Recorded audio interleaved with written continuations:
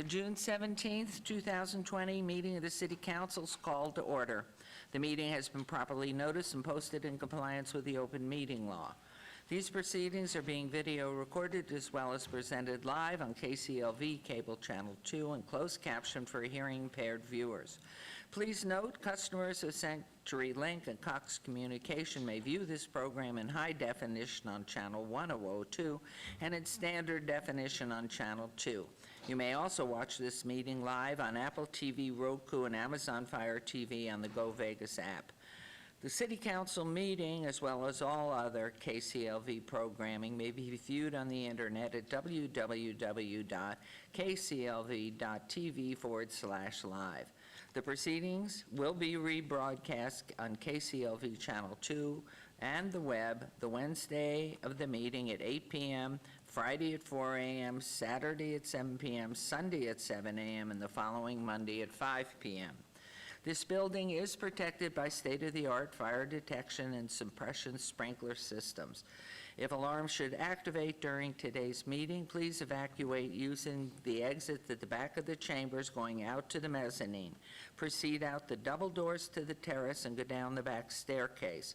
For anyone who has difficulty with stairs, please check with one of our marshals or fire officials for assistance. Once outside, please assemble on the northeast corner across the street from City Hall at Lewis and First Streets. Employees wearing safety vests or our city marshals will inform you when it's safe to re-enter the building. For public comment related to items on the agenda, citizen participation, and public hearing items, we have available a speaker card which you may complete and submit to our city clerk up front here, please. Cards are available in the clerk's office at the rear of the chambers, and if you don't submit a card, it does not prevent you from speaking under public comment, citizen participation, or specified public hearing items, which I will announce as they come to pass. If there's anyone present today who has need for hearing impaired equipment, please see our clerk staff. And please note, if you parked in the parking garage across the street, a self-validation machine is located in the foyer between these council chambers and the security desk you walk through to enter these chambers. You must have your ticket with you to use the machine. However, if you do not have a ticket, see our security personnel when exiting to get a validation coupon. Before we proceed with the agenda this morning, would everyone please rise for the invocation given by Rabbi Avi Anderson Young, Israel, Aish of Las Vegas, and remain standing for the pledge. Thank you. Good morning, Rabbi. Good morning, thank you. Almighty God, as the City Council convenes, we recognize that we are living in unprecedented times in modern history. We pray that you give council members the wisdom, the strength, and resilience to help lead and protect us during these challenging times.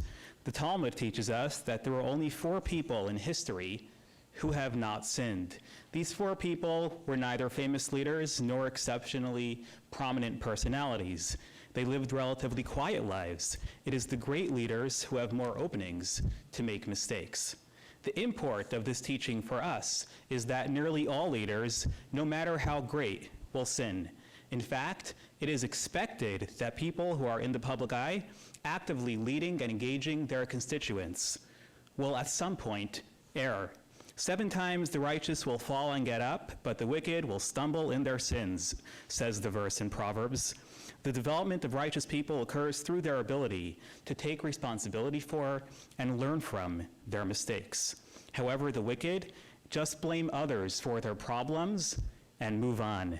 In the words of Theodore Roosevelt, the credit belongs to the man who is actually in the arena, whose face is marred by dust and sweat and blood, who strives valiantly, who errs, who comes out short again and again, because there is no effort without error and shortcoming. And so, Almighty God, we pray that you help City Council members to lead with courage and compassion during these times of crisis. Help them to withstand the constant criticism and help them to constantly learn, lead, and nurture all members of our community. And let us say, Amen. Amen. Thank you, Rabbi. I pledge allegiance to the flag of the United States of America and to the republic for which it stands, one nation under God, indivisible, with liberty and justice for all.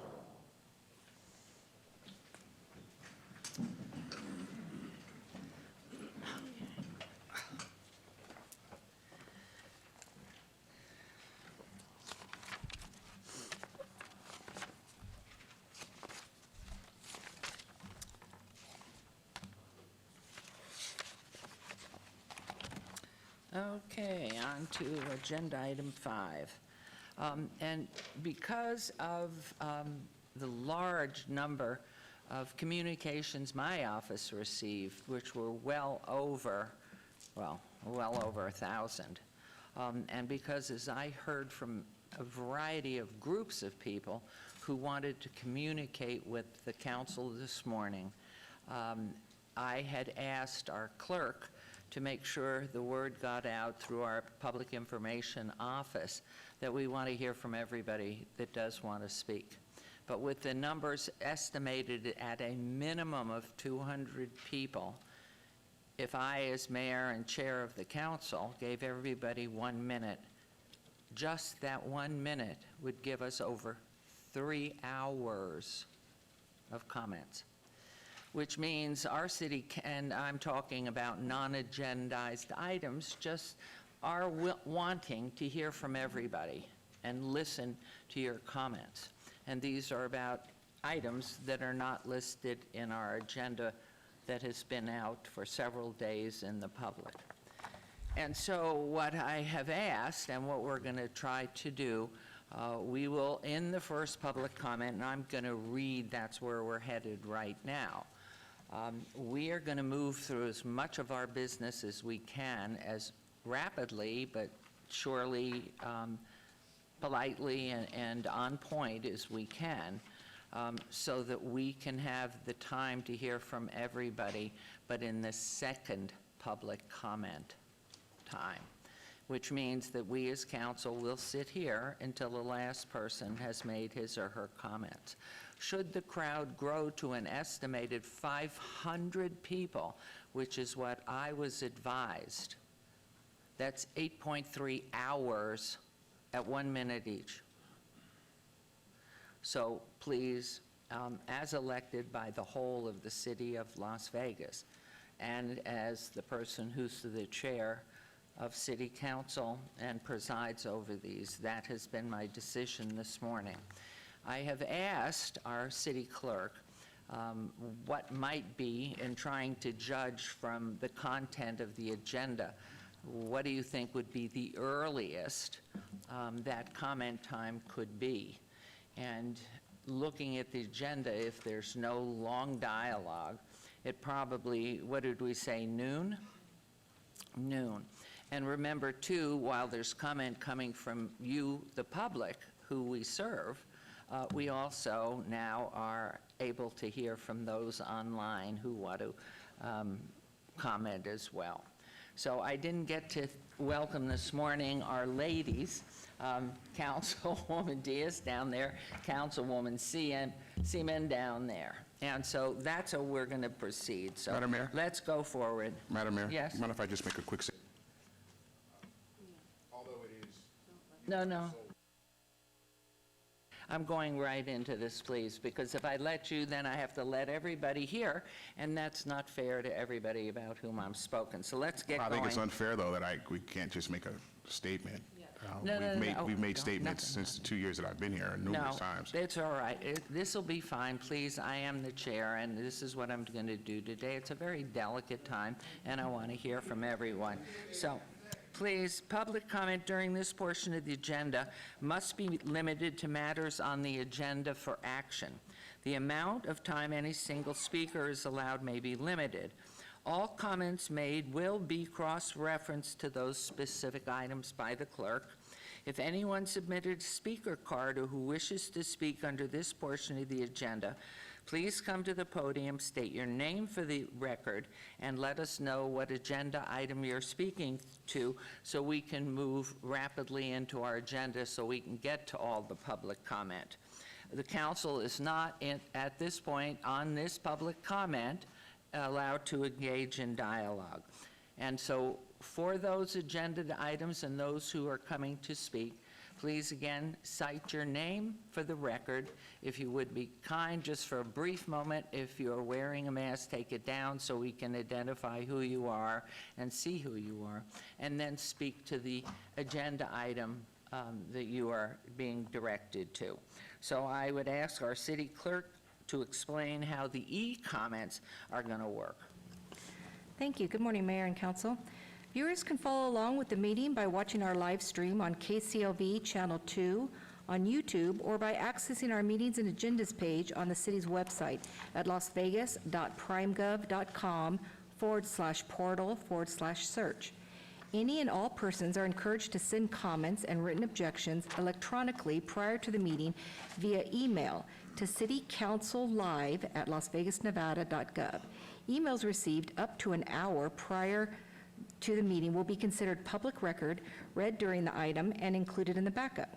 Online comments can also be submitted via the city's website during the meeting at www.lasvegasnevada.gov/council-comment. All comments received during the meeting will be considered public record, read during the item, and included in the backup. Late emails and comments received on an item after action has been taken will not be read but will be included in the backup. A time limit may be imposed on the comments read for the record, as it is standard practice when comments are made in person. Thank you. Thank you very much.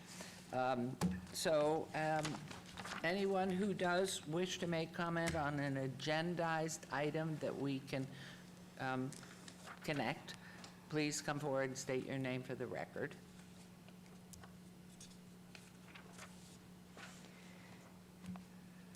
And then briefly, if you wouldn't mind, sir, just pull the mask down for one quick moment. Thank you. Hi there. All right, can you hear me through my mask? Yes, Excellent. you're fine. Good morning, Mayor and council people, council members. And your name, please. Yes, my name is Paul Murad. I had it in my notes. I'm a small business owner in downtown Las Vegas. My comments are in reference to item number 30 on the agenda today, appointment of city attorney. I'm asking that the mayor and the council members consider changing this position to be an elected position, not an appointed one. Las Vegas often compares itself to other major cities and competes with them for business, residents, and tourists. If we want to compete and win against those cities, we need to have the same or greater level of transparency, efficiency, and accountability in our city government. Elected city attorney has the latitude to make independent and sound legal decisions without concerns that may get fired by the mayor or the council members who appointed them. I'm sure that would be the case in this council. Reno elects its city attorney, so does Sparks, Nevada. Most large cities in California, San Francisco, LA, San Diego, have elected city attorneys. But most smaller cities appoint their city attorneys. We don't want to be in that small city category, Mayor. We want to be a world city. Mara Elliott, who has served as San Diego city attorney since elected in 2016, said in a recent interview that keeping the position elected is crucial. As an elected city attorney, I can say what I need to say without the fear of being fired, she said. If the voters don't like the advice I'm giving or the approach my office is taking, the voters are going to hold me accountable. I personally had a number of bad experiences dealing with the office of city attorney. There are only 4 seconds left. I'm sorry, I'm not going to be able to give you time for that. 1 minute. I thought the agenda items get 2 to 3 minutes. No, Typically. not in the front. So you've made your comment about that, and so we appreciate it's of record. And if you want to give it to, at this point, I don't know if Mr. Jerbick's here, who is our city attorney. I actually had specific comments about Mr. Oh, Jerbick's there, experiences with the office. or give it to right here to Jeff Dorkak, your comments, and he will then get back to you on response. So I'm not That's able it. to finish what's normally is 2 or 3 minute agenda No, item comments? not on the front end. On the back end, if you want to come back, or at the time, you could speak again if you want at 30. I'll let you do that. Okay. All right, thank you very much. Thank you. But please keep it brief and don't reread what you've already Of course. started. I'll Thank do you. that. It's only second page. Thank you. Thank you. And Mr. Dorkak, okay. Thank you. Yes, sir, please. Good morning, Mayor. Good morning, Council. I'm Larry Mosley. I'm the founder and president of the 100 Black Men of Las Vegas and also former director of Dieter. as well as first CEO of the Urban League here. And a good friend. And a good friend. Matter of fact, your husband was an honorary member Yes. of the 100, and so is Under Sheriff Yes. McHill. Thank you. a part of the Welcome. 100.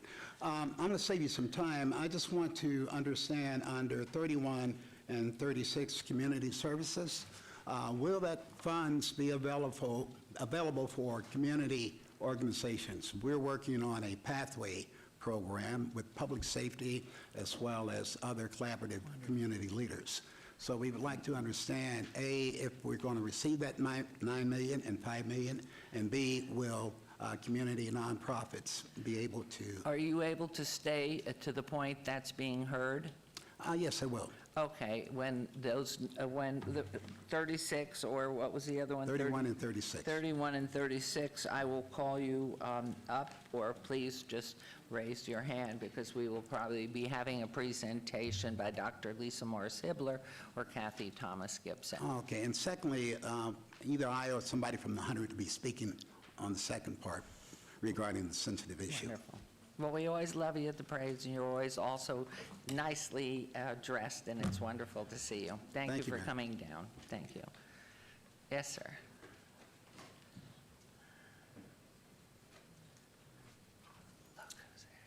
Good morning, Mayor, City Council, Steve Sampson, President of Veterans in Politics International. I just want to briefly touch on item number 30. I wanted to congratulate Brian Scott for receiving this appointment, and I just wanted to touch on the many years of Brad Jerbick. Brad Jerbick has been an outstanding city attorney, and I just want to put that on the record, that Brian Scott has a big shoes to fill. Thank you so much. Thank you. I didn't think they're trembling shoes. Wonderful, thank you. Did you hear that, Mr. Scott? I heard. Okay. Good morning, Mayor and City Council people. I'm not going to speak on the item in which I want to speak on.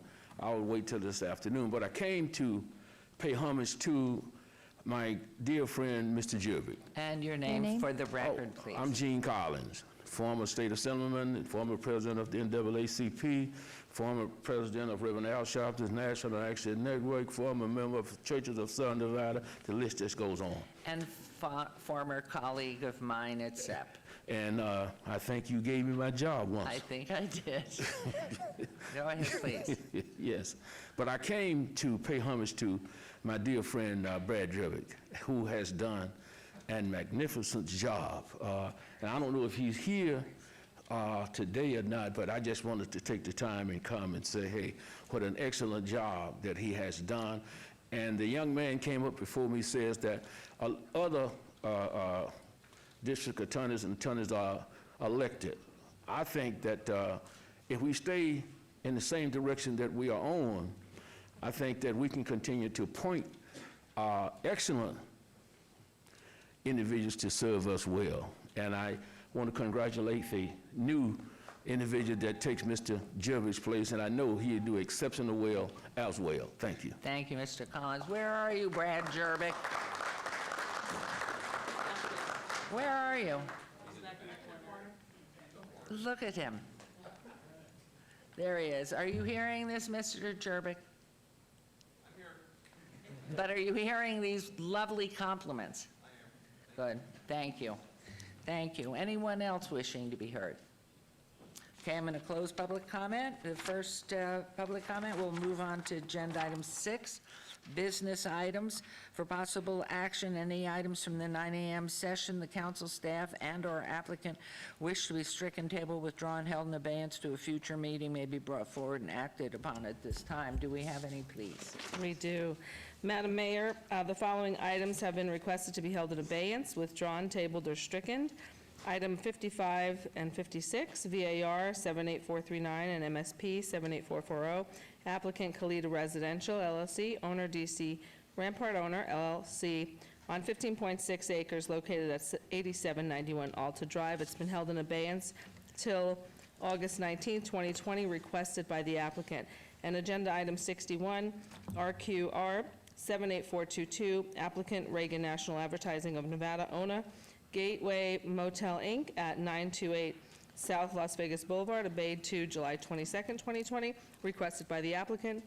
And item 63, SUP 78301, applicant Deep Roots Medical LLC, owner CLK Holdings Bruce LLC at 5991 West Cheyenne Avenue, abeyance to August 19, 2020, requested by the applicant. And that will be my motion, Madam Mayor. Thank you. There is a motion to, and all in favor, please vote, or whatever your call is. Please vote, and please post.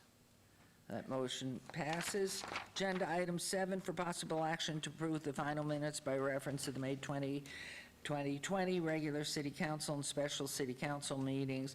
May I have a motion there, please? Madam Mayor, I move to approve the minutes on the May 2020 regular city council and special city council meetings. There's a motion on the floor. Please vote and please post. Motion carried.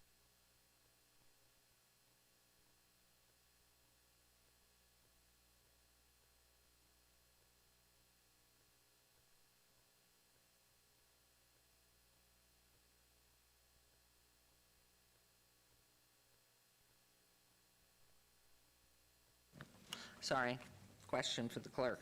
Okay, agenda items 8 through 26 on the consent agenda are considered to be routine or recommended for approval by departments and may be enacted in one motion. Councilwoman Seaman, I understand you wish to make a comment regarding agenda item 10? Thank you, Madam Mayor. I would like to comment on item 10. This request for an additional $100,000 for Badlands legal defense comes at a time when the city is facing the most serious financial circumstances in its history. While I applaud the efforts of the city attorney's office to reduce costs for this litigation, I will express once again my desire for both sides of the dispute, the property owner and the surrounding homeowners, to come together, compromise, and reach a resolution that works for all parties. I will continue to do everything in my power as the representative of everyone in Ward 2 to help achieve such an outcome. In the meantime, I must also do what is best to defend the citizens of Las Vegas and take the actions taken by City Council and city staff. Therefore, I will support this additional funding request for outside legal counsel. Thank you. Thank you very much. Are there any items council wishes to bring forward? Councilwoman Diaz? No? Councilman? Councilwoman? And anyone else? Items to come forward? Hearing none, may I have a motion on the consent agenda? Absolutely, Madam Mayor. I move to approve consent items 8 through 26. There's a motion, please vote and please post. Motion carries. Thank you. Okay. We'll move on to agenda item 27. And now we're going to pull forward agenda item 38 to be heard with item number 27, which is public hearing regarding the updated fair market value of city-owned vacant real property in anticipation of the sale of property on an internet auction website. Item number 38 is Resolution R-30-2020, discussion for possible action regarding a resolution declaring the intention to sell city-owned vacant real property located 10051 Moccasin Road. This is in Ward 6 with Councilwoman Fiore. Note this resolution is supersedes R-21-2020.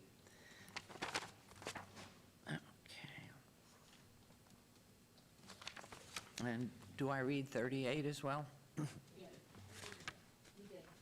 Okay. Oh, you did, okay. Thank you very much. I declare the public hearing on agenda item 27. Is Mr. Walker here? Mayor. Who's presenting on this? Mayor. Yes, please. Jorge Cervantes, for the record. I don't see Mr. Walker, so I can address this. This is an item that came before council previously. It was to give authorization for us to auction off a piece of land on Moccasin.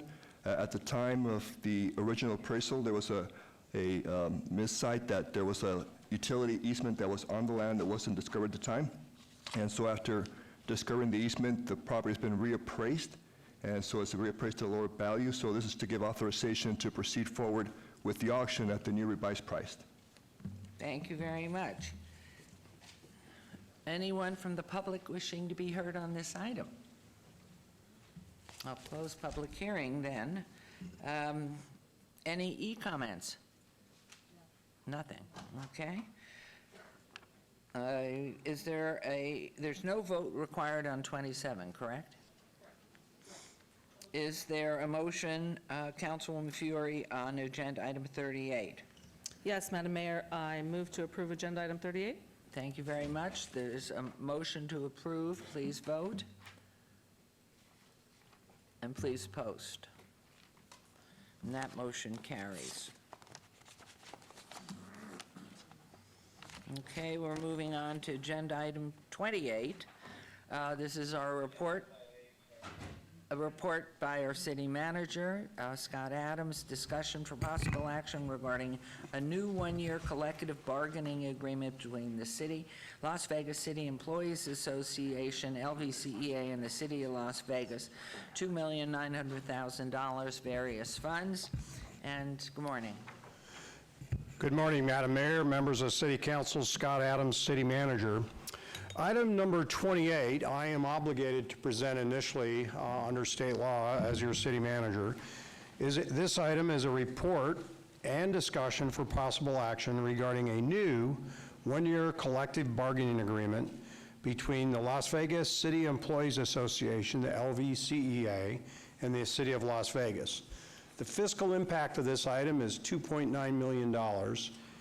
And should you approve this item, this brings our largest group of employees, our largest collective bargaining unit, under a new agreement. And I don't know if DeAndre is here. I heard he was here, but I really want to give DeAndre a special acknowledgement of recognition. I really appreciate.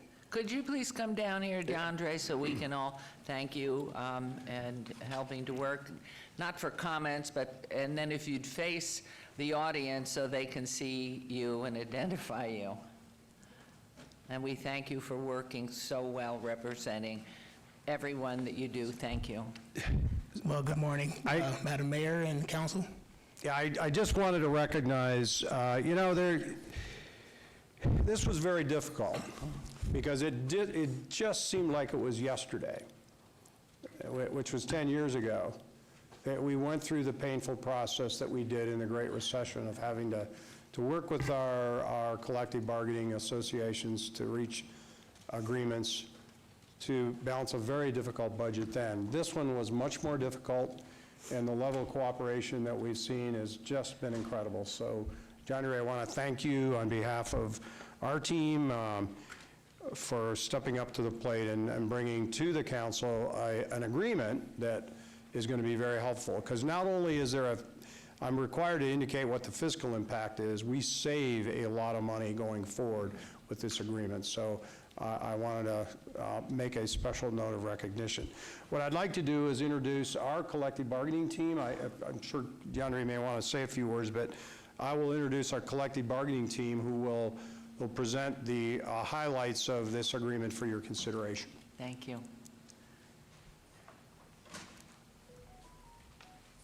Thank you, Scott.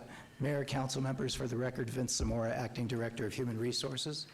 As Scott said, this association comprises over 1,250 employees and members for the city and of the LVCEA.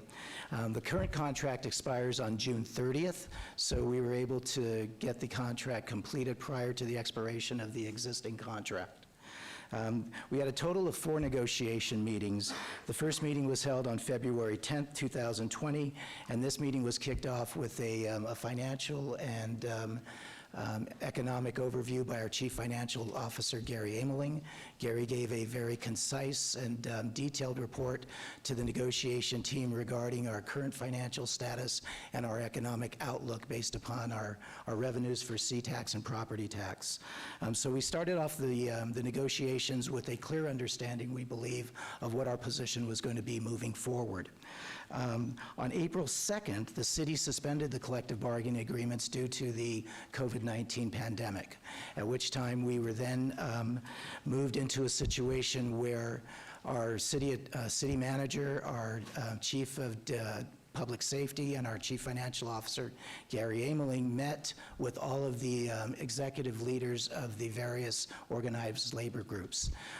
We, once again, at that point in time, explained to them what our financial condition was going to be moving forward, and our city manager made it very clear that we had to concentrate on protecting our citizens, protecting our employees, as well as being fiscally responsible. Scott Adams, Tim Hacker, and Gary Ameling should be commended for their conviction as well as their leadership during these meetings. They were some very difficult meetings, and the union leadership was very forceful in their positions, and we were very strong in our positions as well. The fourth negotiation meeting was held on May 14th. A tentative agreement was reached on May 21st for a one-year contract, and the membership approved the contract on June 4th. So you can see, after we met with the executive leaders of the unions, that we moved very quickly. And as Scott said, the CEA should be commended for their acceptance to what we were going through and their responsibilities for us, or to us. The contract provisions include a zero cost of living adjustment, a 3.23 one-time lump sum amount for all eligible employees. There are some minor changes to the language of the contract. We cleaned all that up, and we included that into the tentative agreement as well. Most of the articles are remaining the same status quo, and the projected cost of the agreement, as Scott said, is $2.9 million. So with that, we look forward to your approval of the contract. Scott thanked DeAndre for his leadership. The balance of the negotiation for the team, for the CEA team, include Nikki Gomolo. It was welcome to have her back. Stephanie DeMolias, Tammy McCullum, Paula Arias, Ingrid Friedland, Rusty Coleman, and the CEA's counsel, Jeff Allen, all contributed greatly to this process, so we were in very good hands. I do also want to thank our negotiation team of Sue Brown and Rick Hunt. They contributed greatly to this process, and as with any negotiations, having Morgan Davis by our side, providing his counsel and his insight to the years of collective bargaining agreements over time has been invaluable. So we look forward to approval by council, and I'm open to any questions you may have. Thank you. And Morgan, if you would, just for a brief moment, take your mask down so everybody can see you. And thank you very much. How many years have you been with us, Morgan? 25. Just a baby. Thank you very much, and thank you. How about questions from council? Yes, please, Councilman Knudsen. Thank you, Mayor, and Mr. Carruthers. I just wanted to say I came back to the city because of city employees, and the city of Las Vegas is not what we see in the media all the time. It's the people who are cleaning our parks and sweeping our streets. It's the people who are sitting back there in that window who are making sure this meeting runs smoothly. And it is the City Employees Association. I'm incredibly grateful to be associated with the team members at the City of Las Vegas, and thank you for making this happen, because this is such a strange and difficult time financially for the city. I'm grateful for you and for Ms. Gomola. Her husband did my yard. I'm grateful for Nikki, because I knew her when I was a city employee, and she was wonderful to work with. Some of my favorite memories talking about purchasing and contracts and P cards when I was at the city. So I am very grateful for all city employees, but for your team in particular for helping make this a reality. Thank you for everything. Nicely said. So thank you. Well, let's see who we would need a motion on this. Is correct? Yes.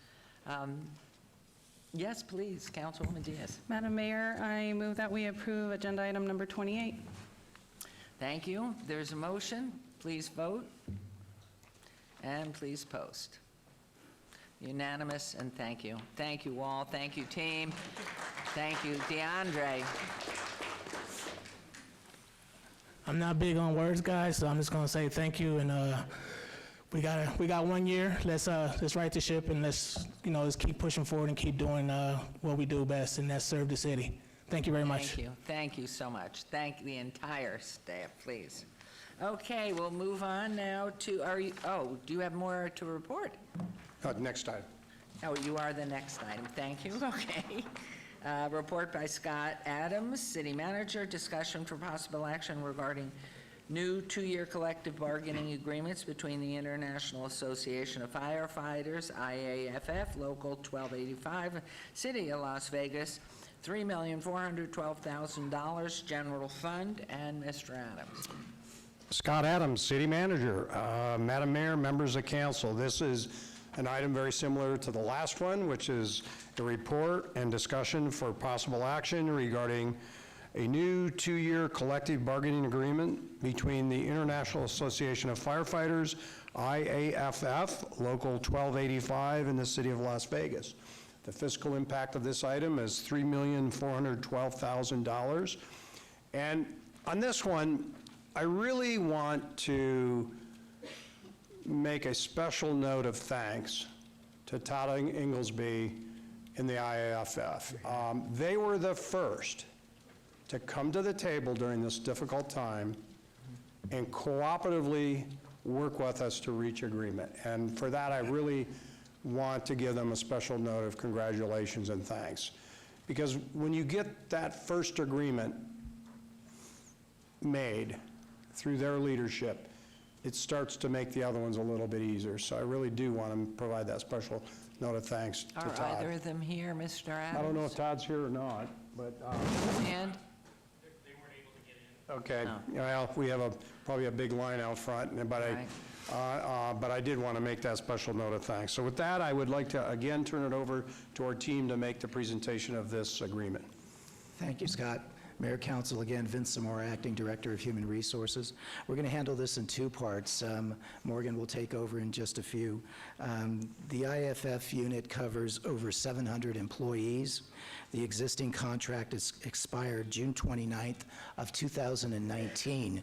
We've been negotiating with the IFF starting in January of 2019. We had a total of 8 negotiation sessions held between January 2019 and March of 2019. There is a provision within NRS that requires you have a minimum of 6 meetings before an impasse can be declared. We surpassed that amount, and we continue to try to work on the contract, and I think we made very good headway in a lot of the areas where we had language issues of the contract, so we cleaned up a lot of those language issues for the contract moving forward. Impasse was declared on March 29th for both the non-supervisory and supervisory contracts, and I'll let Morgan go ahead and take it from here at this point. Thank you.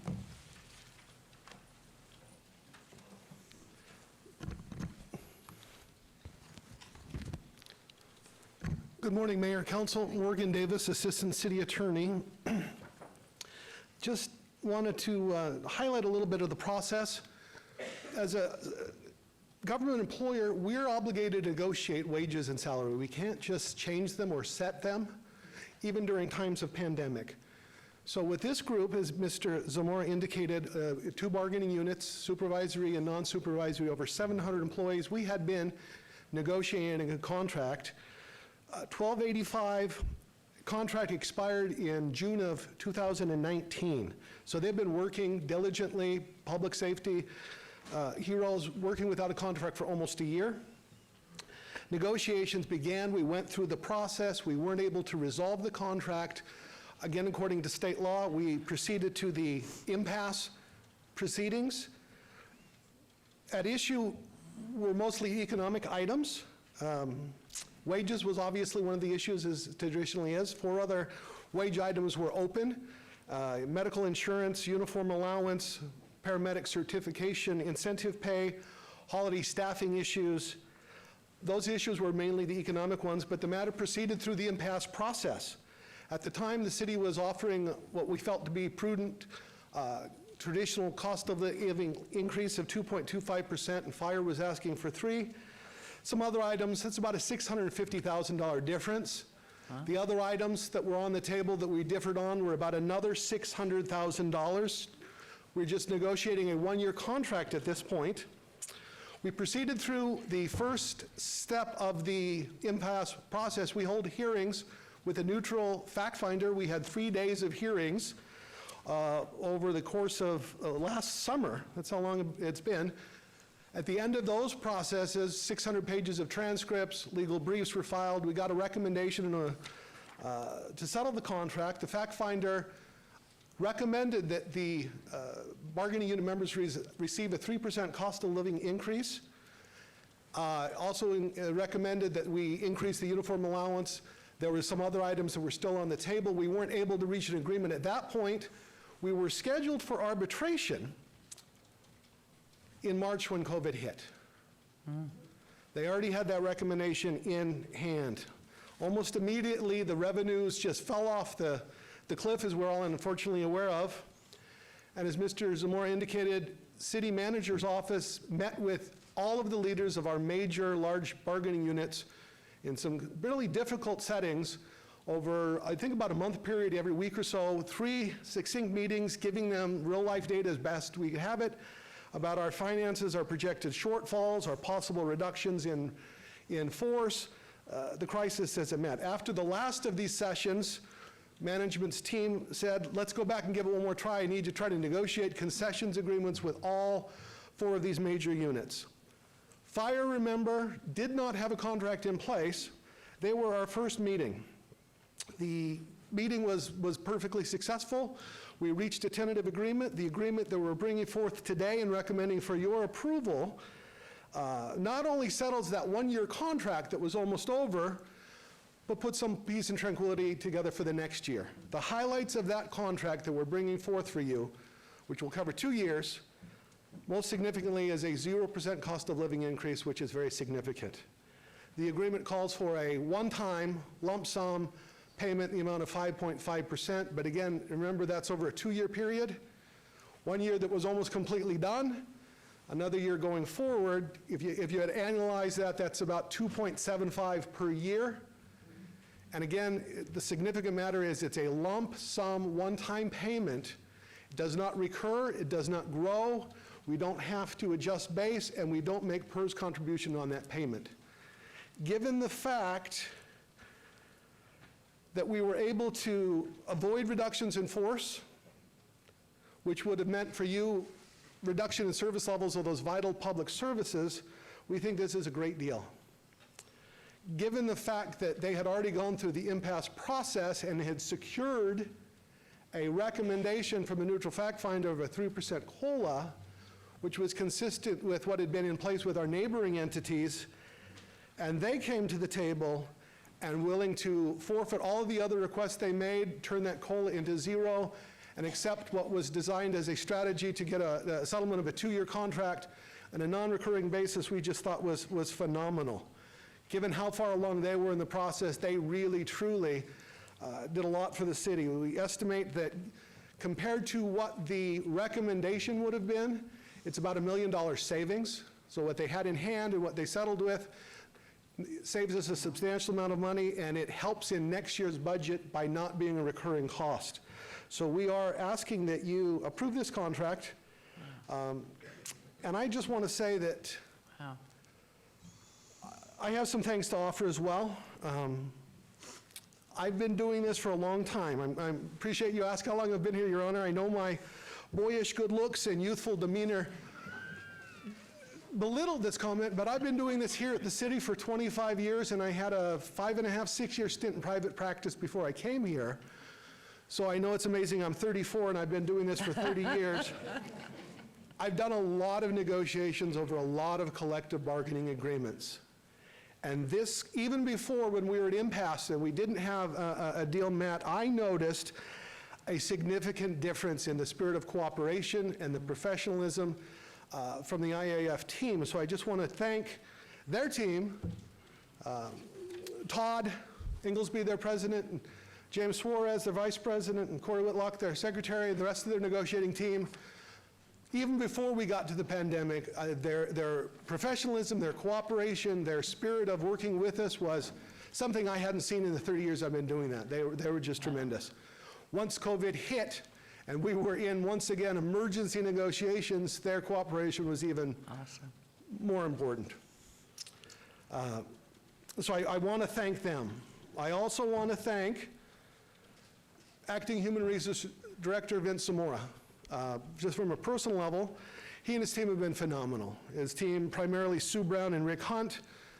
Vince has stepped in, and he, like Mr. Scott in a few minutes, had some enormous shoes to fill. Dan Tarwater left far too early and had been a great leader for us. I've been a long time with a lot of human resources directors.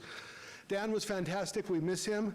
Vince has jumped in. He's filled those shoes admirably. It was seamless. The transition was not even noticeable. He's just been a pleasure to work with, and he represents you very well.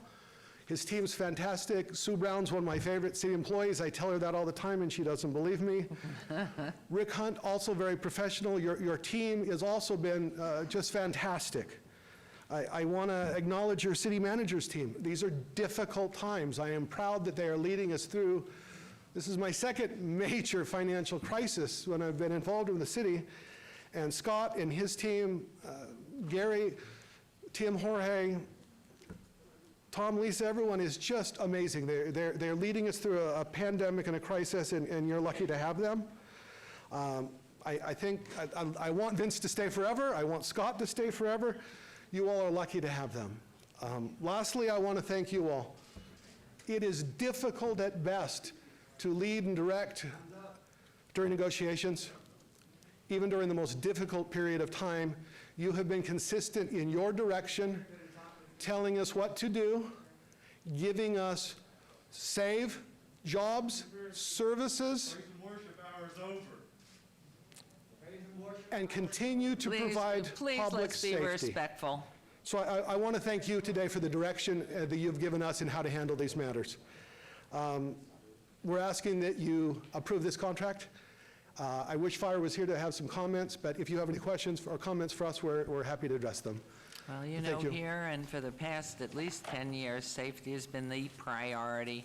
And so how this fits in and your team working, and Vince and Scott and his whole team, our fire, just please extend that praise that Morgan and Vince and Scott, I'm sure, are trying to get out in thanks of this.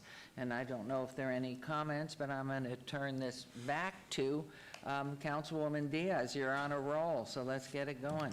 Thank you, Madam Mayor. I motion to approve agenda item 29. Thank you. There's a motion to approve. Please vote and please post. Yours is missing. You not in? It's thinking. Oral vote. Oral vote aye. Thank you. And please post. And that motion carries. Thank you very much, team. Appreciate it. Okay, now on to agenda item 30. A discussion for possible action regarding the appointment and employment contract of Brian Scott as city attorney at $215,000 with benefits from the general fund. Look who's there. And I would love some clarity before we get, are you going to represent yourself first? I was waiting for Mr. Zamora. For the record, Senior Assistant City Attorney Brian Scott. I'll wait for Mr. Zamora first. Okay. And can you tell me a little bit, as I recall in years back, and remembering Ms. Fretwell, and I'm not sure behind her, Doug Selby, I thought they were the only ones with actual written contracts, even though the city manager, the city attorney, and the independent audit individual, the only contract was with a city manager. Can you explain? Good morning, Mayor, Council. Again, for the record, Vince Zamora, Acting Director of Human Resources. In the early tenure with the city, Mr. Jervik did have a contract over the course of time. I believe that contract had expired.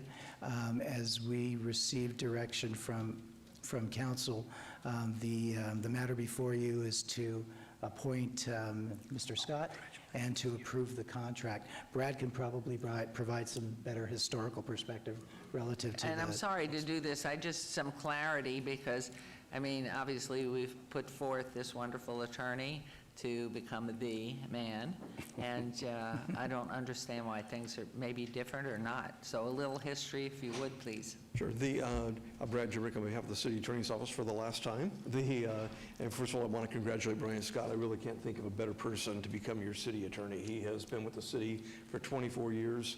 He served as our assistant city attorney for 20 years. Brian has always been there in the clutch between night meetings, day meetings, anything Brian can do, he's always volunteered to do it. And I really congratulate you on such an excellent choice. I really cannot think of a better person. To answer your question, you can do it any way you want to do it. I think the reason you have a contract today is because you directed HR to do a contract. I had a contract when I first started. The manager had a contract when I started. I had a very similar contract to the manager's contract. They did a classification compensation study a couple of years after I was appointed, almost 28 years ago, and it kind of was in conflict with the contract, so I gave up the contract. So it can happen any way you want to do it. And in this case, we've drafted a contract. I've signed off on it personally, and it reflects, I think, our negotiation and what the council wanted. Yep. Okay. So I don't know if there are any questions or comments. I know on behalf of the full council, the accolades that you received earlier this morning are just a little grain of salt there in comparison to the great gratitude that we feel for you and everything you've guided us through, at least during my 10 years, and I know before that with Oscar's 12 years. You've been stellar, you've been loyal, you've been inspiring, you've been truthful, you've made us sad, but you always tell us the truth and what the law is. So it's a wonderful time for you to have the future that you're looking forward to, but you do leave a huge hole, and we are so grateful to you for the many things. I just want everyone to know that what comes to mind right off the bat, aside from all the legal advice that we've had on that tragic week of 1 October, inspired with you and a team of people, that beautiful healing garden was created. And then from there, that just grew and became something so special to us all and the families of those that were injured or lost. And I think of the days and hours you spent with the buskers and trying to get the Fremont Street experience, so it was enjoyable for everybody, but that the freedom of the busker and performers to be there, but to do it in a way that was acceptable to children as well as adults. Your hard work there, which goes beyond hours, and I think of so many things, and of course our continuing dialogue with the families of Badlands that you've been so, I mean, the list goes on, and I think of the hours. You never have limited it to a 40-hour work week in the days since I've known you, which is probably not as mayor, but for 40 years at least. So I just, in speaking for everybody in the city that has no idea what you've been doing, really, the gratitude is so enormous, the pride of what you've done for this city. And as we all go on to different lives at different times, you know, it is important that the word be out there of what you did, and at some point, hopefully write a book about those days, which I'm sure will be voluminous. But to get back to this and the contract that we are discussing. So what's the difference of Mr. Scott having a contract or not having a contract? And do you have a preference on that issue? Because obviously, I know Ms. Fretwell, and how about Doug Selby? Did he have a contract? Welcome. Is this a collective voice? Are you asking my opinion about it, Mayor? or- Yes. Well, you know, I've already signed the contract, so we've already negotiated it, so at this point in time, it's pretty much waiting for you to ratify it. But I've enjoyed my time with Mr. Jerbick as well as Mrs. Zamora are trying to negotiate my contract. It is what it is. It gives me some peace of mind. It gives you some peace of mind.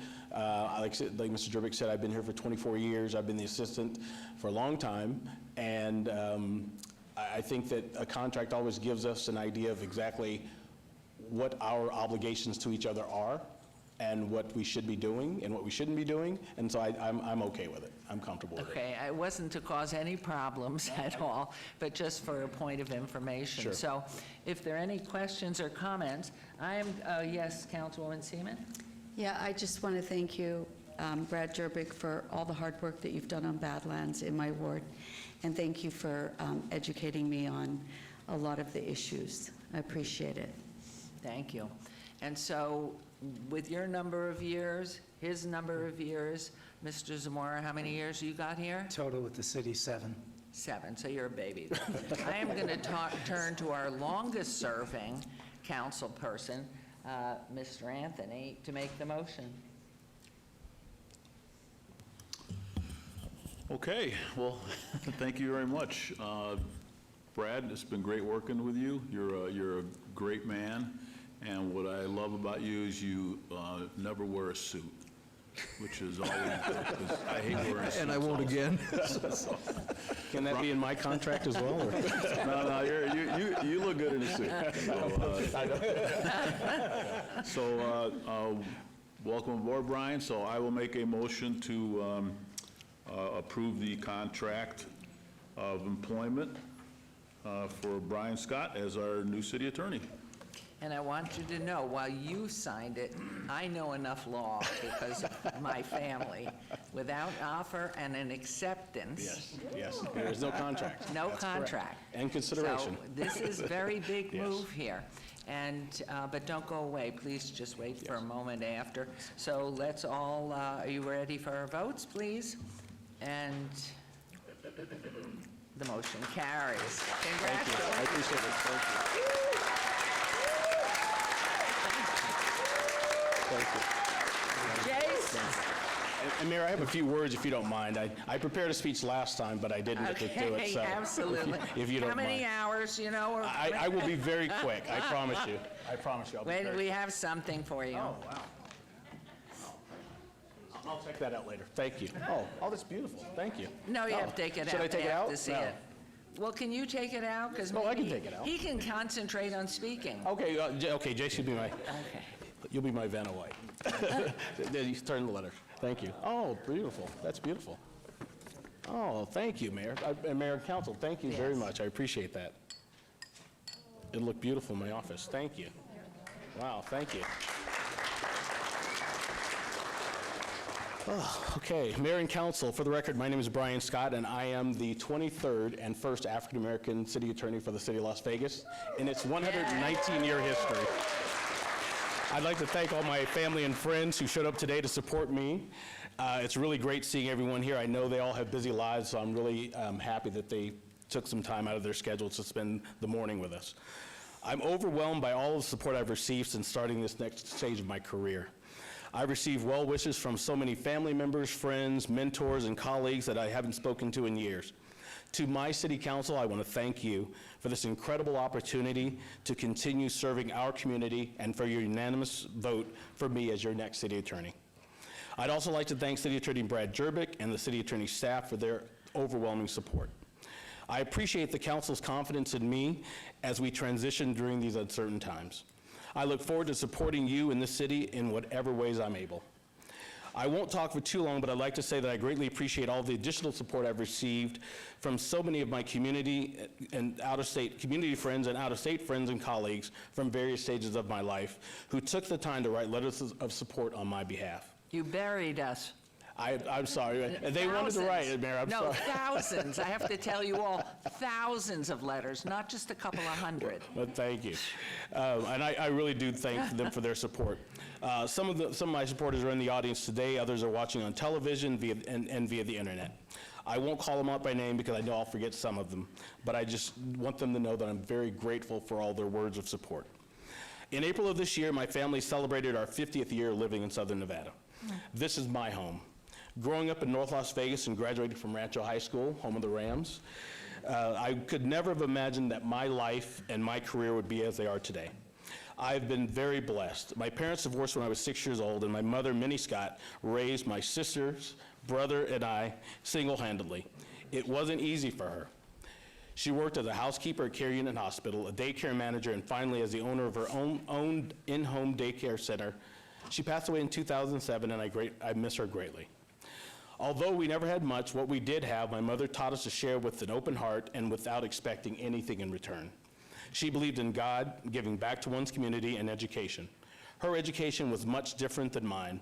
My mother grew up in rural Texas, picking cotton as a child, and was educated by a segregated school system. My mother's high school diploma, which I have here, hangs up in my office, in my very nice office in City Hall. And she graduated from Hopewell Colored High School in 1952. It hangs in my nice office amongst my degrees, my diplomas, and my awards, and my accolades. She was only one of 2 students who graduated from Hopewell Colored High School in 1952.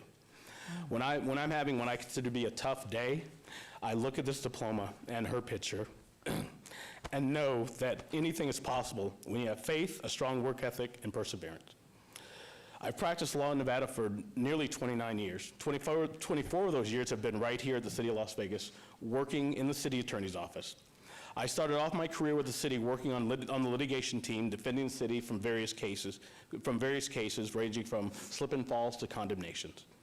For the past 20 years, I've sat up here with all of you and advised 2 mayors and numerous council members in the areas of marijuana regulation, special improvement districts, land use zoning and planning, ethics, the open meeting law, and many other subject matters.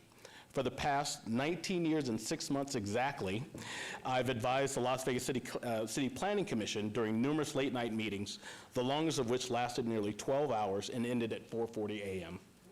I'm hopeful that through my work and my advice, I've helped you to shape the city of Las Vegas into the world-class city that it is today. I have dedicated myself not only to public service for the city of Las Vegas, but also to my community through volunteering and serving my colleagues in my profession in a number of ways. While working here at the city of Las Vegas, I've been honored to have received many accolades for my community service work from various organizations, and have served as the president of the Las Vegas chapter of the National Bar Association from 1996 to 1999. In 2005, I was elected as the 50th and first African-American president of the Clark County Bar Association. Thereafter, in 2006, I became the first African-American president of the Clark County Law Foundation. After being a member of the State Bar of Nevada Board of Governors for more than 11 years, I was extremely honored to have been elected as the 88th and first African-American president of the State Bar of Nevada, in 2016-17. In that role, I was the proud representative of more than 11,000 Nevada attorneys. Former United States Secretary of State Condoleezza Rice was quoted as saying, "People who end up first don't actually set out to be first. They set out to do something they love." I've loved this city, and I've loved practicing the law for more than 29 years. I've had a great career so far. It's my honor and privilege to be a Nevada attorney. It's even a greater privilege to be a Nevada government attorney. As my fellow government attorneys can attest, it comes with its own unique set of circumstances and challenges. Given my background, I believe that I bring my own unique talents, skill sets, experiences, and demeanor to the job of city attorney for the city of Las Vegas. As I have done for the past 24 years, I promise this council and my city that I will continue to do my very best to guide the city and you lawfully, with integrity, and will always do what's in the best interest of the city of Las Vegas. Again, I thank you for this tremendous honor. Wow. Yes. Brian, go.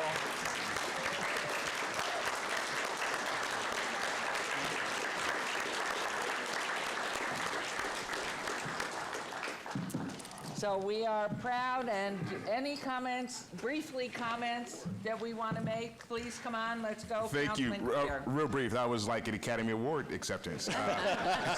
Thank you, Councilman. Congratulations. Thank you for making us proud from one Las Vegas to another. God bless you. I know you're going to do fantastic. And we played tennis against each other, Yeah, Rancho versus Gorman, when we were in high school. We won. Probably couldn't beat him. I know his tennis. Yeah, we won.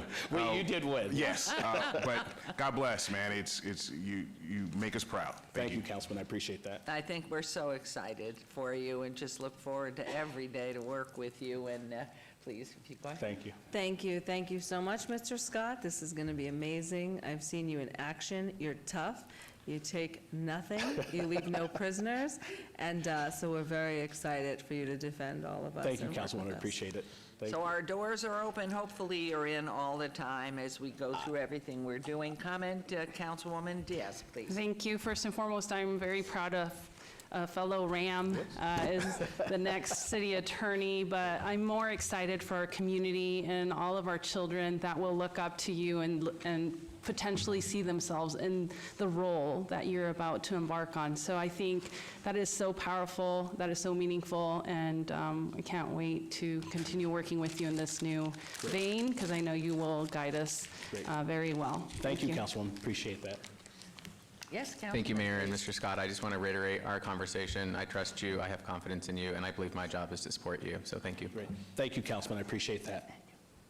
Thank you. Councilwoman Seam. Thank you for stepping into those big shoes. You will fit in them just fine. Thank Look you, forward to Councilman. working with you. Thank you. I appreciate that. Councilman Anthony. Thank you. I just want to reiterate when you mentioned the Planning Commission. I think I speak for the Planning Commission when I say they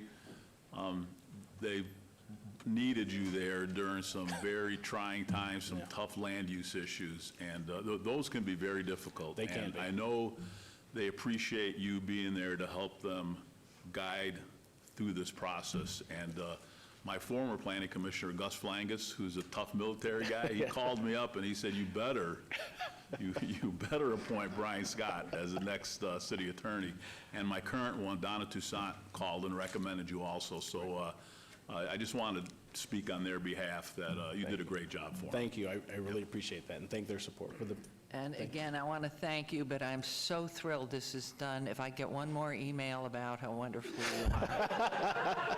Keep them coming. Keep them coming. I mean, literally, I left on a Thursday clean. When I came in the following Monday, Right. there were on that Monday, there were over 1,100 letters. Oh, geez. Wow. And I'm trying that's to get incredible. back to the constituents. I incredible. couldn't even find them. Sorry. You have more friends. Unbelievable. I thank We're them for their thrilled. support, ma'am. Could your family please stand Oh, up? yes.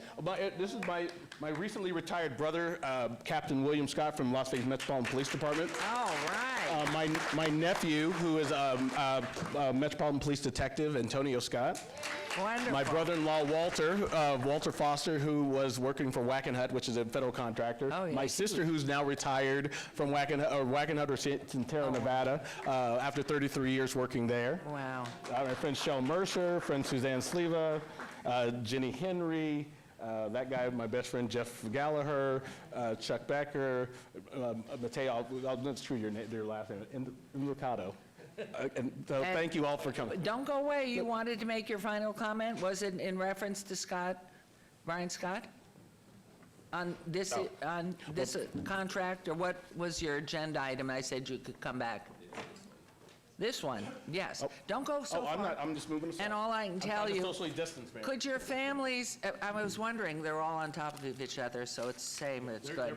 But could you take your mask down just for 2 seconds? I'd never recognize you. None of us would, just for a sec. Oh, see, your folks had good genes there. Nice. Thank you. Congratulations. I know you're proud. Very proud. Thank you. Wait, okay. So I'm going to give you a minute and a half. Can we do this in a minute and a half? It's his day. Okay, so don't reread everything you started with. Give us more. You know this gentleman, of course. Thank you. If I can just have a fraction of the gentleman that spoke earlier from the city attorney, I'll be just fine. Just, if you would give your name, so yes.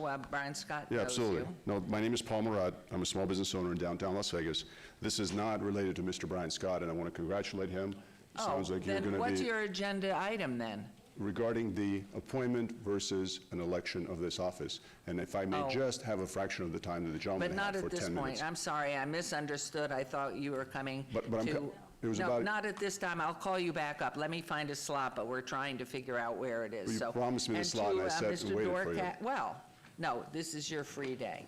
Oh, yeah, I want to Mr. congratulate Dorcat, him. It's you not talk related to him. Thank you. All the best Okay. wishes. It was Please. more Thank on you. the general city attorney's position and Mr. Brad Jerbick as well. And there were a lot of comments made about that, and I'd like to just make a comment Yes, as a but not citizen now. and a Thank you, if resident. you would. I'll call you back. But Mr. Dorcat, could you talk to him, please? Okay, I'm so sorry. Anyway, we love you, Mr. Scott. Thank you very much. What is that? And family and friends, thank you. If you'll go down to Jeff Dorcat. Okay, so we will now move on to agenda item 31. Okay, items 31 through 36 will share a presentation, and then we'll vote on them individually. I'll read them into the record. Agenda item 31, discussion for possible action regarding the City of Las Vegas HUD FY 2020-2021 annual action plan that secures $9,870,094 in the U.S. Department of Housing and Urban Development HUD. $1,255,96 in state funds for housing, homeless, and community development activities. Reference all wards. Number 32, discussion for possible action regarding an allocation of $1,929 for $929,464 in FY 2020-2021. Housing opportunities for persons with AIDS, HOPWA funds to the City of Las Vegas by the United States Department of Housing Urban Development HUD to benefit low-income persons living with HIV/AIDS and their families, all wards. Number 33, discussion for possible action regarding the allocation $2,255,102 in home funds by the U.S. Department of Housing Urban Development HUD, $391,278 in home and $863,818 in state housing affordable housing trust fund, AAHTF,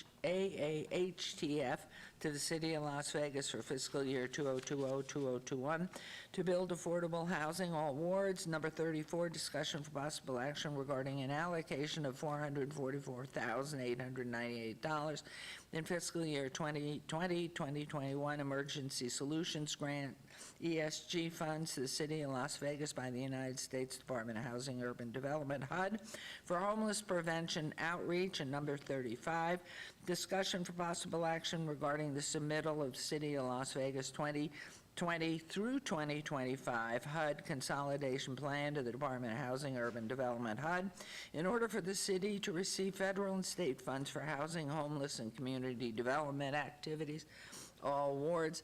And number 36, discussion for possible action regarding the allocation of $5,239,630 in 2020 and 2021 Community Development Block Grant CDBG funds to the City of Las Vegas by the U.S. Department of Housing Urban Development HUD for project programs and services that benefit eligible individuals and families.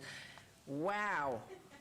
Boy, did you get a lot of good stuff. Who wrote all those grant applications? Good morning, Mayor and Council. Kathy Thomas, Director for the Office of Community Services. Madam Mayor, very quickly, and I'm sorry to interrupt, I just wanted to put on the record that prior to becoming elected, I worked with many of the organizations that could potentially receive funding from the decisions that are made today, and so I will be recusing myself on items 31, 34, and 35. Just 31, to make that clear up front. 34, 35. Yes. Okay. Do you Thank you, still, Councilman. still work for them? The cooling off period would be 1 year, which will end in about 3 weeks. Okay, good. I didn't think you did, but I know your passion. Please go ahead. Good morning, Madam Mayor. Again, Kathy Thomas Gibson. I'm the Director for the Office of Community Services, and I'm here with the chair and co-chair of your appointed Community Development Board, Ms. Carmen Miller and Ms. Terry Janison. I want to thank them in advance for their time working on these projects. So items 31 through 36 relate to the annual federal funding that the city receives from HUD and the state, and these dollars are ultimately allocated to projects and nonprofit agencies throughout the city who provide critical services. The city receives these as annual formula grants, meaning we actually do not have to compete for them. We are, because of this population size of our city, granted a certain amount based on a formula developed at the federal level, and the funding is used to carry out a wide range of community development activities.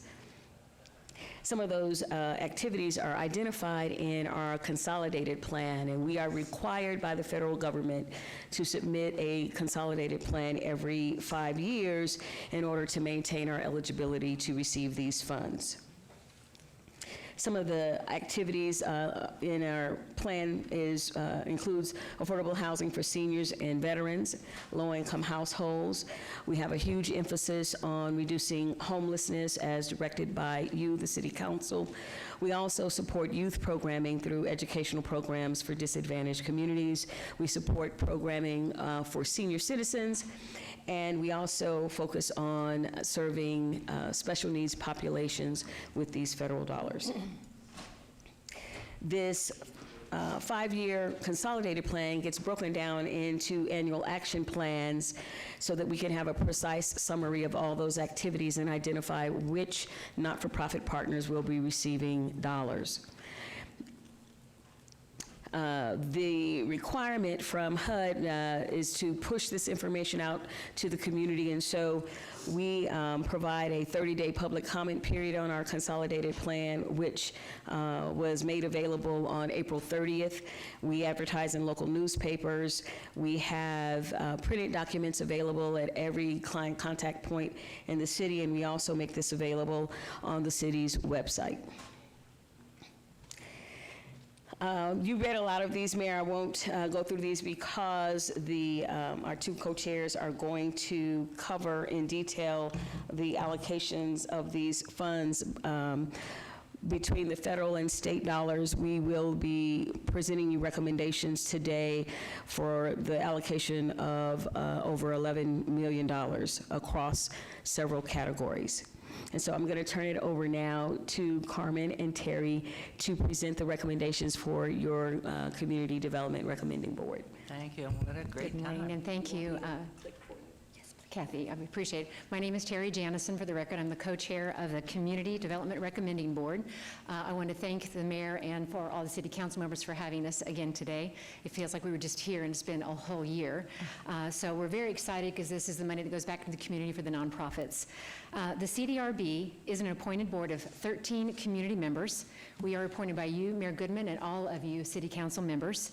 And for this process, we were very fortunate this year to have 5 new members to add to the discussion. This is, I think, my 6th year, and so I thank my representative, Councilman Anthony, for appointing me to it. So it's always an interesting process. This year, the CDRB is making recommendations for 2 grant programs, the Community Development Block Grant, CDBG, and Housing Opportunities for Persons with AIDS, HOPWA. We worked with a budget of $740,000 for CDBG allocations and a budget of $1.2 million for the HOPWA applications. Grant recommendations are being made for a 2-year period. The second-year funding will be based on the first year's performance. And the past session was the first time we had done that in the 2 years, and it worked out very, very well. Also this year, new for the CDBG grant, there was an establishment of a minimum of a $50,000 award request. Good morning. I'm Carmen Sean Miller, chairperson of the I always get it messed up, CDRB. There's a lot of vowels there. And thank you very much, Council, for your cooperation. And of course, thank you, Mayor Goodman, for appointing me. This is my 14th year involved in this board. The board hosted 3 public meetings, 2 of which included opportunities for the applicants to answer questions of the board and to make presentations to the board. Award recommendations are based on established city council focuses, one being homelessness, seniors, youth, and special needs. The board is recommending 4 CDBG awards that focus on homelessness services totaling $284,647. Additionally, the board is recommending that 2 CDBG awards that focus on senior services totaling $100,000. And we are recommending 2 CDBG awards that focus on youth services totaling $353,000. Also, the board is recommending 3 CDBG awards that focus on special needs totaling $150,000, and 5 HOPA awards that focus on special needs in the amount of $1.2 million.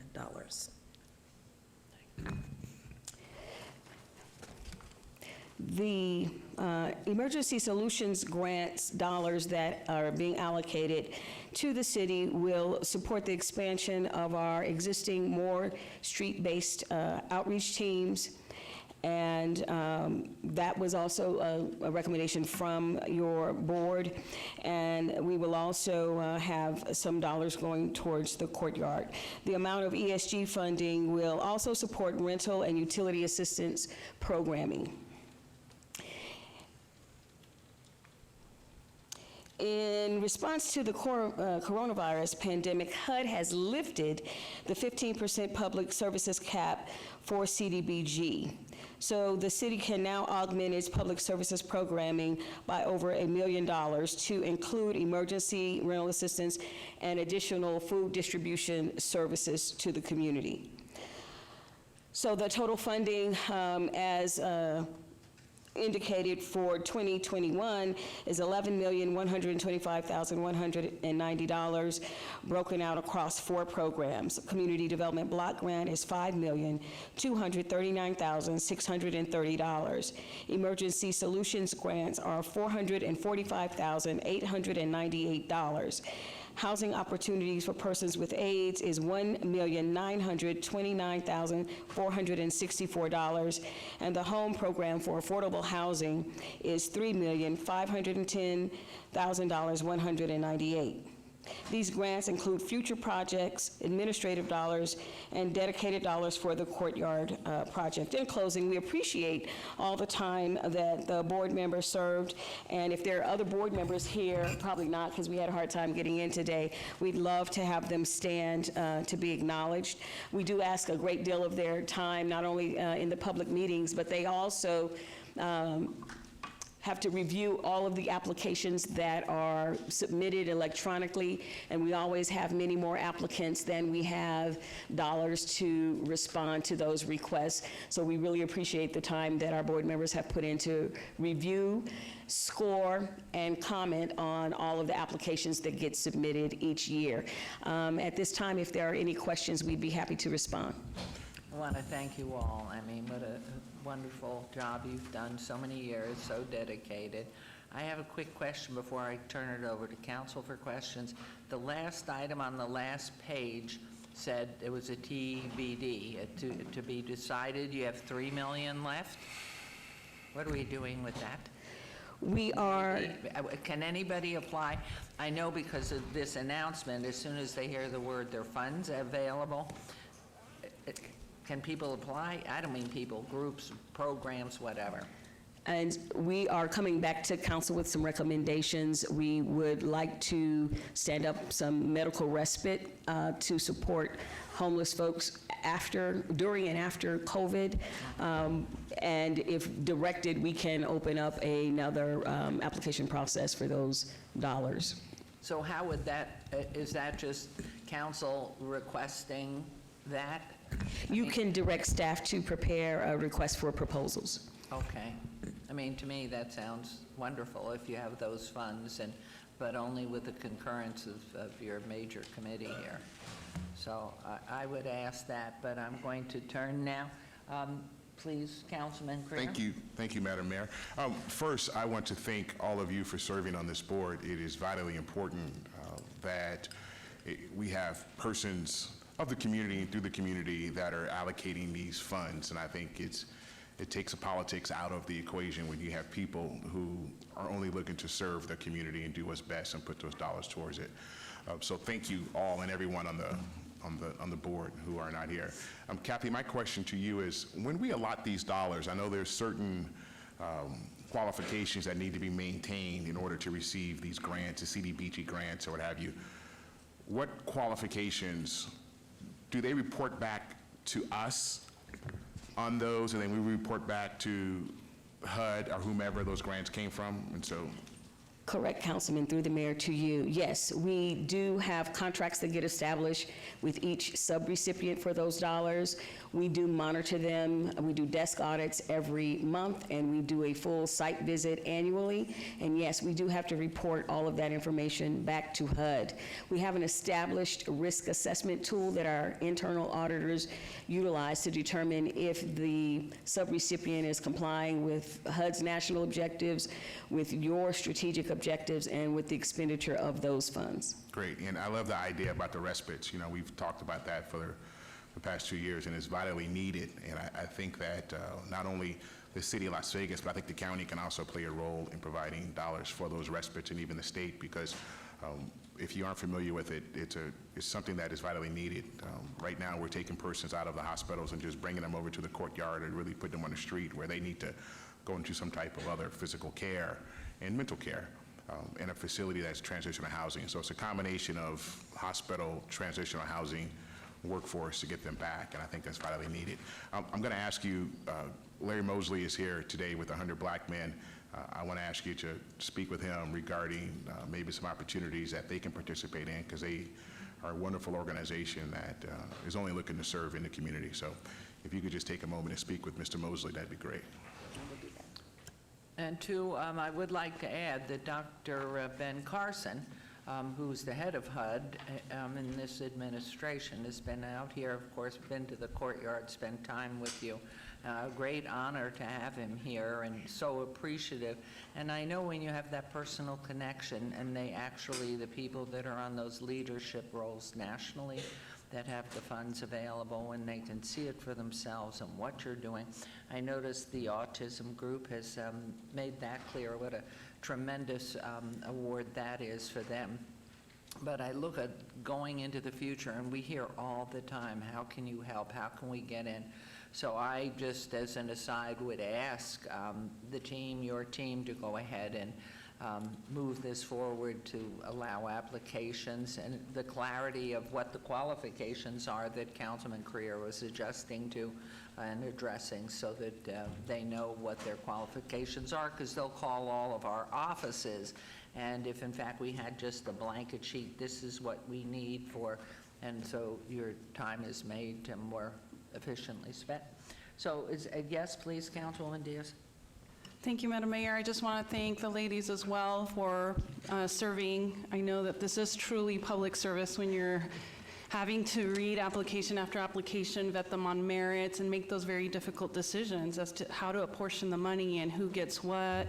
I know that this is a time where a community really needs that support to be there for them, to help them bounce back from what a lot of them are going through. There's a lot of families that are furloughed. There's a lot of uncertainty in terms of their own financial stability, and this will definitely help many families in the city. And I'm grateful for you, and I'm also grateful to Mr. Aranzu, Jimenez, I believe, Mrs. Washington, and Ms. Haddad for also serving with you and making this happen. And I can't wait to see some positive come out of this investment. Thank you so much. Thank you. So is Larry Mosley still here? I got reading glasses on, fine. So you'll come up and chat with them, yes, please? At the end of this piece. So are we ready then to go ahead and make a motion? We are, and if I may, Mayor, I will leave a a stack of my cards by the comment cards. Okay. So if people want to contact me directly rather than sending each of you an email, they can reach out to me directly. Oh, we love that. I'll talk to Mr. Mosley after your vote. Great, thank you. And online, please, Madam Clerk, thank you. Thank you. We have one comment from Bob Cleveland. He states, RTSNV is concerned that we may not get funded to help CLV's most vulnerable, low-income homeowners. For 26 years, they have counted on us to help keep them safe in their home. We urge the council to continue funding our critical repair program. Thank you. Thank you very much. So we'll get him, if you'll give that information to Ms. Thomas Gibson. Okay, so let's go ahead. We'll take it one by one. So may I have a motion on agenda item 31, please? Madam Mayor, I motion to approve agenda item 31. There's a motion, please vote, and please post.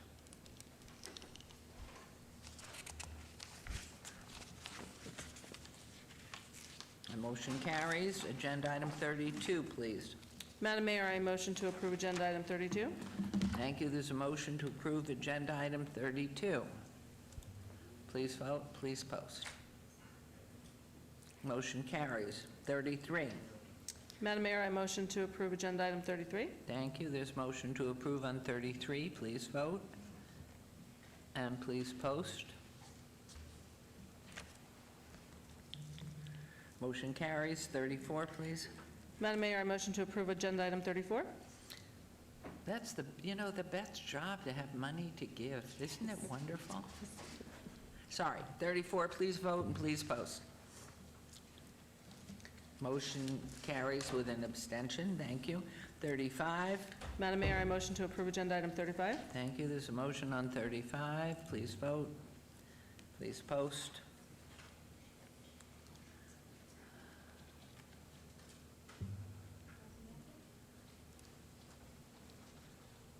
And motion carries with the abstention. Number 36, please. Madam Mayor, I motion to approve agenda item 36. Thank you. This motion to approve on 36. Please vote and please post.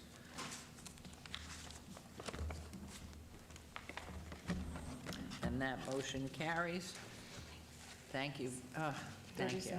Thank you. Mayor, Joy to if the I few. may, on behalf of the committee, we'd like to say a huge thank you to staff, Angela and Kathy and everybody, and actually now City Attorney Scott oversaw our open meetings, and I have to tell you, we appreciate all the accolades for the time that we spend in, but I have to tell you from the accountability piece, Councilman Creer, your staff does an amazing job of making sure these nonprofits are spending the money wisely and adhere to the regulations. So hats off to your staff as well. So thank you very much. Wonderful. Thank you. Thank you. Thank you so much.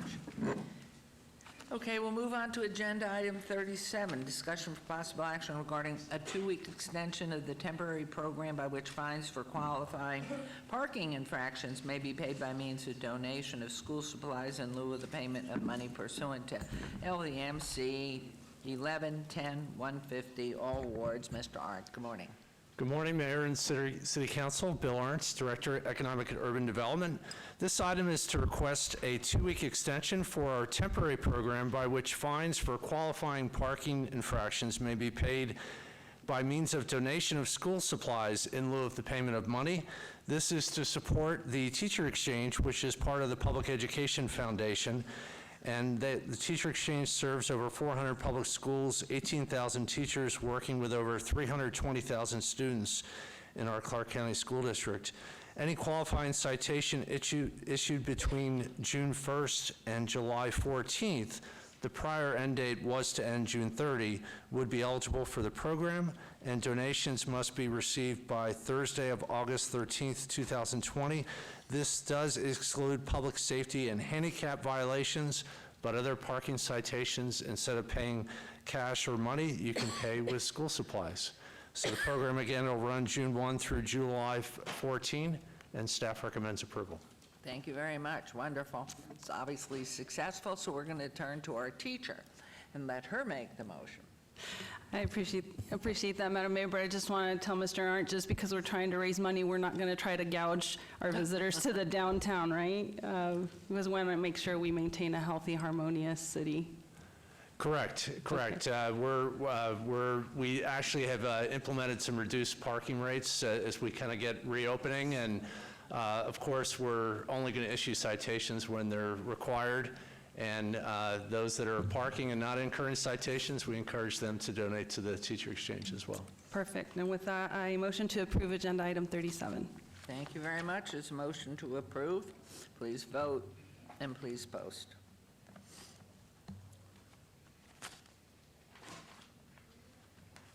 I'm sure when he comes back, I'm sure he'll add his name. Okay, motion carries. So that's agenda item 37. Thank you, Mr. Thank you. Arndt. And we've already taken care of 38. So we are now on to agenda item 39, boards and commissions for possible discussion for possible action regarding the appointment and nominee David Strauss as one of the mayor's representatives on the Arts Commission. I, as mayor, am allocated 2 representative seats on the board. A vacancy in one of these seats has been created by the resignation of Ms. Polly Weinstein. The vacancy must be filled. Mr. Strauss is eligible and wishes to serve. And that's my motion. Please vote and please post. And Councilman Creer, would you like to add your name back in since you... Yes, ma'am. Thank you very Okay, on much. 37. To item 38. 7, I think. 37, yes, please. Thank you as a yay vote. Thank you. Thank you, ma'am. And motion 39 carries. Agenda item 40, discussion for possible action regarding the appointment of nominee Craig Palacio to the Historic Preservation Committee. A vacancy currently exists in Category 1. Mr. Palacio is eligible for the seat as the recommendation of the Planning Director and Board and wishes to serve. I move to appoint Mr. Palacio to the seat. So please vote. And Mr. Palacio has won several awards, Mayor Ludo Awards. Very talented fellow. So please vote and please post. Okay, the motion carries. We're on to agenda item 41, recommending committee bills eligible for adoption at this meeting. Bill number 2020-19. City Attorney, would you please read the bill? Yes, ma'am. Bill number 2020-19, an ordinance to amend LVMC Section 10.32.20 pertaining to the crime of battery, which constitutes domestic violence, to update penalty provisions to conform to changes in state law that become effective July 1, 2020, and to provide for other related matters. Move for approval. That was quick. There's a motion to approve on agenda item 41. Please vote and please post. Motion carries. Agenda item 42, recommending committee bills eligible for adoption at a later meeting. Item number 42, bill number 2020-18, will be heard at a later meeting. There are no new bills. Now we are going to pull forward agenda item 64, Councilman Creer's request.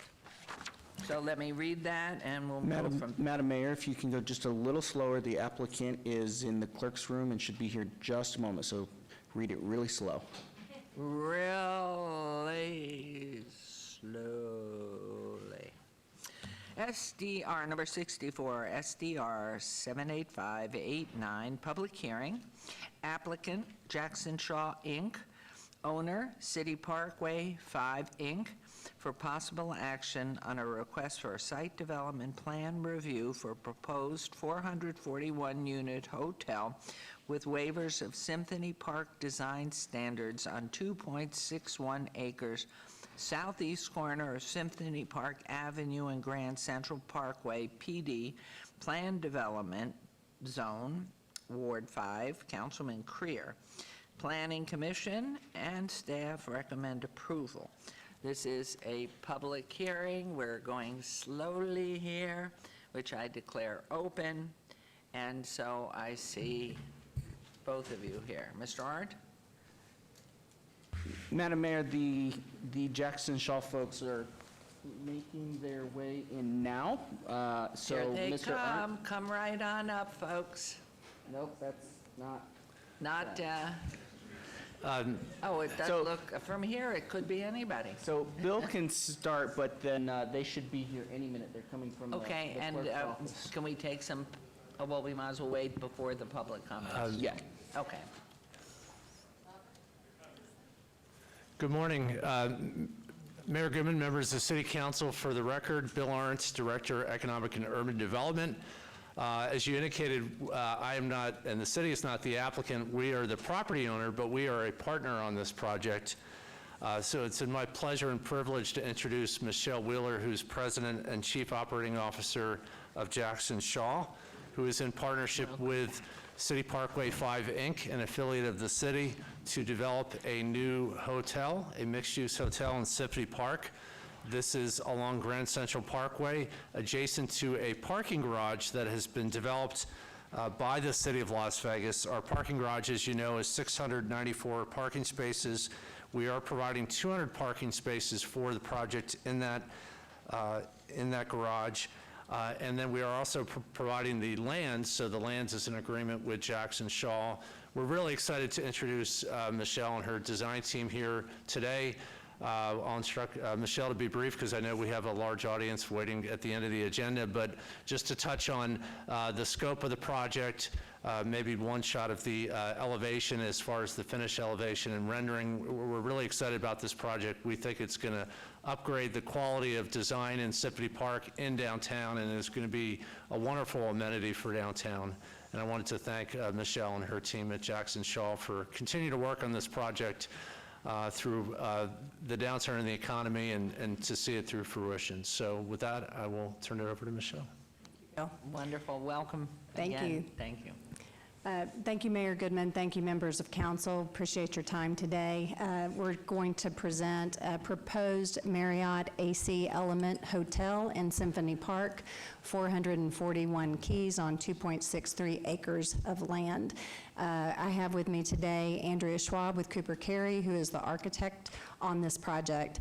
A special thanks again to Councilman Creer and Ward 5 for your continued support. Very much appreciate it, and thank you for Kelly as well, working us through. I appreciate that. At this time, I'd like Andrea to provide an overview of the project. Thank you very much. We're so excited. Thank you. Good morning. As Michelle said, my name is Andrea Schaub with Cooper Carey Architects, and in an effort to keep this as brief as possible, I'm going to flip through this rather quickly. If you have any questions or want to go in any detail, just let me know, and I'll dive in wherever you'd like. As Michelle said, this is a 441-room hotel. It's comprised of an AC and Element brands. We have a total net of 19,500 square foot meeting space, which includes a 10,000 square foot ballroom. The building as a whole is a total of approximately 262,000 square feet. In case you don't know where it is in Symphony Park proper in that development zone, just south of the park itself and just east of the Exposition Center, kind of sandwiched between that and Smith Hall. I'm going to flip through these very quickly because these are all just images of either current projects or development projects around our site. So the site plan, or the ground floor plan itself, all guests will arrive at the main entrance off of Grand Central Parkway.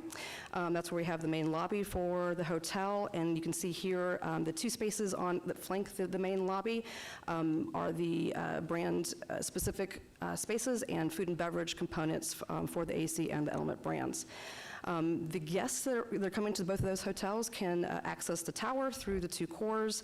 Otherwise, if you're coming for a conference, you can move through the conference hub and back into the meeting space, which you see sort of plan south, kind of follows through with that large ballroom space and all the meeting space. Those all open out to an outdoor terrace along Symphony Park. And we also have our outdoor amenities, including a pool, along that part of the site as well, along Symphony Park. The rest of the ground floor is basically comprised of all of our back-of-house spaces, and this service is proposed to be accessed off of Promenade Place. I'm going to flip through these really quickly. These are the tower floor plans. You can see the dark pink and the light pink designate the suites versus non-suites room types. And again, we are 4 stories above a podium, so 5 stories total. I'm going to flip through these very quickly to get to the renderings, which are the fun part. This is the view from Symphony Park and Grand Central. So the main entrance to the property is sort of mid-block there. where you see the break in the two towers. The ground floor across the entire project has been designed to provide lots of visibility for the food and beverage components, the lobby spaces, and the meeting spaces. And the tower has been designed to sort of create a classic base metal top approach and provide some massing that speaks to some of the other projects around our site. This is a view from Promenade Place and Symphony Park, another corner. And also, I didn't mention this in the plan, but a secondary entrance for the conference center back on this corner. Back to the front door. This is just some enlarged views of the front entry piece and some of our decorative screen components above the front as well. And that's just looking back towards the element space. And lastly, all of our material components listed here. And again, it was very, very quick, so if you have any questions, I'm happy to delve into them. One other thing that I did want to mention, we did request and have support of several waivers from the Symphony Park design standards, but SPDRC and planning we've gone through all of it, and they're all in support of those waivers. I can go through them if you'd like, or we can move on. Well, unless there are questions, but I want to turn over to Mr. Summerfield, and this is a public hearing, so if anybody has comments as well. But thank you very much. And then the timeline for this. Madam Mayor, members of council, good morning. Yes, morning. The proposed development is compatible with the development. Excuse me, your name, sir, please. Oh, I'm sorry, Robert Summerfield, Director of Planning. So the proposed development is compatible with development in the surrounding area and is consistent with the goals and intent of the downtown 2045 downtown master plan, as well as the Symphony Park design standards. As mentioned by the applicant, there are some waivers that have been requested, but those waivers have been recommended for approval as they are substantially in conformance with the intent of the requirements of the Symphony Park design standards. Therefore, staff is in concurrence with the Symphony Park Design Review Committee and does recommend approval of this site development review. Thank you. Thank you very much. This is a public hearing. Anyone that wishes to come up and speak to this agenda item 64? Anyone online, please? No? All right, let's turn it over to council. Questions from council or comments? Councilman Creer? Thank you, Madam Mayor. And a timeline, could you pursue when we may see groundbreaking? Most definitely. You know, this is a great project. First, I want to thank Mrs. Wheeler and also Mr. Shaw. Maybe he's back in Dallas watching us. Go Cowboys. And, you know, this rounds out and completes so many projects that are happening in Symphony Park. And it actually should be recognized that we are carrying out Mayor Oscar's vision for this in Symphony Park with the number of apartment units we have, with the mixed use, with the Smith Center, the World Market Center. I drove by yesterday and how beautiful it is. It's coming along, and this is really going to add to that. So I want to thank you guys for choosing Las Vegas and choosing Ward 5 and choosing Symphony Park. I know that you're going to build a beautiful project. You know, they also used to manage the Renaissance next to the Convention Center on Paradise, which is a beautiful property. And so we're very happy to partner with you on this. And let's get this up and running, and then let's work on the next project. Can you give us a timeline of what you anticipate? Yes, Councilman Creer. We really appreciate the commitment from everyone with the City of Las Vegas. As you can imagine, the COVID-19 pandemic has really impacted our ability in terms of financing. We were on schedule when we launched this in January with debt and equity, and now, unfortunately, until capital markets come back and the city is fully open and hotels are opening again, we will be delayed in being able to start. In terms of our commitment, we have continued to pursue and promote the pre-development costs and expenditures with making sure that once capital markets are open, we are ready to go. So in terms of the entitlement process, we are on schedule. In terms of the financing and capitalization of this project, unfortunately, debt and equity has preliminarily shut down until the hospitality market comes back. So you're with all of us and not knowing a specific timeline. Anything else, Mr. Arndt, that you wanted to add to this, please? Mayor, again, for the record, Bill Arndt, Economic and Urban Development. I would just let the council know, as well as Michelle and Jackson Shaw know, that we value them as a partner. We've seen their ability to deliver great projects in Las Vegas, so we'll roll up our sleeves and work together on that debt and equity package. We realize that private investment capital has to come into the project, but we can be creative as well as trying to figure out a solution that pushes it forward as quickly as we can. They were due to start construction later this year, but again, it depends on the availability of capital too. So we are going to work with our partner to figure out a solution that delivers the project as quickly as we can. Wonderful. Yeah, on behalf of Jackson Shaw, we want you to know that we are committed to this development. We think that this is an exceptional location. It's an exceptional project.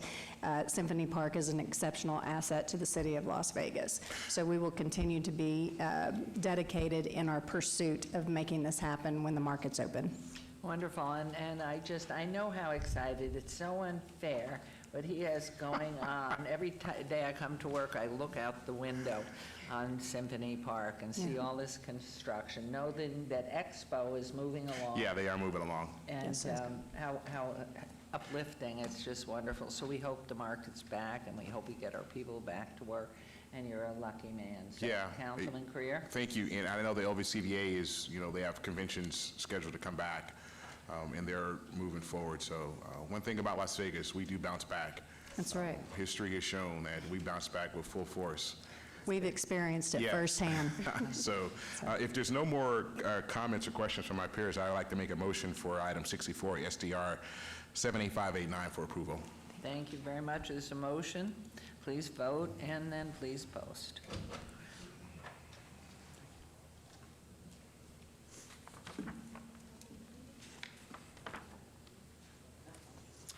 You're going to miss your plane. We pulled you forward. Let's have an oral vote, please. Aye.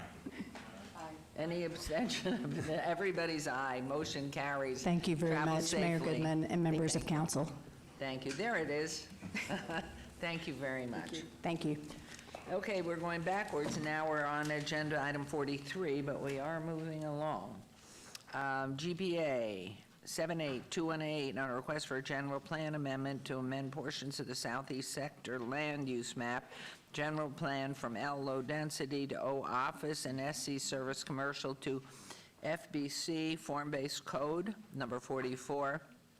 ZON 78219, a request for a rezoning from C1 limited commercial CD, design commercial O office, PR professional office and parking, R1 single family residential, RE residence states 2, T4C, T4 corridor, T5C, T5 corridor, T5 MS, T5 Main Street, T3N, T3 neighborhood.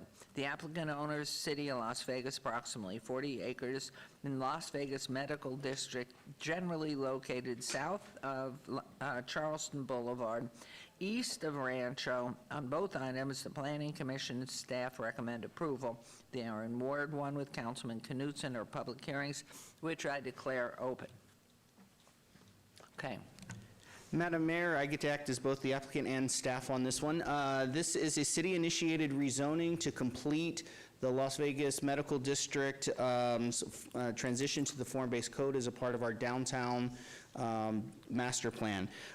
If I could get the overhead, the map that is that we're requesting that you vote on this morning is what you see in the overhead. It is what I gave in briefings to members of the council yesterday.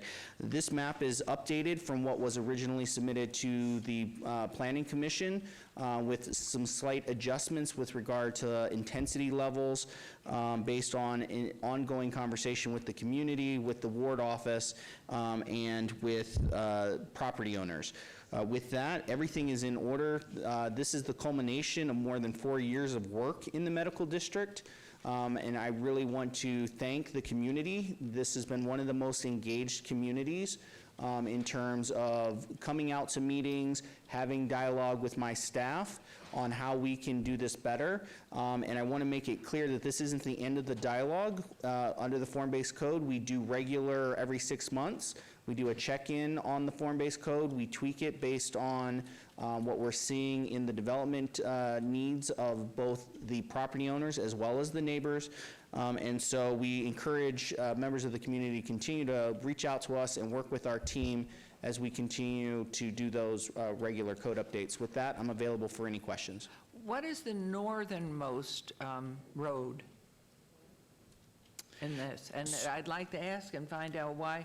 Is this comprehensively for all the medical district going to its northernmost, or is it just a portion? So, ma'am, we've actually already done all of the northern portion. So that, the form-based code has existed for the medical district for over a year now. Right. However, we did it as a pilot because there were still some ongoing conversations that previous ward representative, Councilwoman Tarkanian, wanted to have with the residents on the south side of Charleston who weren't at that time quite ready. Since Councilman Knutson has taken office, we've had additional meetings, additional dialogue with the members of the community on the south side of Charleston. So the part that you see highlighted, that is the only area that is subject to this. When we do this rezoning, this will complete the medical district under the form-based code and take it out of its pilot status, and the entire district will now be under the form-based code zoning treatment.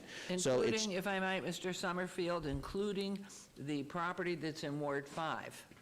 Correct. The area of the medical district that's in Ward 5 is already under the form-based code. Okay.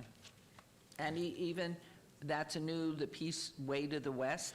Yes, And so that's Shetland? Yeah, the piece here on the north side of Charleston, west of Rancho, is the only portion of this rezoning that is, that's not south of Charleston. So this is the area of the medical district that was left out of the pilot adoption so that the community would have an opportunity to see how the form-based code was deployed.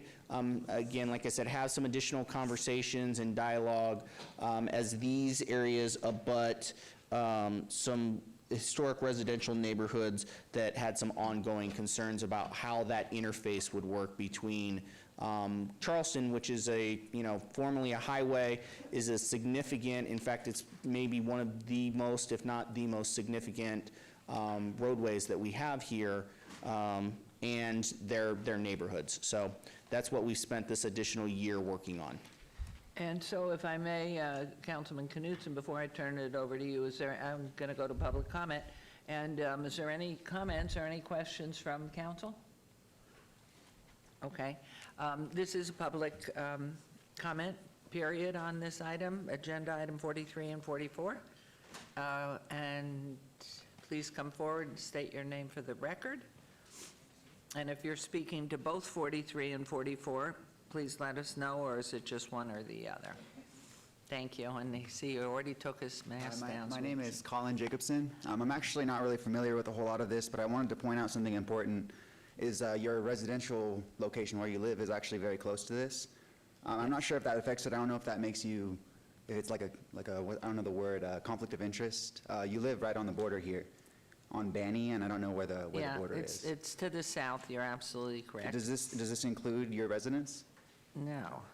Is that weird that it's right next to your residence? Like basically the line is right there. It's I'm just trying to think. We are south of. I just don't know if that's a conflict of interest. I'm not like a professional or anything, but I just thought it was important to point out the close proximity of your house. I do live in that, south of that area. Right on the line. Your city attorney will help with that. Thank you. I just want to know if it was No, if it goes below Benny or not. I'm I can't glad see. you're showing that out. I didn't even think of it. Please, Mr. Dorkin. Thank you, Mayor. Jeff Dorkak, Deputy City Attorney. Despite your home being near the purple areas, because these applications affect you no greater or lesser than anybody else, you can vote on the item. Does it benefit you in any way financially, the changing of the zone? Does it affect you? Is it good for your housing cost, bad for your housing cost? I'm not a real estate agent, I don't know that. Neither am I, so I couldn't just seems ask. Might it not? We have a lot of boarded up buildings, and we are not a gated community, so it's, I doubt it, but that doesn't mean it's not true. So thank you for bringing that up. Yeah, of course, thank you. Yeah, my previous comments would stand. It doesn't affect you any greater or lesser than anybody else around there with respect to the zoning updates, so you can feel free to vote. Thank you very much. Good point. Anyone else from public who wish to make comment, please come forward. I've been in that house for 46 years. Hard to think. Who thinks that far? I remember when there were horses running. Any other? I think. Oh, right here, online, please. Thank you, Mayor. This is from Carol Lewis. Councilman Knutson, we live on Edgewood Avenue, which butts up to the proposed medical corridor development on Charleston across from UMC. We are opposed to this project without irrevocable, irrevocable, thank you, irrevocable and strict building codes to limit the building heights to single story. A multiple story building would destroy our right to privacy and security of our home. Charleston has enough traffic as it is now anyway. I'm not sure we need to continue to cram more vehicles, cement, and people into the already crowded and smog-filled area of UMC. When will enough be enough? Just say no, please. Thanks, Carol Lewis of Eaglewood Avenue. Thank you. Any other ones? Okay, well, there are no comments and questions from here. I'm closing public comment, turning this over to Councilman Knutson, please. Thank you, Mayor, and I'm going to take just a few minutes because I believe there are far more interested parties that may not have been able to get into the meeting today and are probably watching or will rewatch this, and so I want to be succinct but clear in my comments.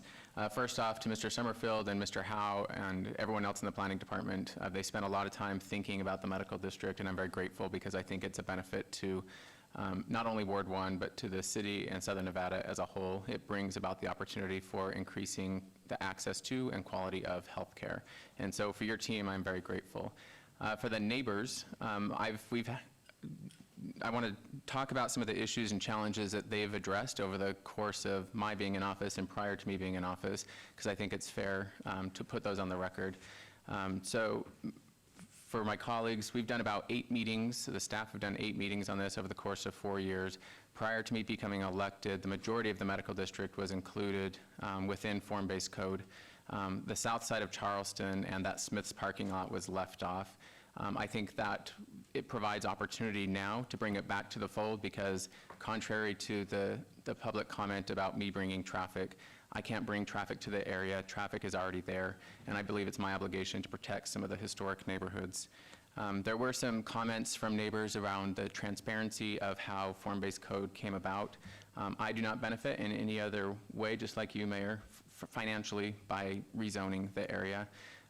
And to be very clear, I campaigned on this issue about bringing development into the medical district because I think it's in the best interest of improving quality and access to health care. I also think it's in the best interest of the historic neighborhoods to develop the area. From what I can see, and over the past 10 years of living in that area, there has been a significant lack of development. And the open lots, the vacant lots, I think are to the detriment of Ward 1 and to the medical district. Form-based code, from my experience and time working at the city and now as an elected official, is an opportunity to say to the development community that development is possible, and with the appropriate restrictions and guidelines, it will meet the needs of our community. And so that's one reason why I support it. Some of the neighbors have concerns, and I want to kind of talk about those just for a minute. One is some of the concerns were raised that Las Vegas is not walkable, and we don't want to make it more walkable. Form-based code does allow for greater walkability, as does the construction on Rancho and Charleston that'll be in upcoming discussion items at the council meeting. The lack of walkability in Las Vegas, I don't believe in, and it has been more true now than ever before because during the coronavirus, my husband and I have been walking 9 to 10 miles every Sunday morning. We walk up, starting up at Rampart and Alta in Ward 2, and we walk all the way down the Bonanza Trail, and we end up in Ward 3 and cross through downtown in Ward 3. So 3 wards we walk through every Sunday during coronavirus because there's not much else to do, and I got to get out of the house. So I think Las Vegas is incredibly walkable, and making that strip along Charleston between the medical district and the arts district, I believe is a priority and something that I am very much focused on. There's also concerns about, like I said, bringing more traffic. I can't bring more traffic. I believe it's already going to come.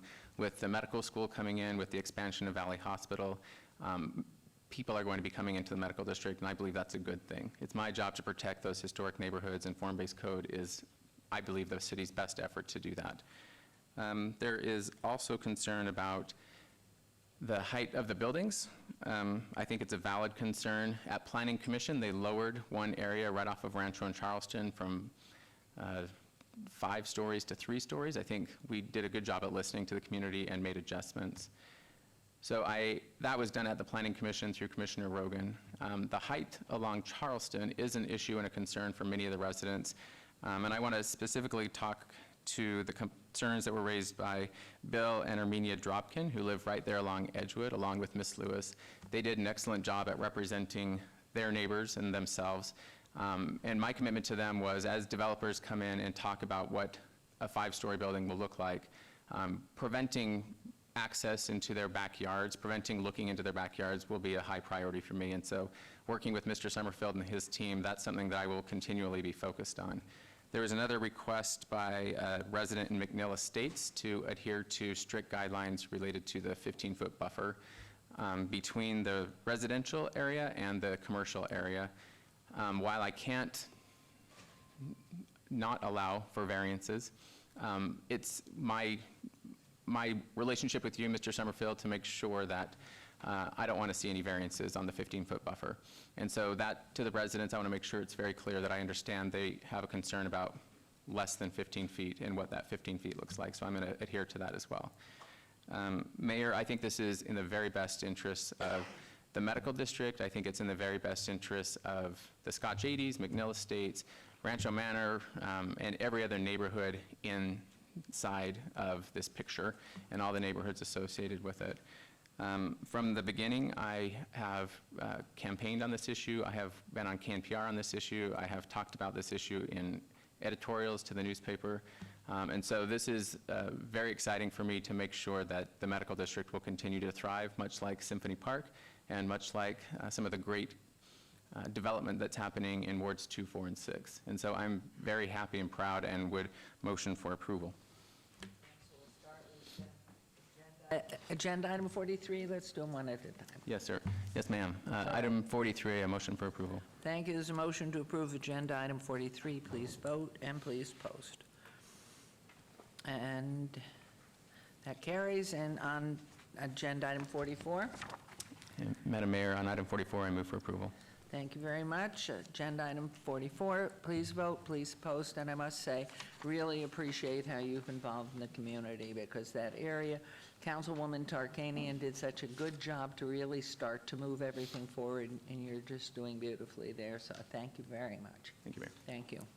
We'll move on to agenda item 45, EOT 78630, non-conforming public hearing, applicant owner Fremont Properties LLC, possible action on a request for a 10th extension of time for a non-conforming liquor establishment tavern at 1930 Fremont Street, Suite A, T4C, T4 Corridor Zone, Ward 3, Councilwoman Diaz. Staff recommends denial.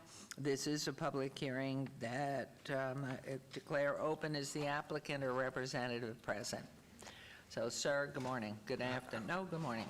Hi, my name is John Wilson. Can you hear me? Yes, please. Great. I'm the owner of Fremont Properties, actually a managing member.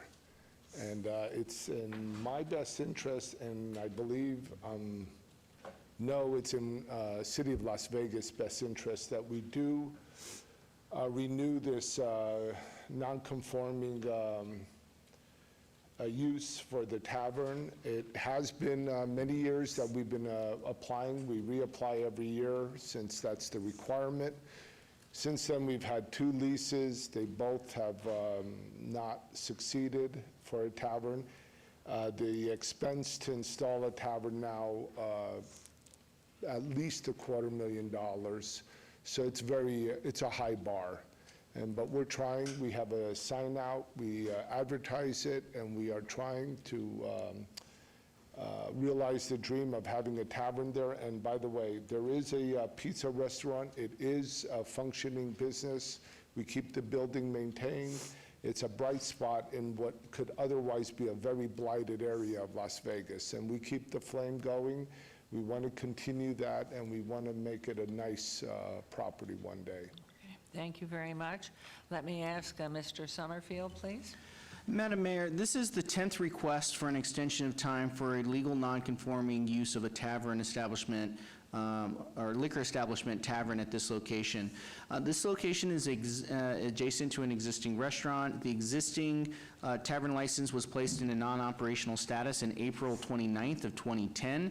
The use was legally established prior to the requirement for a special use permit for a liquor establishment tavern use, and it does not meet the subsequently established distance separation requirements from 6 other taverns and a school.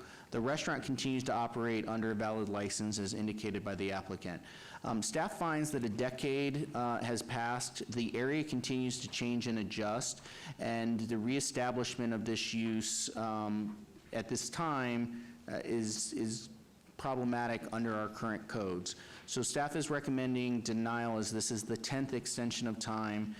If approved, it is subject to a 1-year extension, which is all code allows is a 1-year kind of extension of this type of request. Thank you. A couple of questions. Being the 10th year, does that, he said one a year, so that first one came in 10 years ago? Okay. Yes, ma'am. So they put this in non-operational status in April of 2010. Because of the fact that it's alcohol, it has a shorter window than some of our other uses to reestablish. They completed their first EOT. This is our 10th one now here in 2020. And that's where we are. And by code, we can only extend these 1 year at a time.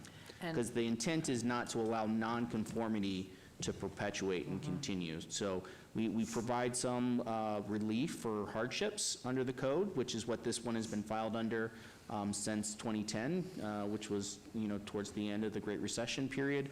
Right. However, again, at a certain point, staff can't recommend approval because the area is changing, and by the code, you couldn't reestablish a tavern here under current code. Are taverns permissible now under the governor's mandate? I thought they weren't open yet. No, either. taverns are open. They have to adhere to very strict social distancing guidelines. The bar itself can't be open unless it's a part of, unless someone is sitting there to drink or to play a gaming machine. They have to have partitions. There's a number of requirements, but our taverns are back open at this point, or eligible to be open at this point. Not all of them have reopened as of yet. Okay, and this, I see a gentleman's joined you, and if your name, sir, and your relationship to this? My name is Dave Bauman. I am the real estate broker that's been working with the owner for a couple of years now. Wait, welcome. I've been a resident since '95. And did you want to add something to the owner's comments? Do you want to add why we should maintain? Well, this property, I've actually been actively marketing this thing, and we've had it in escrow a couple of different times. During this 10-year period? During just the last year or so. Oh. Yeah. In fact, it just fell out of escrow last week because of COVID. 100% financing. Luckily, I've been able to, I'm negotiating 2 sales right now with it as we speak. And the continued use is very important. I mean, it's a vital part of this property. Also will help taxes and everything else. But I mean, the owner's, he's done everything he's ever asked of to try and keep this alive. We've very diligently been trying to market this thing. I've had it in escrow, like I said, twice. Obviously, the last 3 or 4 months have been incredible. Thank you very much. This is a public hearing. Anyone wishing to be heard on agenda item 45, please come forward and state your name for the record. Hearing and seeing. Yes. Ma'am? One. Morning.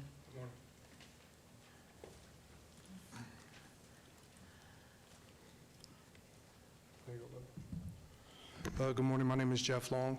I'm born and raised here in Las Vegas, Nevada. I just want to say that none of this matters. We have people dying right now I don't care about your hotel, your tavern, none of that. The medical district should be worried about providing care for those who need it. We shouldn't be sitting here debating anything else but the safety of all of our people, not just in this city, but in the country. And the fact that we are wasting time right now on agenda items that aren't saving lives is ridiculous. Thank you. And we'll close public comment, and if I might, Councilwoman Diaz, please. Thank you, Mayor. I have been in conversation with Mr. Wolfson. I do understand you've made a significant investment in this property and you've done your due diligence to keep it up. I know how challenging of an area you do have the property in, so I want to thank you for keeping your property up to code and making sure that it's not blighted, because I believe that regardless of where you live, you should feel proud of your neighborhood, and we should keep things to the gold standard as much as possible. I do, empathize with the fact that we have seen hard times on businesses, and I do want to be clear, though, out of COVID-19 making the economy go in a different direction than where we were projected to be in 2020, I will grant this extension, but I'm not sure if I will get there a second time, so I just want to be clear that I'm going to go ahead and approve the year extension. I am going to hold my fingers crossed, and I hope that something comes through, but if it comes before us once again, I'm not sure that I will be able to get there, okay? So with that, I don't know, Mr. Summerfield, if I need to add anything else? No, ma'am. It's conditioned that it's for 1 year. If they will have the right to reapply if they've not been able to reestablish the tavern license at this location within that 1 year. They will be able to reapply as their right, but there's no changes to conditions. Okay. Thank you. So I'd like your that to be my motion. I motion to approve. Thank you. There's a motion to approve agenda item 45. Please vote and please post. That motion carries. Thank you very much. Thank you for your help. Thank you very much. Appreciate it. Appreciate that. We'll move on to agenda item 46. Did I ask you there was nobody online, right? This is 46, SDR 78441, public hearing, applicant owner Spring LT Apartment 1 LLC, possible action or request for a site development plan review for proposed two-story 16-unit multifamily development with a waiver to allow 10 parking spaces where 28 are required on 0.34 acres, 405 South 10th, R4 high-density residential zone. This is Ward 3, Councilwoman Diaz. Again, Planning Commission recommends denial. Staff recommends approval. Public hearing, which I declare open. Are you the applicant or the representative? James Smith, 9159 West Flamingo, representing the applicant, who's here with me today, Mr. Aaron Gold. Okay, Hi, nice to meet you. We appreciate Councilwoman Diaz's office to take the time to discuss this project at length. We believe that we've come up with a solution that is satisfactory. We've had a lot of letters of support from the neighbors and associations in this current area, and we're here to answer any other further questions you may have.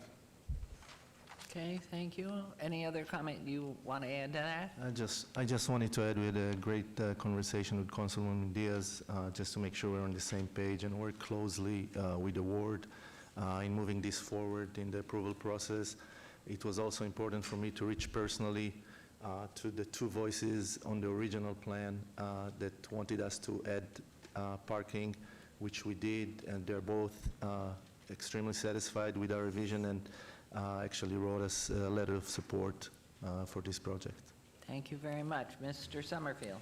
Madam Mayor, since the April 14th Planning Commission meeting, the applicant has revised their plans to reflect a reduction of 2 units and increase the available parking on site. With the proposed revisions, staff finds that they are providing at least 1 space per unit, and that is sufficient in this area to be a change so that staff can recommend approval of this project. Thank you. Thank you very much. This is a public hearing. Anyone wishing to be heard on this item? Hearing none, I'll close the public hearing and move on. Councilwoman Diaz. Thank you, Mayor. I do have a question, and someone asked me, and I didn't know the answer. They just wanted to know, are these units going to be market rate, or are there going to be any different rates that you're going to be offering? They wanted, I guess, to know if there would be some affordable options, and I didn't know the answer to the question. Yes, that's exactly what we are aiming for, is to create an affordable option in that area. Okay. Thank you for reaching out after the previous meeting. We've had some very productive conversations. My office and my team have been able to reach out to the different folks that felt a little uncomfortable with the iteration of your plan that was passed out of the Planning Commission. Thank you for lessening the intensity and expanding parking access. I think, especially in the downtown area, sometimes we're sometimes having to react versus be proactive, and I want to be in the driver's seat first versus having to then go back and see what we missed in the beginning. So I am appreciative of meeting us with additional parking spaces. I'm excited, and we know that we need more updated, fresh units in Ward 3, and this investment is always welcome. And with that, I move to approve this, how would I say that, Mr. Summerfield? Is it an amended plan, or? Madam Mayor, through you, so Councilwoman, we've updated the condition to reflect the properly dated site plan. So it's just, at this point, there are no amendments, so it's just a motion to approve SDR 78441. Okay, so I move to approve SDR 78441, which is agenda item 46. Thank you very much. There's a motion to approve. Please vote and please post. Motion carries. Thank you very much. Thank you both. Appreciate it. We'll move on to 47 and 48. GPA 78402, a request for general plan amendment from RNP, Rural Neighborhood Preservation, to M medium density residential, and 48 ZON 78403, a request for rezoning from RE Residence Estates to R3 medium density residential. Applicant owners International LLC et al. on 7.73 acres generally located in north-south sides of La Mancha Avenue, approximately 350 feet west of Schomburg Road. On both sides, Planning Commission staff recommend approval. These are in Ward 6, Councilwoman Fiore, and our public hearings, which I declare open. Is the representative or owner here? Owner here, applicant Levi Parker, 3425 Cliff Shadows Parkway, Las Vegas, Nevada 89129. Thank you, Mr. Parker. Mr. Summerfield. Madam Mayor, the proposed general plan amendment and rezoning are compatible with the existing land use designations to both the west and south. Therefore, staff is recommending approval of this request. Thank you very much. This is a public hearing. Anyone wishing to speak on agenda item 47 or 48? I'll close public hearing. Turn it over to you, please, if you would, Councilwoman. Thank you, Madam Mayor. Let's motion to approve agenda item 47.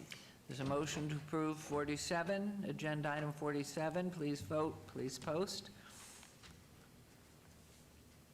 And that motion carries. And I forgot to ask you, Madam Clerk, was anybody? No. Okay, agenda item 48. Madam Mayor, I motion to approve agenda item 48. Thank you. Motion to approve agenda item 48. Please vote and please post. Motion carries. Thank you very much. We're on to agenda items 49, 50, 51, and 52. GPA 78413, a request for general plan amendment from L low density residential to H high density residential. Number 50, ZON 78414, and a request for rezoning from RE residence estate to R4 high density residential. Number 51, VAR 78416, a request for a variance to allow 68 parking spaces where 95 are required. Number 52, SDR 78417, a request for site development plan review for proposed 3-story, 53-unit multifamily residential development with a waiver of the perimeter landscape buffer requirements. Applicant owner is Cartier Properties LLC on 1.69 acres located south side of Harris Avenue between Lily Lane, Neffin Street. RE Residence Estate Zone proposed R4 high-density residential. All items staff's recommend denial, and Planning Commission recommends approval. These also are in Ward 3 with Councilwoman Diaz, are public hearings which I declare open. Is the owner or representative here? Thank you very much. And Mr. Summerfield. Madam Mayor, I thought we had a representative here, but maybe They not. are here. Excuse me? They are here, Oh, Mayor. they are here. Yeah. If and- the owner or representative can come to the mic. Okay, thanks. Okay, yeah, I was going to say, I know they're here. Okay, thank you. Your name, sir, please? Jared LeBeau. Okay. Did you get that, Madam Clerk? Could you spell your last name, please? L-E-B as in boy, O as in October. Thank you so much.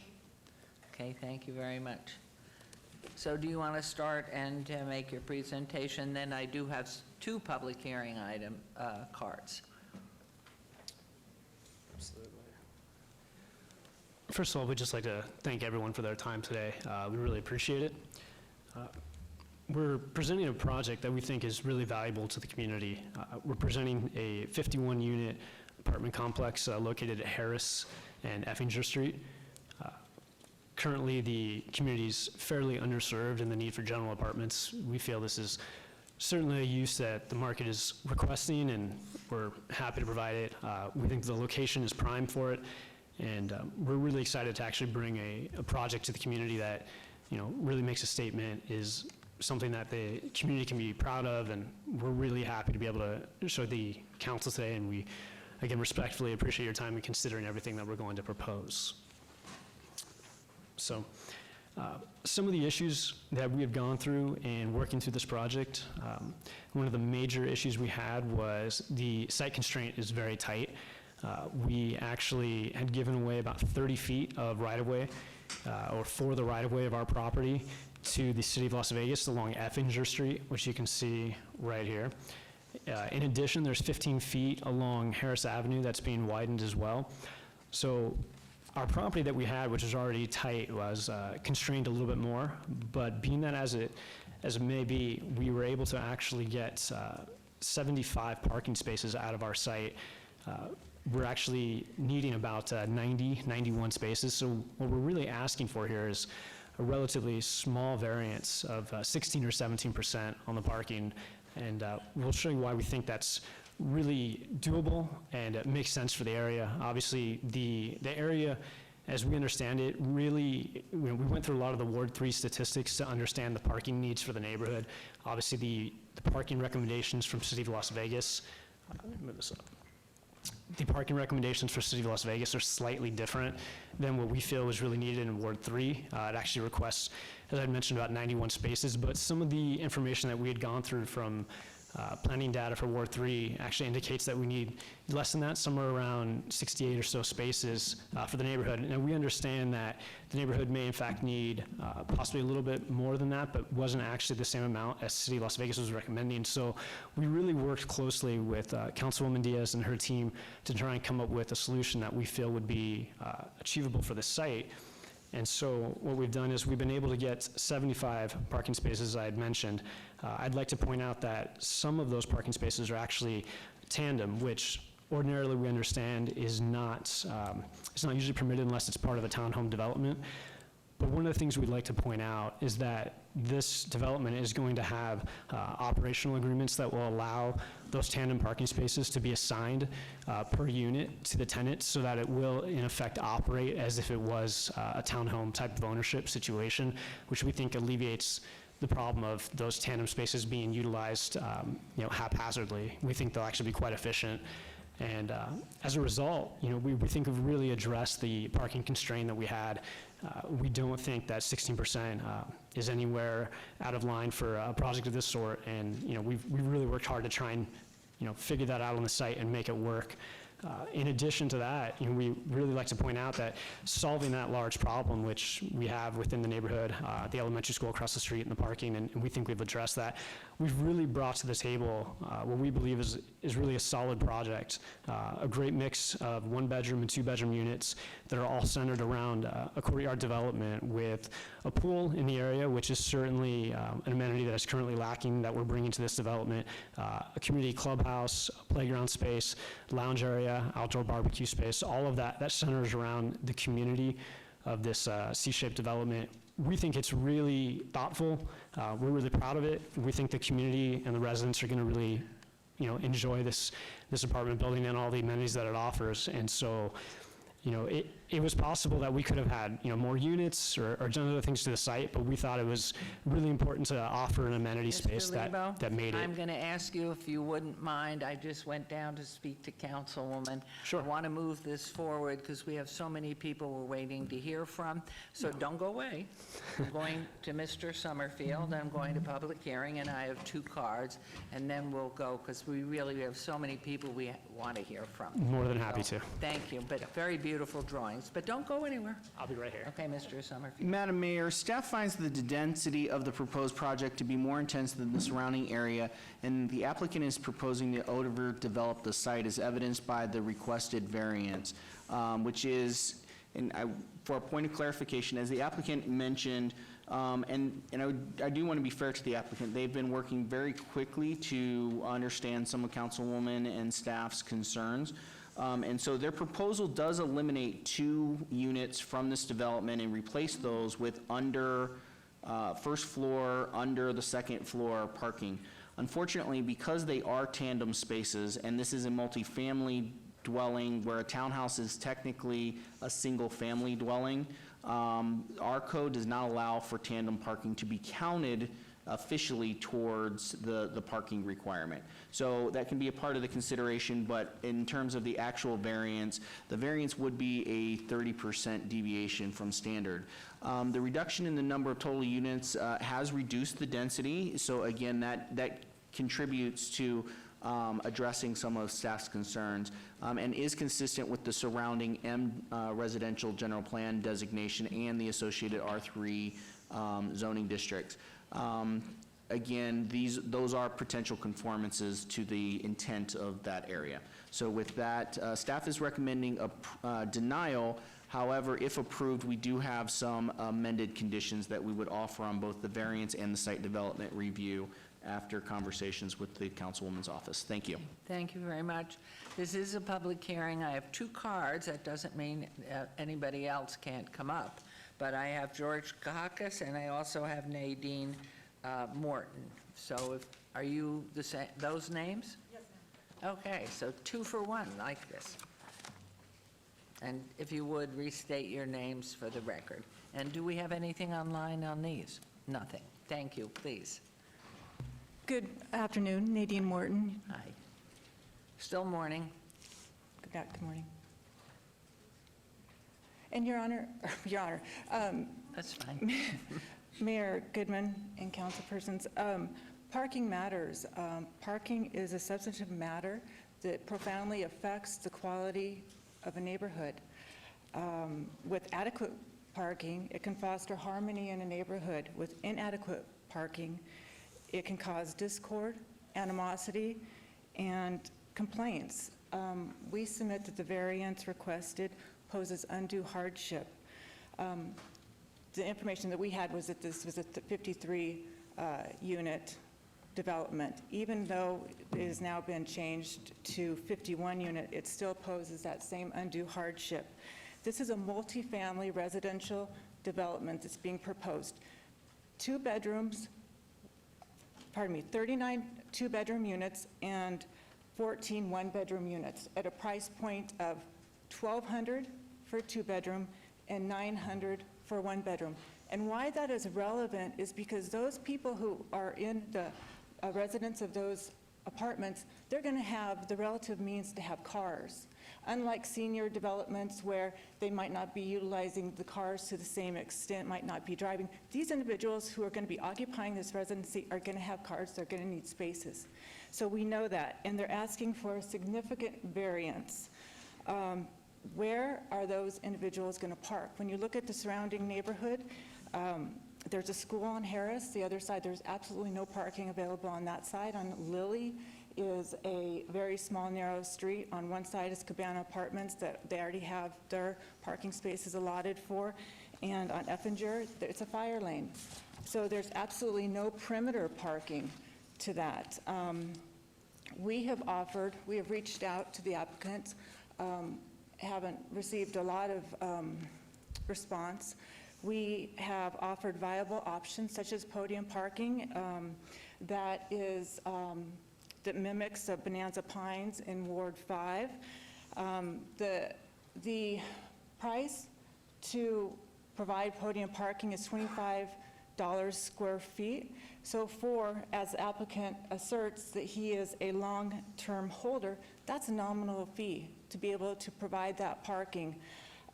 Alternatively, they could decrease the number of units. They decrease the number of units by 2, but we submit that that's still not sufficient. Title 19 states that no variance based on personal financial hardship is allowed, and an exception is permitted based on unique or extraordinary circumstances, and there's no evidence that that exists here. We submit that the applicant has failed to meet its burden. We ask that you protect the integrity and infrastructure of the neighborhood. We respectfully ask that you either deny the variance outright or obey the item until there's a more viable solution. Okay, thank you for your comments. George Jukakis, 2655 South Rainbow Boulevard. And after the Planning Commission meeting, I did reach out to the applicant, and as of date, I have received nothing from him. I want to look at his history, his portfolio, because he did mention at the Planning Commission that he was a long-term holder. And as council stated that if he's going to hold a property for 20 years, spending the money on podium parking is a win-win situation when you go to sell the property, because you are providing parking on site for your residents. Staff, I have worked with this staff for 30 years now. Different directors have come and gone, but I want to tell you, the staff works extremely hard with all the applicants, and the least they have done with me for the last 30 years, and they try to make something work for you. I understand the challenges of this applicant because I'm always going into infill pieces. Councilman Anthony has been to some of my grand openings, as well as your husband. And we take a lot of pride in what we do. And parking is a big issue. I don't have a problem with his waivers of landscapers and things like this. The only problem I'm having is the parking issue. And I have to commend your staff for always working with us, because they try to make things work for you, even though you do have a lot of constraints. Thank you. Appreciate your comments, and thank you for coming and sharing them. And anyone else from the public who wishes to make comment here, please come down. And if there's anyone else on either of these issues, please come up to the other microphone so we can move this along, please. Thank you. My name is Jutta Zuluaga. Good day. And I live on Effinger Street, 730 Effinger Street. And I'm in front of the new development totally for the whole length of my property. My situation is I bought my house 10 years ago, and I was aware of the school which we have. So going back to the parking is twice per day we have approximately 100 cars coming, picking up the children who have to park somewhere, and they cannot have the children come out and meet the parents. They have to go unload the car with 2 more toddlers, pack them up, go in the school. So each car is there for at least 20 minutes, sometimes in half an hour. They are parking all along Effinger Street on both sides. Sometimes I don't even get to my property because they drive in and out. Right now it is very narrow. They park on the whole length of Harris in front of this new property, one after the next, all around the corner into McKnight. The next school in Lund has now, Robert Lund School, it has 600 students. The next school next to it, which is around the same time coming and going, is Cambiero, and they have the same problem. And they go basically into the next side streets there. So I cannot even see how these parents can park or pick up their cars if we get additionally basically 100 cars being in this location. They want to put the entrance to the property on my side where my property is. And that means I have every day now 100 cars driving in and out the whole length of my property. The pollution, the noise. And it was told to me by the developer that they have to do this because of the fire department exit and entrance. Next to this property is McKnight Senior Center. What they did, they put the entrance on McKnight for the residents, and the fire department is on my street. That is no nuisance at all, because they are not coming that often, and they never have the sirens running when they come. So that is fine. So I propose to the developers to turn the building around, put the parking on the other side, on Lily Lane, and basically make the fire department on my side. That would be fine with me. At least I do not have 100 cars in front of my house every day. Okay, thank The you. other Would you be good enough to spell your last name, please? Zuluaga, Z-U-L-O-A-G-A. Got it?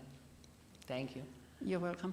And then the other problem is there, besides the parking and the interference with the school, that we will basically have the noise, the pollution. And I have a problem with going from low density, which we are, the whole area there, residential, that they have to go on high density. Why do they have to have 50 if they can go low or medium density? That is what I basically would like to propose. So I think they are overbuilding. The other thing is that Effinger is not a through street. It is a dead-end little road, which was not even paved when I bought my house 10 years ago. It was a sand street, and they just basically finished. So you have to drive into Effinger Street, to the end, turn around to get out. You cannot make any U-turn. It will not be wide enough, even if they give 34 feet. Lily Lane is not even a street, that is an alley where one car is driving through right now. They have their trash cans there, and the residents are parking, their overflow parking along the houses. This is one lane. This is not a through street. Harris is the only through street. Okay, I think your points are well made, and I'd like to give the gentleman an opportunity. And again, sorry to cut you off, but we want to keep moving and get through our agenda. That was the most Thank you, important. sir. Thank you. Thank you. Thank Your you, name, Major. please. My name is Jaime, J-A-I-M-E, Castro, C-A-S-T-R-O, and I live on 2750. It's all right, we don't need your address. Okay, I live right in front of the school. I only have 3 concerns. One of them is vandalism. The second one is drugs, and the third one is crime. We have plenty of that in that area. Unfortunately, now we have the library in our area that If it we was moved from develop the downtown, area, and there'll that be brought... less crime. If we can help develop the area, more people there, there'll be like eyes and ears for crime and help stop it, I would believe. But please finish your comments if you wouldn't mind. Okay, well, that's pretty much, Okay. the other people has already brought in the parking space and the traffic. Just my concern is vandalism and the crime that's Thank going on you. around I there. think we all care about that very much, too. So thank you. Thank you very much, Mayor. Mr. Castro. Thank you. Okay, anyone else? I'm going to close the public hearing then and turn this over to Councilwoman Diaz.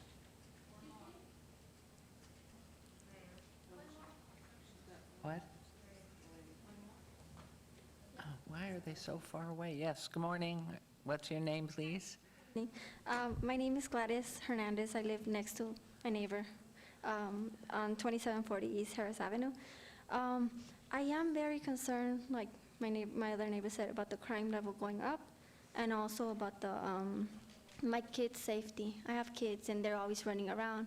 I'm very, very scared. Well, first, when I moved in, I actually got assaulted on my own property, so it very much concerns me. And my kids being outside, the dogs are always running around. I mean, the street is too small. It's too small to make it an entrance. It's too close to our houses, you know. So this is my concern. Thank you very much for coming down. Thank you. Okay. I don't see anyone else. I closed it too fast. Now I'm closing it. Councilwoman Diaz.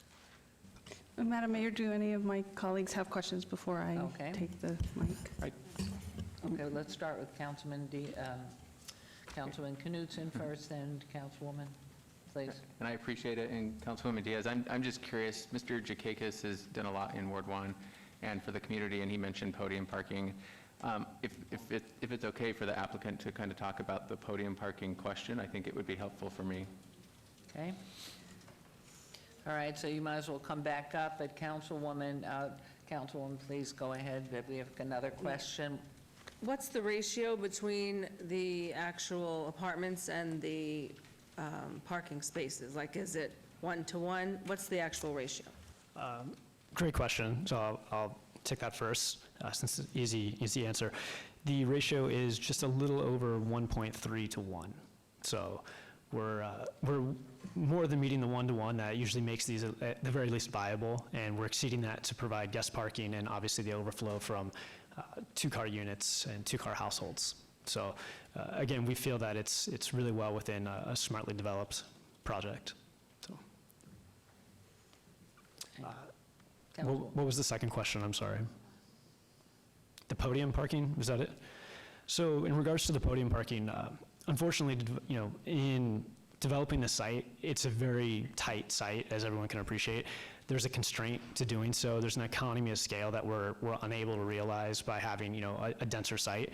And in doing so, podium parking just really produces an economic infeasibility for the site and makes it very difficult to build. We've tried to kind of toe the line and find a medium ground that we think produces a high-quality project, a high-functioning project. And again, with the parking concerns, I'd just like to reiterate that the applicant plans to operate and own this project for a long time, so they're in the position of not wanting to have parking problems for their own interests, let alone the community. So. And Jared, could you describe what podium parking is, so for those that might not understand what the concept is? Sure. So a podium, to what it sounds like, it raises the units above one unit of parking or one floor of parking, kind of like a small parking garage, if you will. And in doing so, there's a high cost in producing it to raise the units above it compared to the cost of developing the units that you get on the land. So the yield goes down for the cost of the project. And unfortunately, it just creates an infeasibility for our applicants to be able to develop the project appropriately, which I'm sure is, every developer faces that challenge, and that happens to be ours. All right, thank you to my colleagues for their questions. This, no doubt, has not been an easy deliberation for the reasons that the neighbors came and expressed, and also the developer in working with a little over an acre and a half. I do want to address the questions about security. When I've been meeting with the owners and the designers and the architects, ultimately, whoever's going to property manage has promised my office that they will stay on top of security. They will abide by Metro's training so that they ensure that they're providing the safest, basically residency, not only for those renting, but for the surrounding areas. I also asked them if they were going to incorporate good lighting, if they were going to incorporate security cameras, and I received a yes, that we will go through Metro's training, we will put the lighting, we will put in the security cameras, and all of those elements do deter crime, and I've been in heavy communication with the downtown area command captain, and she's very supportive of projects that implement all of those things. It's no different than Nevada Hand being super hands-on with their tenants. I'm holding them to the same standard of being very involved and on top of what's happening on their property. Schools and safety was another huge concern, and my experience from the legislature always taught me that you can't always make everyone happy with your decisions, but you have to get as close to the middle as you can. I was not happy with the very limited amount of parking that the initial plans showed. I pushed back. I said, that's not enough. We need more parking. And although we are not accounting for the tandem parking, I do believe that those 6 extra spots, especially if they're assigned to one household that's renting the same unit, will help decrease that stress in the communities. I openly talk to them about parking wars and being a good neighbor and how they're gonna step up when I get those calls from my community and how they're gonna get actively involved in helping me rectify and remedy what I'm hearing. But if we don't develop that lot, what the neighbors have brought up is going to continue to happen. We're leaving an open space there for vagrancy to kind of be there, for elements to jump over property lines. And once it's fully developed, I think that we might see a decrease in some of the crime issues that we're seeing. I don't think that people who come to Ward 3 are necessarily one type of people or element that are going to come and terrorize the neighborhood. I am more optimistic than that. I want to believe that when we bring something of high caliber that's new, that's fresh, that's going to help people save money and feel proud of where they live, that's going to elevate the whole community and that we're all going to be better served for it. So I am not a fan of giving anything away on landscaping, so as much as you can help us out in that regard and incorporate it in meaningful ways that make us feel that we're coming to a beautiful neighborhood, that we're proud about being Ward 3 residents, please help me. I know we're granting variances on that, or potentially granting variances, but I want to have your promise. And I know that we're going to put, just to keep an eye on the parking situation, Mr. Summerfield, I believe Mr. Lowenstein has provided an alternative where we can go back and do a year review. And then I'm thinking in my head, there's the Escobedo Plaza on that corner of Harris and Eastern. Maybe after they're out of there, maybe there could be a way where you say, hey, when there's events happening at our clubhouse, can people park there? I don't know how much the parking's being utilized in the senior subdivision that's right there also on Harris and Eastern. Maybe there's creative ways and partnerships where you could procure additional parking for guests and other folks that are coming to your site without disproportionately impacting Uda and Jaime and Gladys. So I'm going to let Mr. Summerfield speak to that one-year review about the parking situation. Madam Mayor, through you, so Councilwoman, yes, so in our discussions with your office and with the attempt to go to that middle that you were referring to, we have a condition that we would like to add to the variance, if approved, that would state an administrative required review shall be conducted 1 year from the date of issuance of a certificate of occupancy to evaluate the state of parking both on-site and adjacent to the proposed development. What this will allow us to do is we will look for calls for service from our parking enforcement division, any complaints that have been received about how parking has been administered in that area. If we find or substantiate that there has been issues, we'll elevate that up to a city council review. But that'll also give the council and staff the ability to work as under condition with the applicant to find other remedies to address and mitigate any impacts to the neighborhood that this variance might create. Okay, so let's start with number 47, please. 49, correct, Madam Mayor? Okay, I moved. 49, sorry. Yep, I move to approve agenda item number 49. Thank you. There's a motion on agenda item 49 to approve. Please vote and please post.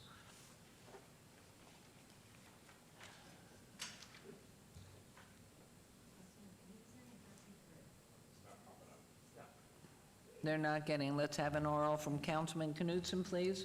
Aye. And Councilman Creer. Thank you. Aye. And please post. Motion carries. Let's move on to 50, please. I motion to approve agenda item 50. Thank you. There's motion to approve on agenda item 50. And we're back working. Motion carries. 51, please. And Mr. Summerfield, is this, I'm moving to approve 51 with the with the added condition I read into the record, and I can read it again if you'd like. Go ahead and read it For again. clarity. So the added condition on variance 48516 will be an administrative required review shall be conducted 1 year from the date of issuance of a certificate of occupancy to evaluate the state of parking both on-site and adjacent to the proposed development. Mr. Lebo, is that agreed to? Can you come up to the microphone, please? Yeah, applicant takes no issue. Thank you very much. Councilman Knutson, Councilman Creer, oral? Oh, we got it, there it is. Motion carries, and agenda item 52, please. And I motion to approve agenda item 52. And Madam Mayor, if I may, before the motion is carried, I do have an amended condition here. We need to amend condition 3 as we just got the revised site plan for this technically today. All development, so I need to amend condition 3 of SDR 78417 to read, all development shall be in conformance with the site plan date stamped 6/17/20, except as amended by conditions herein. A revised landscape plan and building elevation shall be submitted and approved by the Department of Planning prior to or at the time as the submittal of a building permit. To which you agree? We agree. Thank you very much. Okay, Councilwoman? Motion on 52, please vote and please post. That motion carries. Thank you very much. We'll move on to agenda item 53 and 54. Okay, agenda item 53, GPA 78418, a request for a general plan amendment from SC Service Commercial ML, medium low density residential 54, ZON 78419, a request for rezoning from PR professional office and parking to RCL single family compact lot. The applicant is Cirrus Property Group LLC. The owner is Unified Aircraft Services Inc. on .45 acres, west side of James Bilbray Drive, approximately 110 feet south of Smoke Ranch Road. On both items, Planning Commission and staff recommend approval. These are in Ward 5 with Councilman Creer. Public hearings, which I declare open. Is the applicant or representative present? Your name, sir? I am the applicant. And My your name is name? Joe DiCello. And could you spell your last name, please? D-I-C-E-L-L-O. Thank you very much.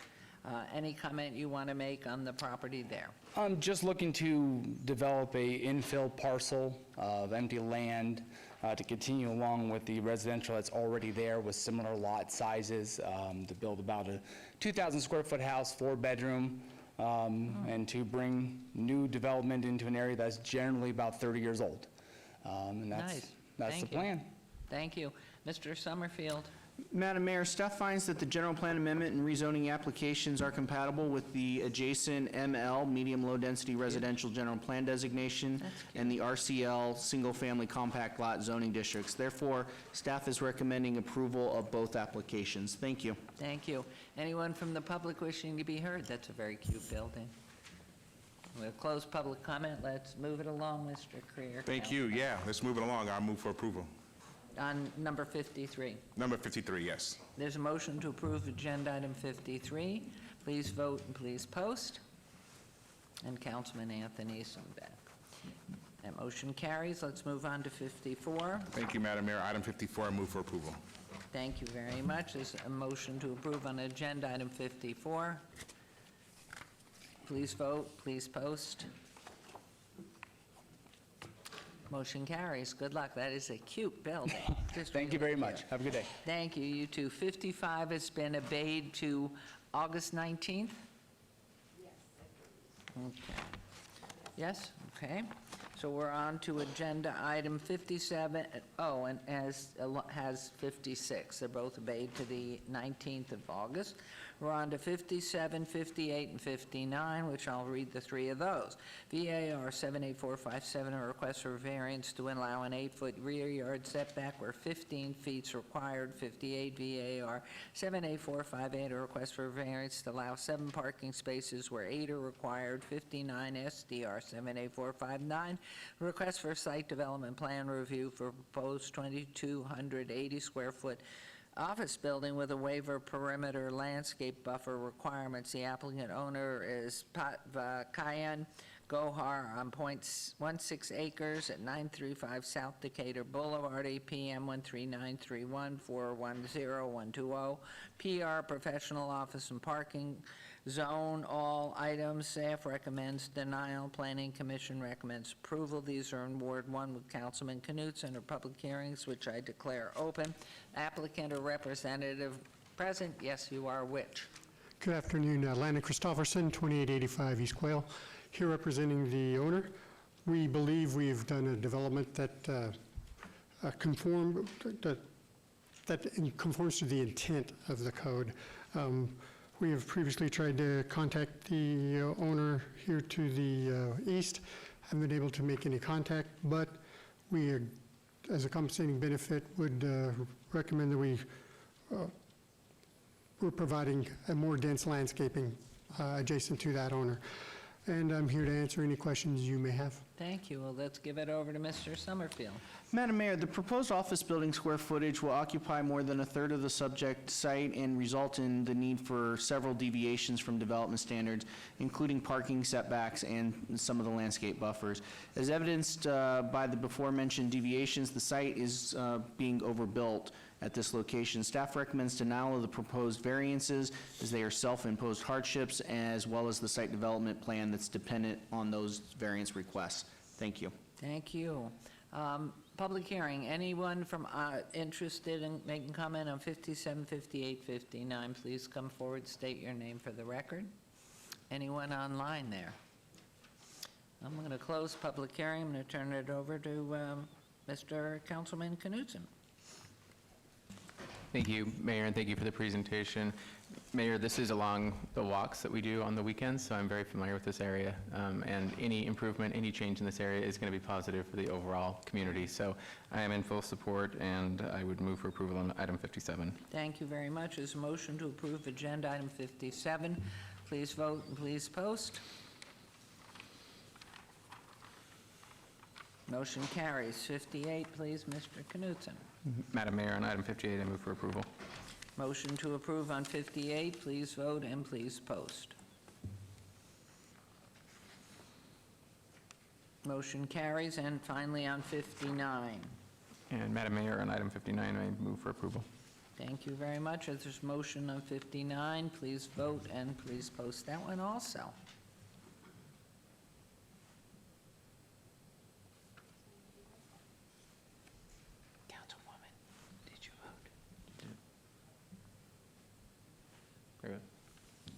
Motion carries. Thank you very much. Good luck. Thank you, sir. We'll move on. Thank you, Councilman. Let's move on to 60 VAR 78593, public hearing. Applicant owner Mark A. McIntyre for possible action on a request for variance to allow a 0-foot corner side yard setback where 15 feet is required for 2 accessory structures, Class 2, barbecue and fireplace on .34 acres of 400 Parkway West, R1 single-family residential zone with Ward 5, Councilman Creer, and staff recommends denial. Planning Commission recommends approval. And nope, good afternoon. Your name, sir, please. Good afternoon. Adan Castillo. I represent Mark McIntyre. Okay, Castillo, C-A-S-T-I-L-L-O. Got it. Okay, please, do you want to make your comments? And oh, that looks nice. Yeah, we asked for 0-foot setback from the corner lot. We tried to approach a barbecue and a fireplace. It's very simple things, but obviously we're concerned about the neighborhood and they go through to get a permit and, enjoy our project. Okay, thank you. Mr. Summerfield? Madam Mayor, the staff finds that the applicant's request is preferential in nature as the lot itself is not irregularly shaped and does not contain any extraordinary topographical conditions. Therefore, staff is not in support of the request and recommends denial. Thank you very much. And public hearing on agenda item, where are we? 60, sorry. Anyone wishing to be heard on agenda item 60? And online? Yes, we have one online. Thank you, Mayor. This is from Bridget McHale. I wish to support this request to allow for a 0-foot corner side yard setback for 2 Class 2 accessory structures at 400 Parkway West. I'm unable to attend the public hearing on June 17th at 9 a.m. in person and submit this email as support of this request. From Bridget McHale on Parkway West. Thank you very much. Anyone else wishing to be heard? I'm going to close public hearing. Councilman Greer. Thank you, Madam Mayor. One, in the future, I wish you guys would have just contacted us so we had an idea about the project. I saw this and we reached out to you guys and got a better understanding, but just in the future, if you come in front of us, and especially if it's somewhat controversial, it'd be good to come in and talk to us about what you're doing. I'm very familiar with the neighborhood, and the reason why I'm going to support this is for the fact that you don't butt up against another home where you're locating this. It's actually the entryway into the development, and it's a street there. So because of that is the reason why I'm going to support it. So if there's no comment from my peers, I'll make a motion for approval of item number 60. Fine, there's no comments from us, I see. So there's a motion to approve agenda item 60. Please vote and please post. Thank you very Good luck much. to you. Thank you. And at 61, it's been obeyed to July 22nd. So we'll move on to agenda item 62, RQR 78740, public hearing, American Outdoor Advertising LLC. Owner JTL Holdings LLC easement for possible action or required review of an approved special use permit SUP 16947 for a 40-foot tall, 14-foot by 48 off-premise sign at 4604 Meadows Lane, C1 Limited Commercial Zone, Ward 1 with Councilman Knutson. This is a public hearing. I declare open. Is the applicant or representative present? Madam Mayor? Madam Mayor, I have to disclose something. Oh, if you don't mind. Yeah, although I own a company called Career Outdoor Advertising, which is in the billboard business, I do not have any conflict of interest of whatsoever with this billboard, and so I will be voting on it. Thank you. You will be voting? I will, yes. Okay, thank you. And I know this gentleman very well, representing American Outdoor. Morning, Mayor. I'm Bill Kern, the Ballard Spar Firm, 1980 Festival Plaza Drive in Las Vegas, appearing on behalf of American Outdoor. The sign has been in this location for a long time. It's been reviewed by City Council on a 3-year basis. We're recommended for approval by staff, and I'll say as much more as you'd like to hear, but if you wouldn't like to hear any more, I'm done. I think we know you and we know it, and so all we want to know is anyone from the public who wishes to speak on this item? And is there anyone online? We're going to move forward with this, and this goes to Councilman Knutson. Madam Mayor, if I may just give the staff report really quick. I'm so sorry, you're not allowed. Go ahead, please. Thank you, ma'am. Madam Mayor, the site is part of an established commercial area and remains suitable for an off-premise sign use. During a recent field check of the site, staff did note that the sign faces were in good condition. However, graffiti was found on the west-facing side of the structural pole. A condition of approval has been added to address the graffiti issue, requiring compliance within 30 days of this action. As such, staff recommends approval with conditions. Thank you. To which you agree to clean it up or have your... We agree. We've submitted to the councilman previously, we have a independent contracting company that maintains the signs to be sure that they're kept graffiti-free. That was done actually either 1 or 2 days after the city did its inspection. I personally visited the sign myself last week, and there's no graffiti. This sign is at the back side of where the Meadows Mall is, and there's lots of graffiti back there. It's a challenge to keep it clean. It's not visible to any public, though. It's blocked from the freeway by trees and bushes, but my client does a good job of keeping it up to expectations. Good. Councilman. Thank you, Madam Mayor. And Mr. Curran, you sent me an email and I neglected to respond, so I apologize. I was in support because I'm aware of that sign. I drive by it many times. So, Madam Mayor, I would move for approval, and Mr. Curran, thanks for making the trip down here today. Okay, on agenda item 62, there's a motion to approve. Please vote and please post. That motion carries. Thank you very much. Thank you. Best to the family. Thank you. Agenda item 63 has been obeyed to August 19th. So we've done item 64. So we are now on and closing in on the second final citizen participation. We have agenda item 65, report from Scott D. Adams, City Manager on emerging issues. Are there any other, Mr. Adams? Madam Mayor, I will, in the interest of time, I will stay seated and make my report very brief compared to my past reports. I did want to call out a particular group that I haven't really thanked relative to our budget process. As you know, with today's approval, your approval of the collective bargaining agreements with our two largest labor unions, and all the actions you've taken over the last 30 days or so, we now have really accomplished a balanced budget process for July 1. And I would be remiss in not thanking our federal delegation. Were it not for CARES Act funding, we would be in a very different situation than we are at this moment. And so I want to provide heartfelt thanks to our entire congressional delegation for the hard work that they did in not only getting the CARES Act money to us, but giving us a direct appropriation. As we were able to figure out how to use that effectively, meeting the guidelines of the program, but also helping us with our fiscal crisis. So I do want to thank our delegation. The other thing I did want to mention is that we continue to gradually roll out the opening of our facilities. I know this personally because I had a granddaughter play lacrosse last night on a sports field. Wow. That our youth sports have returned to fields for practice and training, not for games yet, but I know a lot of parents are thrilled with the fact that their kids are returning to more normal life now. And so we continue to roll out more of our facilities.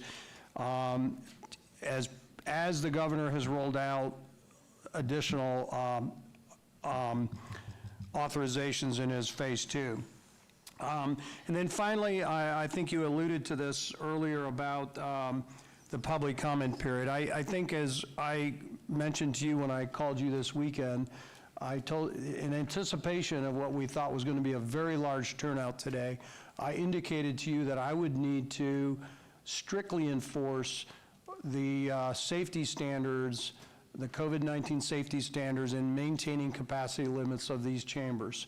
So we have set up a very intricate process here where we will closely communicate between the front door of City Hall and those persons who would like to speak at the public comment period, and folks here, our employees here in the chamber, so that we can facilitate moving people into the chambers to be present and speak at our public comment period. Where the challenge will exist is if persons who are seated in the chambers now stay seated and wouldn't voluntarily give up their seats to those who come in, we're going to need to ask those who come in to speak to leave, because we can't continually build up folks and the presence in the chambers and exceed the capacity limits of the chambers. So I would ask that those who do come in to speak, should that we stay at capacity of this room, we're going to ask them to kind of cycle back out and leave the building.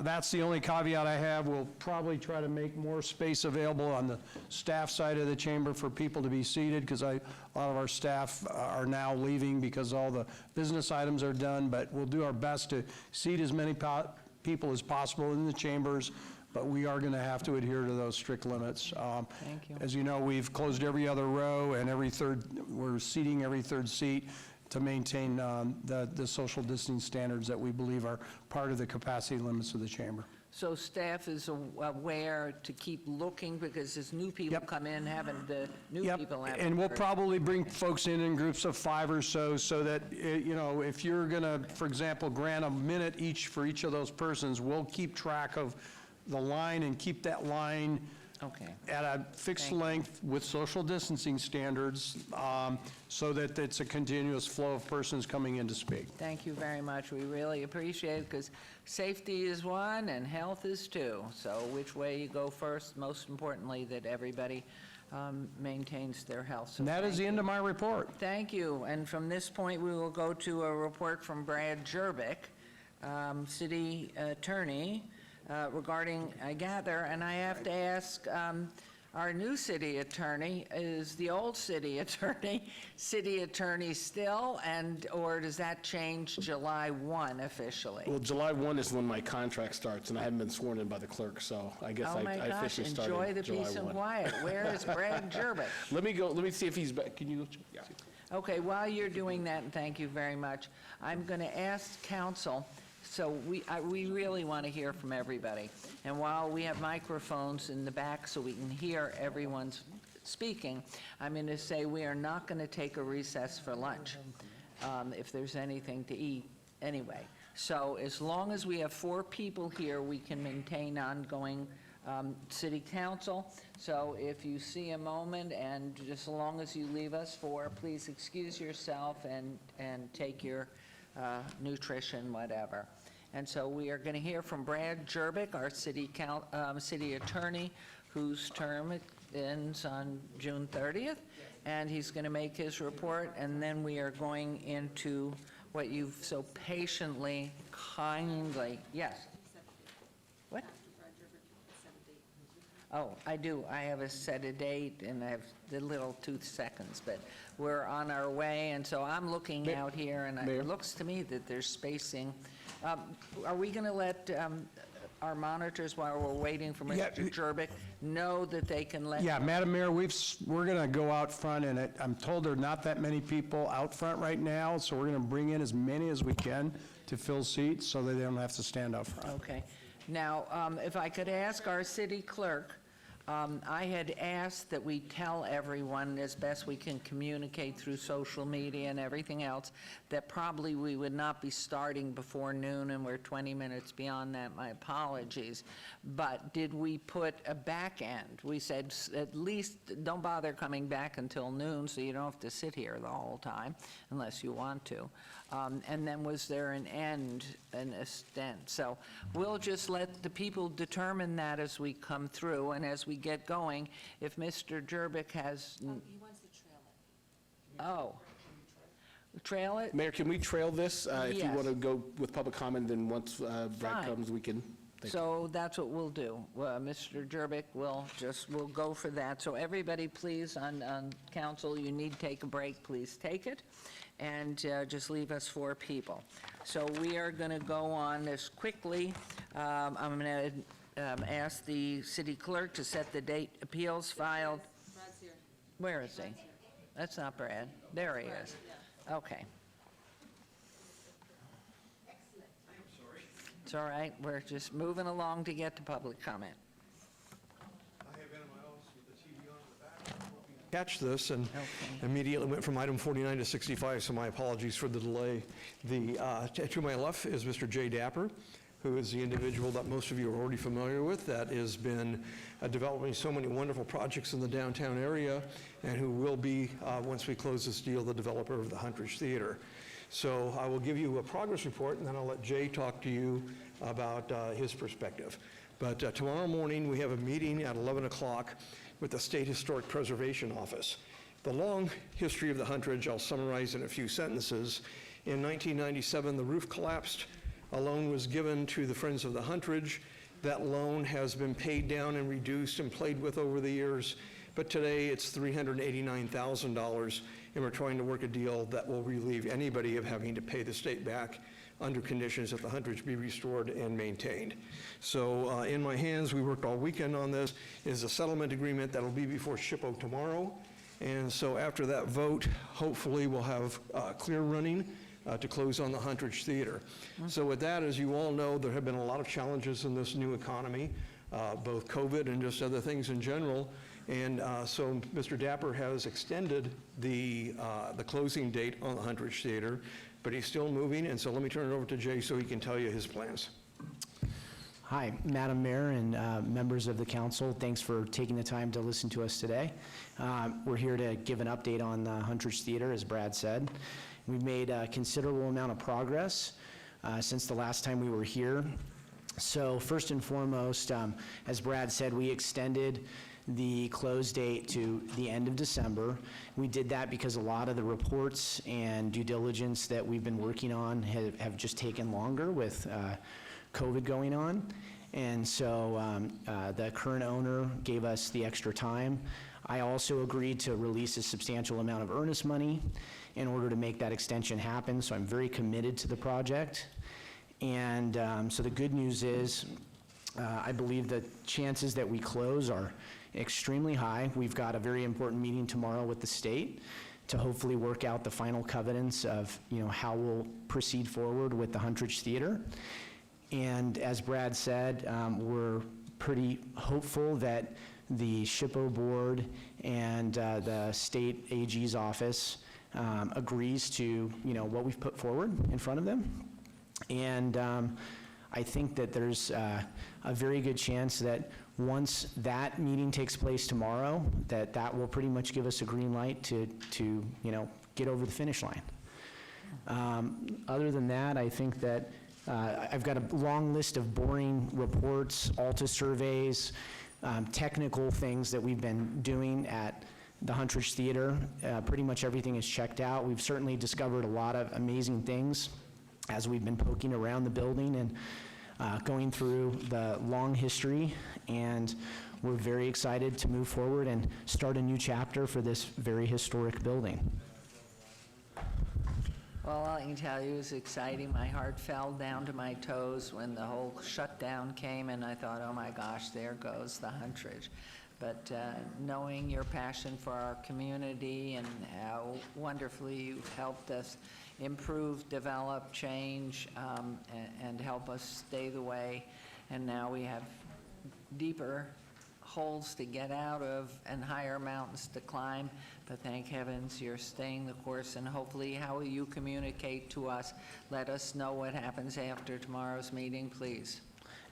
Absolutely, and what I'd like to also share some very positive information I've already shared with Councilwoman Diaz, and this is a big information or big news for the Huntridge neighborhood. But we've been actively working for a very long time to try to get a grocery store back in the Huntridge Shopping Center, and I'm very glad to report that we are at the finish line, and we are very close to signing a lease with a national grocery chain to move back into the Huntridge Shopping Center and bring a grocery store back to downtown. That is so, we've been working on this for 11 years. I mean, I can't, or more even, but I know that for sure. That's so exciting because anybody who lives in the downtown area, my gosh, are you lucky? What did you do, Councilwoman, to get this on? You prayed extra hard. That's wonderful news. In the near future? Yeah, so a very near future. So we're currently in lease negotiations with this company. I'm not yet able to say who it is. Once we sign the lease, I'll be able to come back and give an unofficial update and tell you all who it is and share renderings and things like that. They're a great company. They are entering the market here in Nevada, so they're not currently here. And they wanted the Huntridge Shopping Center to be their first location, so we're pretty excited about it. And is that the old grocery store site? Correct, yeah, so it's a 20,000 square foot space. They would be... So it's not a small little tiny grocery store? No, it's a full-size 20,000 square foot grocery store. It'll have, fresh vegetables, a meat section, the whole thing. Wonderful. Yeah. Well, we're just delighted in everything that you're doing on Las Vegas Boulevard. What is that, at Carson? Where is that? The post office, yeah. Post office. I mean, it's so exciting, and all I can do in an effort, I want to speak for everybody and just say thank you, and please keep us informed. And no wonder Brad is smiling again, so thank you. He's double smiling. But you're still employed until the 30th of June. Just don't go too far. No vacations. Thank you, thank you. I would like to also personally thank Councilwoman Diaz. She called me last week and wanted a personal briefing on all this. She spent a great deal of time with me. I really appreciate it, and we're only just starting. So things are back on track, and I want to thank this council for 28 great years. Thanks again. Thank you, and I hope you let former Councilman Bob Coffin know, because he has been on that park and that area for so long that, oh my gosh. I did, yeah. So I put a call into him. I haven't spoken with him personally. I expect to speak with him in the next day or two. Wonderful. And I know that that was something that he wanted to see a grocery store, Forever. restored Forever. in downtown. So, and I'd just like to say one last thing before I go. Brad Jerbick has truly been a friend, not only to me, but he has been a very staunch supporter of all things downtown since the moment that I bought my first property.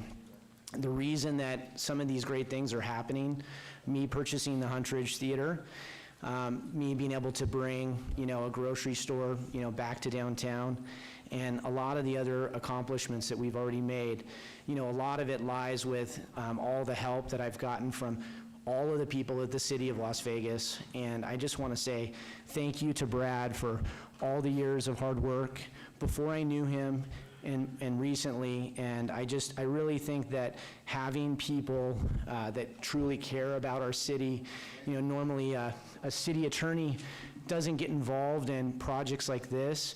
Sometimes people don't like that, but thank God for somebody like Brad. Well, all I can tell you is our hope is COVID gets over with, lets us go forward, build that thing out, and let's have a party for Brad there. Agreed. Thank you, everybody. Thank you. This is a report only, and I'm going to instruct the city clerk to set the public hearing dates and appeals from the city planning commission meetings, dangerous building, nuisance litter abatements. Thank you, will do. That's done. And here we are finally.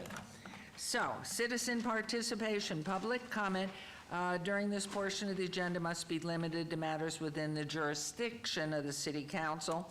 No subject may be acted upon by the city council unless the subject's on the agenda is scheduled for action. If you wish to be heard, come to the podium, give your name for the record, the amount of discussion. Now, is there anyone here that can tell us inside and outside approximately how many people are here? And I mean inside, outside. Are we at, do we know? I mean, as I mentioned at the onset, if we have 200 people and everybody gets a minute, we're looking at 3 hours. If we go to, if we go... I've been informed by Mr. Hacker that everyone from outside is inside now. Everybody from outside's inside. And including, do we have a communication in case there are dribblers in? Okay. So with that, what did you say, 100 and how many? The ones that are here Yeah, were but outside. everybody's so, yeah. inside. So first of all, thank you all. God bless you all for waiting and this patience that you've had for us.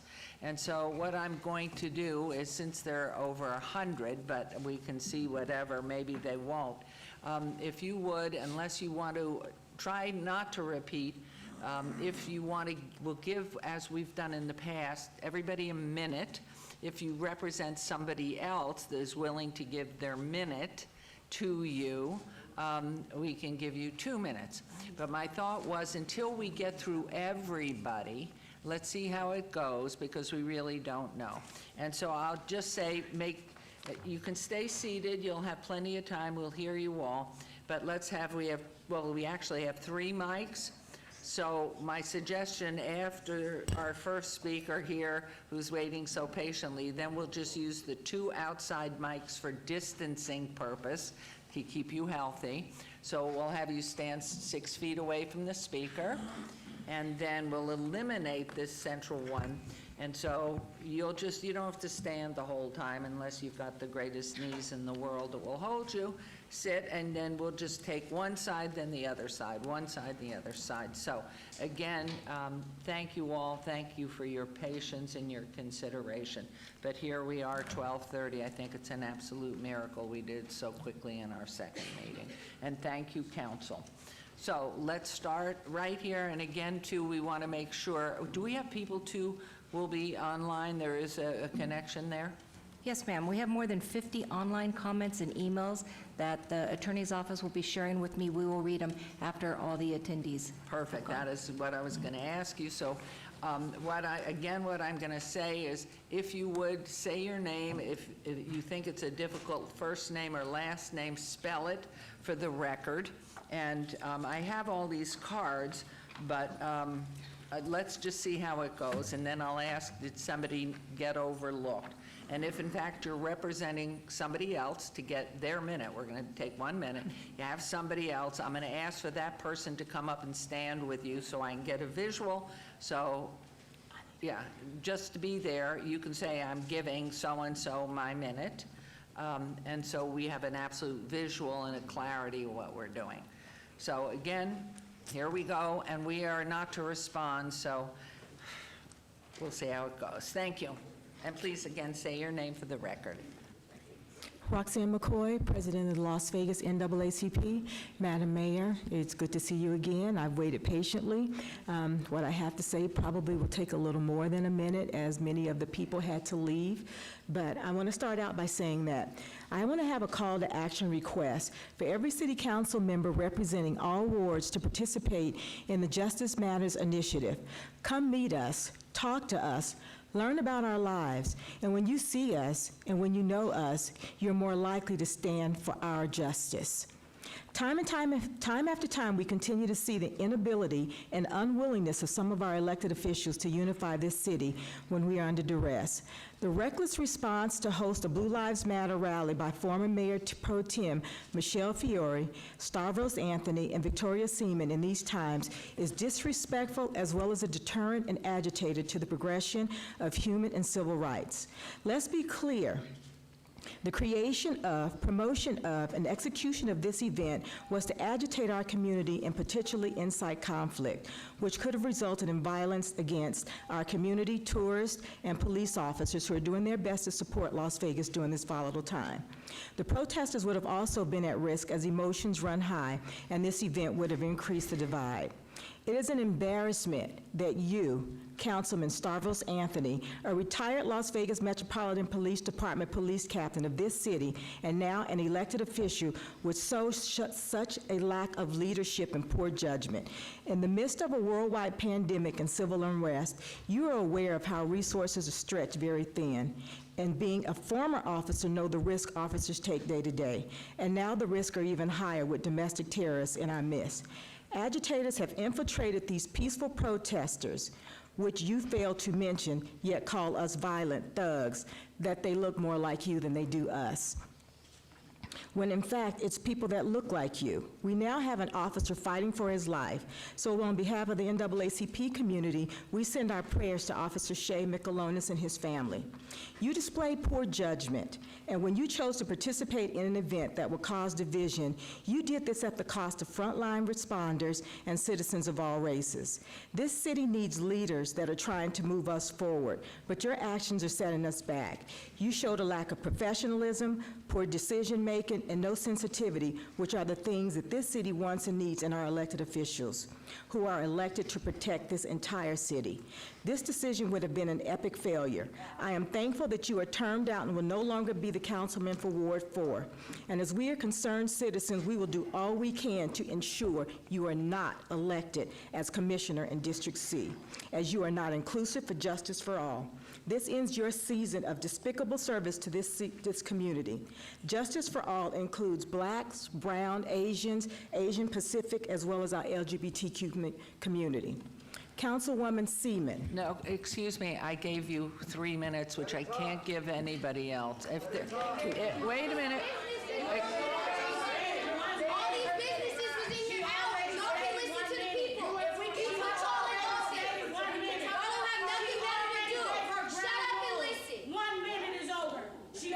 Don't say a word, Ms. Dell, nothing. She already stated her ground rules. 1 minute is over.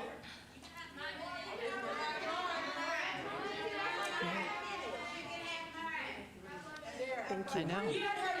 Give your minutes to her. They've yielded them, so the mayor can speak for herself. They've yielded them, okay? Ask your people to. They've already gave them up. Why are you still talking? Because I Okay. Well, then so do we. This is, You don't have to disrespect us. all right. Mayor, we And can- you know what? Don't go anywhere. Mayor. Go ahead, just keep talking. Okay. Mayor. So, Mayor, do you need them to, do you need them to come up to yield their minutes? Because I'm not going to entertain that. Is that okay? Excuse me, if I could, we can sit here for another long time. I can't hear a thing. I'm trying to communicate. Excuse me, why don't you be polite, please? And how many, we have already given her as representative, the NAACP, which is a very, very, very influential and strong community group. How many of you have given and released your minute to her? Can somebody, I can't see it, hold on, can you count, please? How many? 4, 5, 6, 7, 8, 9, 10, 11, 12, 13, 14, 15. Let her talk. Excuse me? That's uncalled for, ma'am. That's what I said. There are 15, if there are 15 people. Somebody come up here that said Excuse me. matters. Excuse me. Excuse me. That's not me.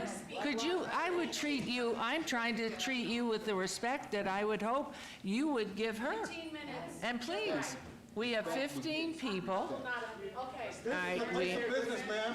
15. we have 15 people. She has had 3 minutes. Those people who have relinquished their minute will not speak then. They are yours. And then everybody else, I am going to ask one of our marshals, if you would, take down the name of each person that is giving the 15 minutes here. Madam Mayor, I don't need 15. Pardon? I don't need 15, so we Okay. don't need to do 15. You have 3. How many more do you need, ma'am? Probably about 3 or 4 would be 3 or plenty. 4? Yes, All ma'am. right, so if you'll find whoever's going to do this for us, please, with a paper, get 4, 3, we'll give you 4. 4 people raise their hands. Here comes Jace Radke. Give your name, then you will not be speaking for yourself, and I appreciate this, and I appreciate what you're doing. So you're on, you've had 3, you need 4 more. If you would do this, Madam Clerk, and thank you for your patience and waiting so kindly and graciously. Okay, Thank you. thank you. Please continue. Councilwoman Seaman, your involvement shows a lack of leadership as well. In times when this community needs leadership and direction from elected officials to do the right thing for the community they are elected to serve, you chose to divide this community. Not standing up for what's right and the rights of all people, you chose to be silent in the face of injustices and participate in events that would further incite separatism, widening the divide. In these times, we need true leadership, and you failed us. Yes, you failed us. For Mayor Pro Tem, former Mayor Pro Tem Michelle Fiore, we are pleased to know that you have stepped down from your position as Mayor Pro Tem, as it was our plan today to request that you do so. Former Mayor Pro Tem Fiore, you have shown time and time again through your rhetoric and actions that you don't possess the temperament, sensitivity, or progressiveness that an elected official must have in order to lead this community into the 21st century. You have advocated for citizens to point guns at police officers and law enforcement. You have described U.S. Marshals and law enforcement officers doing their jobs as thugs. You spoke out against affirmative action, you have lied, and you have been deceitful to the citizens of Clark County and Las Vegas. You have failed to protect and service minority constituents in your district when our Black and brown children were under attack in their schools with racial epithets and intimidation. You remained silent and did nothing. Now, in a time when we have police misconduct and injustice, and you have people of color involved, you are now a supporter of police. But when police are doing their job and enforcing the laws of this land, and the citizens are white and armed, you stand with the citizens and say it's okay to defy law enforcement and point guns. Your actions show do you not stand for the rights of minority people in this community, and you will not stand and protect our children. Fair Mayor Pro Tem, former Mayor Pro Tem, for you to use your office and influence in such a reckless and thoughtless manner, it is clear to us that you do not possess the ability to make unprejudiced, unbiased decisions as it relates to the people of color and our LGBT community here in Las Vegas. You have proven yourself to be divisive, dishonest, and untrustworthy, and this makes the people of this community unable to have confidence in your ability to lead and represent the city of Las Vegas and all of its people. Bottom line is, you have shown us who we are, and we see you. The racism and anti-Black agenda that continues to permeate out of this type of distraction is a danger to our democracy, livelihood, and safety.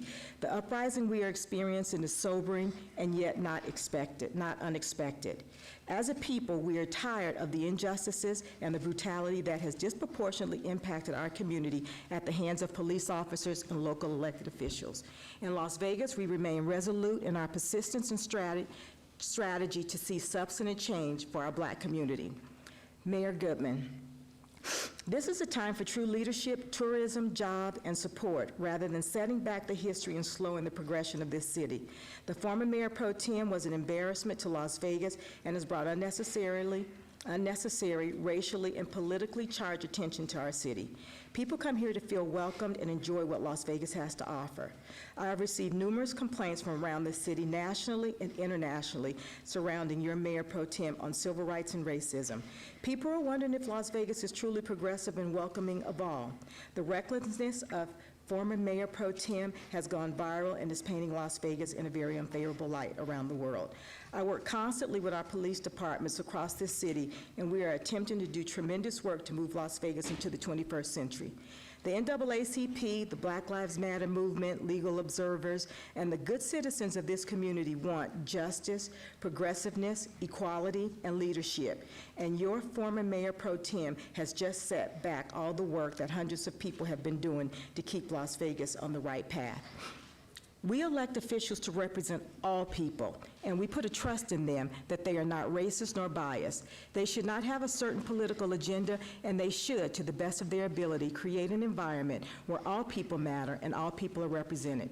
Your leadership has also been brought into question as mayor that has tolerated and accepted this tone and culture. Mayor, you can do something about this. In this world and time of accountability for elected officials, we are asking each of you of this city council to hold themselves accountable as well as their council members accountable. You can immediately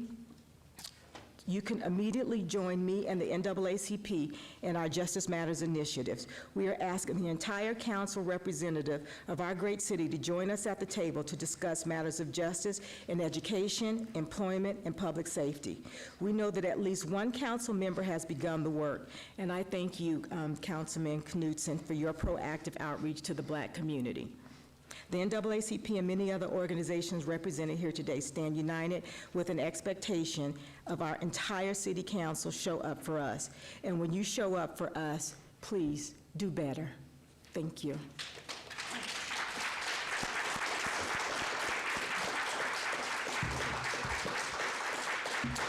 Hello. Thank you for your comments. All right, now we're going to be on the 1-minute schedule. We have the names, thank you very much, that gave your minute.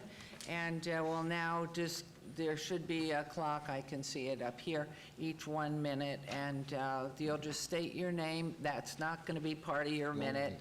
And we don't need your address, just if it's an unusual sounding first or second name, please spell it for our clerk so we have an absolute record. So the elder goes first? I'm going to go first. Okay, and your name, sir, please.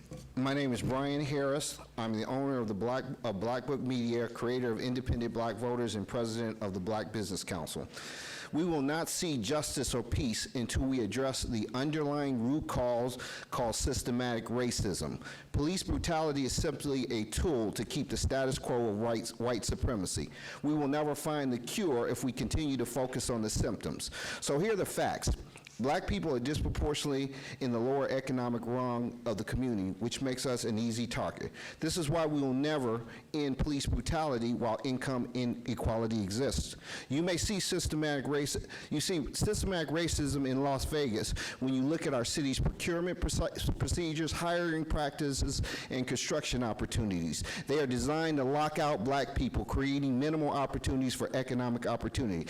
So be put on notice that as the president of the Black Business Council, we will work to demand a fair share for Black businesses, not minorities or women business, but Black businesses. As the creator of the Independent Black Voters, we will vote in people that will address a Black economic agenda.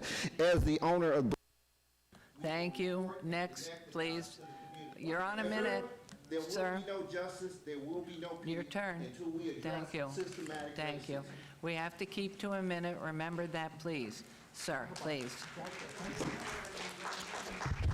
Thank you.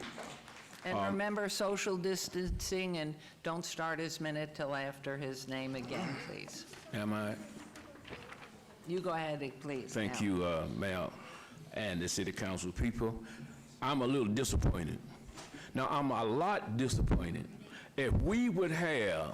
You forgot your name again. Oh, my name is Gene Collins. I'm disappointed because we have allowed this type of behavior to come into our community and talk about Blue Lives Matter. Those who are here does not know the story of why we are here. 400 years ago, we put up with the lynching. We put up with the raping of our families. We put up with the killings of our family 400 years ago. And if you would have known anything about what transpired, starting with Washington, D.C., you would have known. If you would have known American history, you would have known Black history, because American history is Black history, starting with Benjamin Banneker, who built the White House with the slaves. He's the same man built a wooden clock. To my understanding, it was still working. He's the same man built the almanac so that the farmers could plant and gather their crops. I'm disappointed because we are allowed. Thank you. Next. I'm sorry. We have to stay with this, or it'll be hours more. Thank you. Thank you. And sir, are you related that you're standing next to each other? Well, both of us are, I've worked together in the veteran community, Mayor. Oh, okay. I just didn't want you too close because we have to abide by this distance separation. John Moore, I yield my time to this gentleman. Okay, so 2 minutes here, please, after he says his name. Richard Carrion, last name C-A-R-R-E-O-N. I fully believe Black Lives Matter. It's a mindset, a discipline of human decency, an acknowledgement of the disparities between Black communities and the civic systems that are supposed to serve them. It's an effort for communities affected by racism to look for allies, increase public safety, and improve economic success. It's also reaching an understanding that all wrongdoers, both sides, both residents and police, need to be held accountable. Racism is an insurgent and has to be treated as such. What Black Lives Matter is not are people who do not support the police.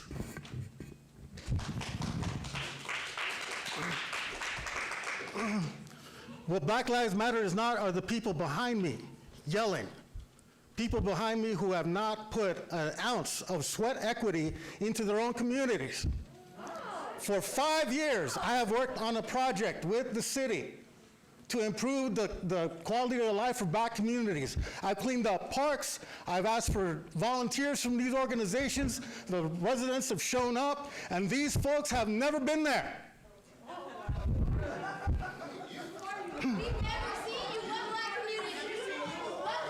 What I hold in my hand, Mayor, is a plan that was started through the Obama administration. It's all right. Let it go. He's got the mic. These are the needs of the Black community in my hand, and it has been approved by a city council. Oh, hold on. Excuse me. No, wait. I'm going to stop the clock there. You're going to get time back. The gentleman next to him gave him his minute. Okay.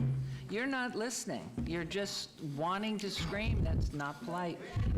Excuse me. Excuse me. You are going to I gave everybody the right to get a minute from someone else. You had that right, as we heard from the NAACP. This is about cordiality and treating each other with respect. All people, all the time, no differentiation. Excuse me. Excuse me. This gentleman gave this gentleman his minute. So add back in 30 seconds. I don't know if you can do that. All right, count, let him go, whatever the seconds, 32 seconds over. The floor is, and everybody has their own time for their own comments. It is his time, and if you start screaming, I'm just going to keep adding that time that you're taking away back to him, as I will with you if somebody else is screaming when you're talking. So you go ahead, please. Madam Mayor, what I hold in my hand is a plan for the urban core in the Las Vegas area bordering Ward 5, a predominantly black community. We surveyed this area. I worked on it for 5 years since I retired from the military. And the reason why this is so important to me was because when I was homeless, the black community took care of me. And I owe them this. What the black community is businesses. They need mentors for their young people. What they don't need are people to show out and don't represent the values of the black community that black families have told me or have taught me. That's respect.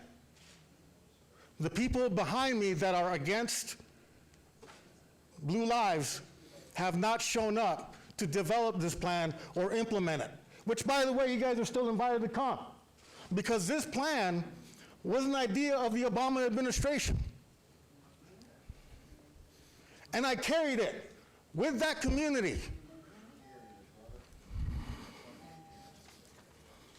Thank you. Yes, sir. Please, your name?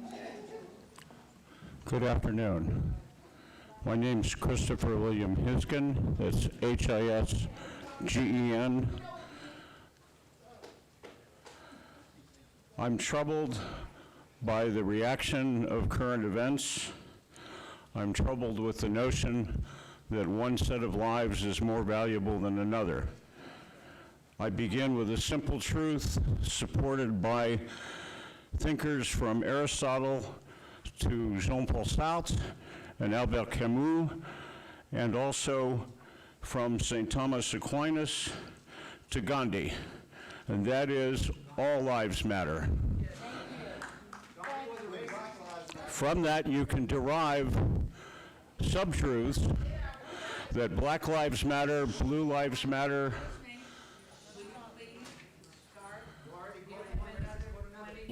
Give him another 20. Every time you do this, I'm just going to add.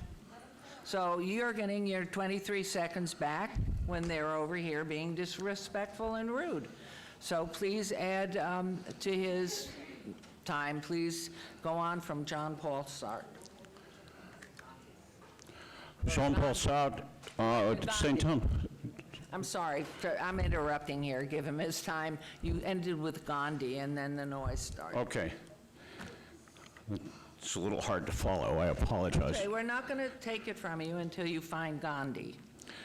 My deepest concern is that mitochondrial DNA demonstrates that we all trace our roots back to a rift valley in Africa. We are all from one source. We are all human. It's time for racism to end and to focus on other things. Two organizations deliberately set people against each other based on accidental external characteristics. And I choose to identify them today as the KKK, which I deplore, and the official organization, Black Lives Matter, which I have learned to deplore. I don't like either group. I reject their theories. Thank you very much. It's impossible. Next, ma'am, you're next. Sorry, you were given extra time too. Please, sir. Thank you very much, ma'am. Your turn next. Hi, my name is Cherie Michael. I don't know how many of you guys are born in... I'm sorry, I need your name first. My name is Cherie Michael. I don't know how many of you guys are native to Las Vegas, Nevada, but my grandparents were born here, and my uncle is Larry C. Bolden. And that police station off of MLK in Lake Mead is named after him, respectfully. And if you guys know any backdrop of how that police station or how LC came to be a police officer in the first African-American police officer in Nevada, was he actually took his test, right, to become a police officer. One of the white police officers who was sitting next to him said that LC cheated off him, and originally LC was denied the position in the force. And it also took Harry Reid, our former senator, went to court on behalf of Larry to say to the police that what they had done to him was wrong, and that Larry rightfully should have been on the police force, and that's how he became the first African-American, sheriff and police officer in Nevada. So that goes to say one of two things. You cannot ignore the fact that racism has always existed in policing. Yes, we've outgrown it. Yes, everybody has grown, but Thank you. Yes, sir, your name, please, and it will be easier for us to understand everything. It will transmit better. Just for the duration, nobody's next to you to take your mask off, or pull it up or pull it down, whichever, but then put it back on after. Thank you. What I have to say is certainly worth taking my mask off, and I would ask if anyone agrees with what I say, if you could please donate a minute, because I have a little bit longer. Just 2 minutes would be appreciated. If not, I understand. My name is Dan Roll. Does anyone wish to donate a minute? Could you? No? Okay. Anyways, my name is Dan Roll, and I'm here today. In 2020, we need good news, and I was not expecting the excellent news that Michelle Fiore was stepping down as Mayor Pro Tem in the city of Las Vegas. It is welcome good news, but this is not the first time. Let's not forget that in 2015, Michelle Fiore called her black assemblyman colleague a colored person, and then told us all to get over matters of race and color because we had a black president. Michelle Fiore loves to associate with Cliven Bundy, a alleged domestic terrorist, and let's not forget that Cliven Bundy said that black people were better off as slaves because at least they knew how to pick cotton. And you, Madam Mayor, chose that woman to be your mayor pro tem. This is the same woman whose business was shut down by the state of Nevada and told us that cancer was a fungus that could be cleared with baking soda. It is not ironic to me that Michelle Fiore wraps herself in the thin blue line, claims to be pro-law enforcement, but conveniently forgets the fact that she was expelled and condemned by law enforcement in 2016 for saying... Sorry. Next. No. No, I'm sorry. No, it's ahead of time. Wait, all right, wait 1 second. We have to get your name, ma'am. Excuse me.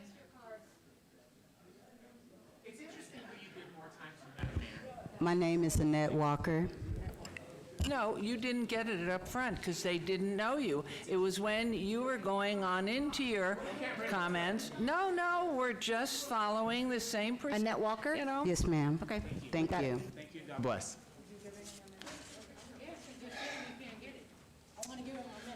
This is the same Michelle Fiore who, in the middle of a budgetary crisis. Give your name so he can get your minute. That's 2 minutes for him. Just handle it. She's walking out. That's awesome. Teresa Brooks. No.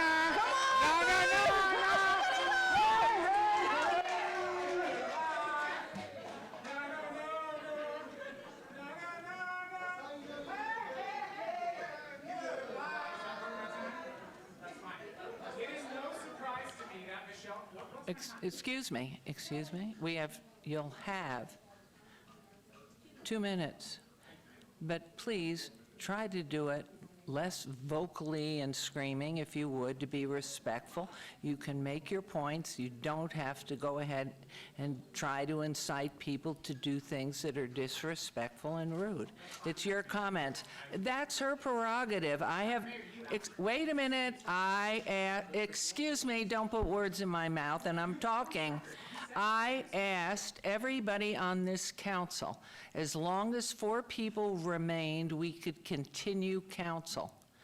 And anybody could get up because they have been here since early this morning to go ahead and get...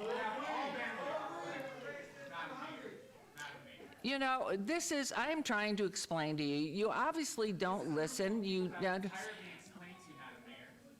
I don't hear anybody listening.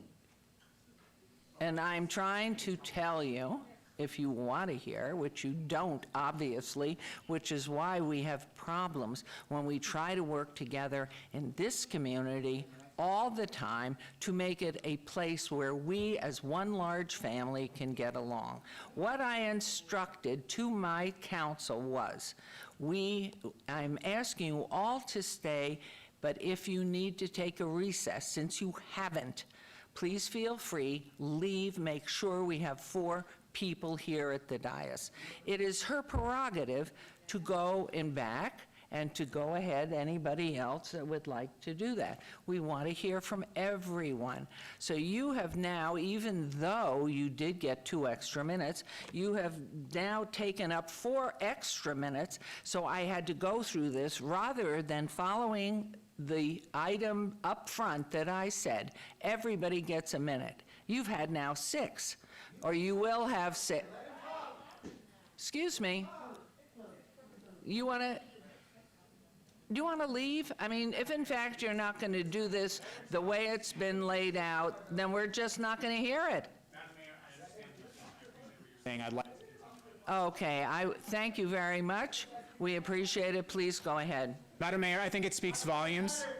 Madam Mayor, I think it speaks volumes that... See, they won't let you talk. I understand. Madam Mayor, tensions... One guy, a white guy, not... Madam Mayor, Wait, I'm so sorry. Ma'am, who's leaving, thank you. I can't, as I said early on of record, my eyes, I can't see the people because I have reading glasses. So I couldn't see who was speaking, and you're gone, so that's all right. Okay, now go ahead, you may have, all right, now if you'll give him back his 2 minutes, please, Madam Clerk. Okay, this is All right. wild. 2 minutes. Madam Mayor. 2 minutes, that's what you have. 5 years...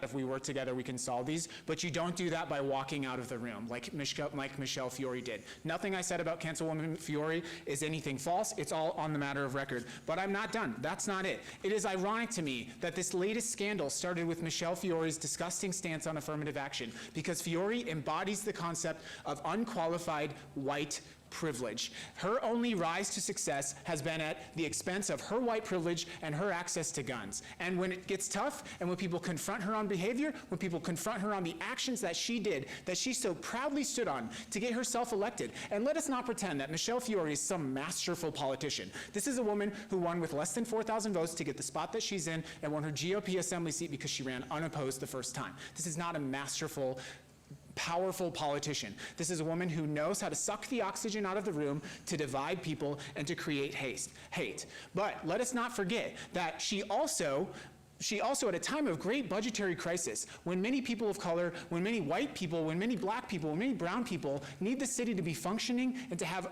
successful coffers, she's waiving fees for labor union bosses to have their daughters' weddings. It's pretty obvious what is important to Councilwoman Fiore, and it's not making this an inclusive city. It's not making this a city where you can say Black Lives Matter. Yeah, everyone in this room thinks all lives matter, but the conversation is different now. It is different now. I'm a white man, I'm just about 40 years old, and I understand that I have a privilege. I understand that the world is changing, but it's clear that Councilwoman Fiore does not. And you, Madam Mayor, your legacy is coming up. You will be defined by what you do in these next couple years. And you have an opportunity to stand up against someone like Councilwoman Fiore, who just yesterday you said was doing a great job for the community. Yet when the community came to speak to Councilwoman Fiore, she walked out of the room.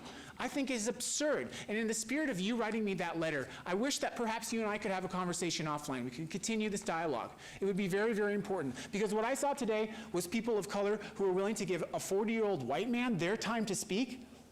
I believe that we can make progress, but we need leaders to make that progress. Thank you very much. Madam Mayor.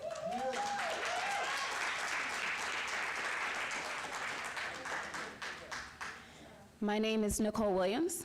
and I am standing before you in support of the NAACP and Councilman Creer, for your letter. Thank you. I am a Black woman. I am a businesswoman. I grew up here in Las Vegas, and I do tourism events. I am part owner of Vegas Urban Pride, where we produce nationally recognized events here in the United States. And Las Vegas has been a complete embarrassment and struggle for our business on how everybody is conducting themselves on this council, for the most part. And I'm standing here today just to voice my opinion that we need police reform. We need to know what's going on within the union, on why these policies are not getting passed, and how we can, as a businesswoman, can get assistance, because we depend on Metro to come to our events. If I'm producing urban events and people of color are scared to come to Vegas because we can't get it right up here, how is that supposed to help me here being a citizen? And so that is my problem today with everything that's going on, is that I don't feel like we're working together. I don't feel like we're voicing the right concerns right now for what's going on. Thank you. Unless the lady next to you is giving you your minute? Okay, thank you. Hi. My name is Johanna Perez. I'm the CEO of Vegas Urban Pride. I want to continue. Sorry. Hold on. Are we back on? I'm Okay, good. it's back on. Okay. My only concern is that I represent more of the younger Black generation that is coming to Vegas. I like to preach that it is a fun place to come to bring more business, to bring more equality, to bring entertainment.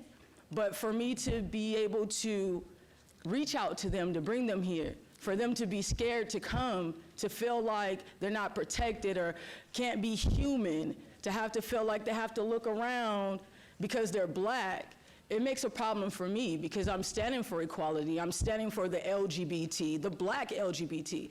I'm looking at both sides, straight and gay, us being harassed just for the skin color of our tone. You know, I feel like when I'm seeing the police, I don't think they're all bad. But I do feel like if there's a bigger percentage of them that are bad, then that's the problem. I don't want to focus on, yeah, there's 10 good people. Let's focus on these bad ones and how we can talk to the police union and all that and just try to find a minimum. That's all I feel. Thank you. Well said, and calmly, and thank you.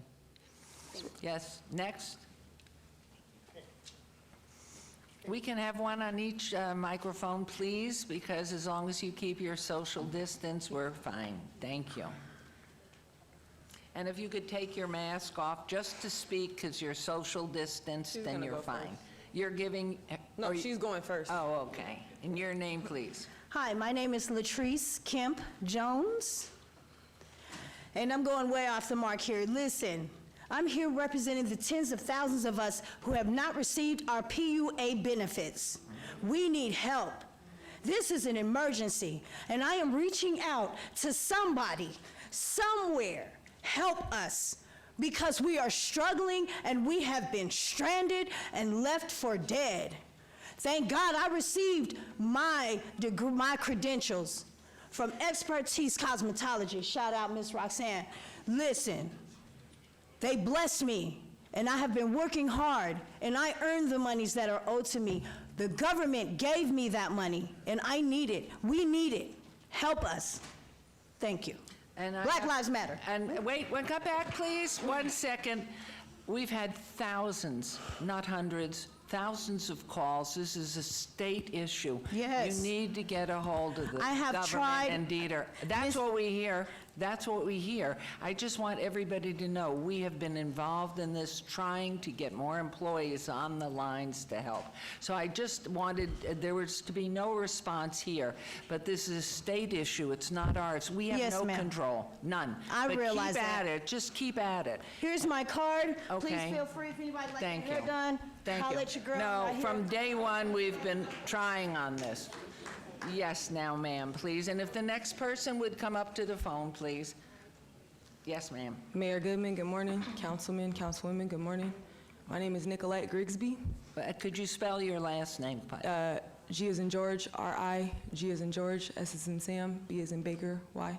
Thank you. Okay, you can start now. I'm going to be quick. I'm here to talk about, somebody said something about legacy earlier. I've been here long enough. I went to high school at Sierra Vista. graduated from UNLV, so I'm a product of our poor school education system.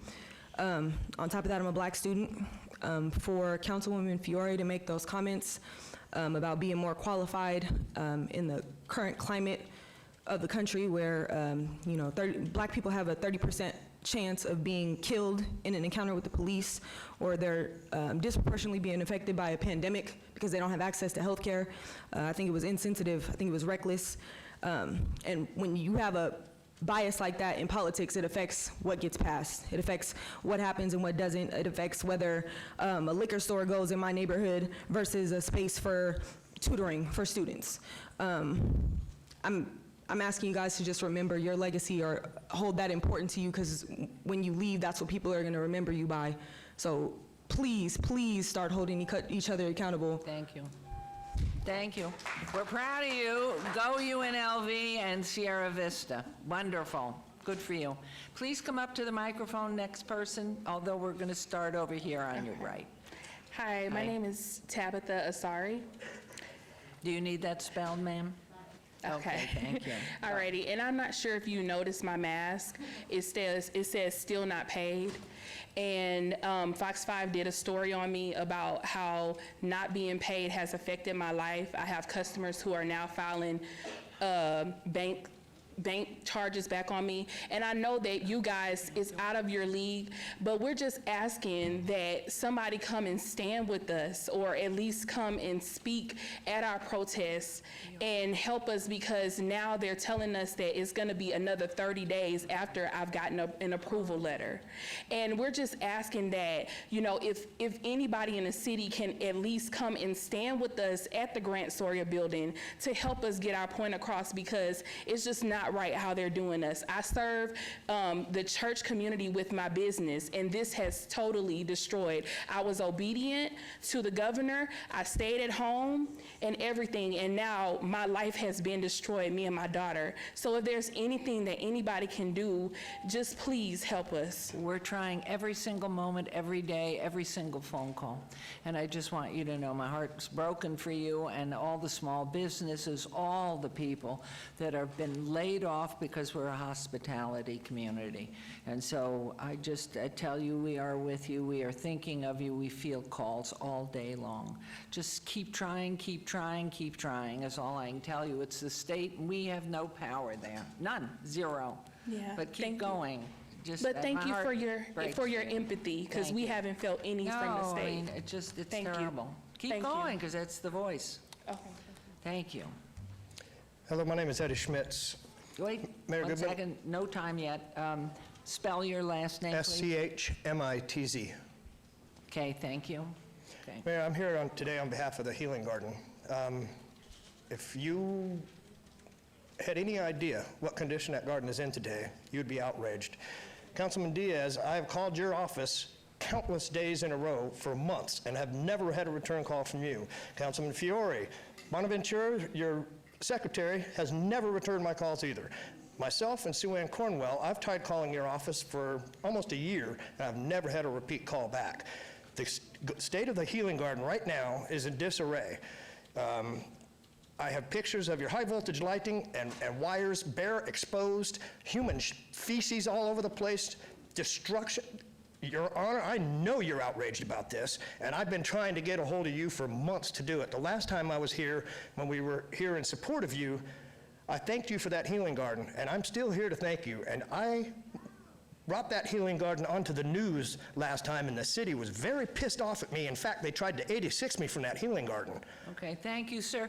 And again, this is somewhat out of order, but I'd like you to write your name and address and a phone number down so we can get in touch with you, because that Healing Garden is the most sacrosanct, Amen. Beautiful place, and we can't have anything. And we are monitoring it all the time. We're working on it all the time. Your marshals do a good So if you will, job. right here with our clerk, and put your mask on, because if you would, or put your hand up, or whatever you can, please. Next, and if you could take your, thank you. Okay, sir. Hi, Mayor. My name is Kenneth Myers. I stand with the other PUA people. No, wait, I did that to you. I hit the.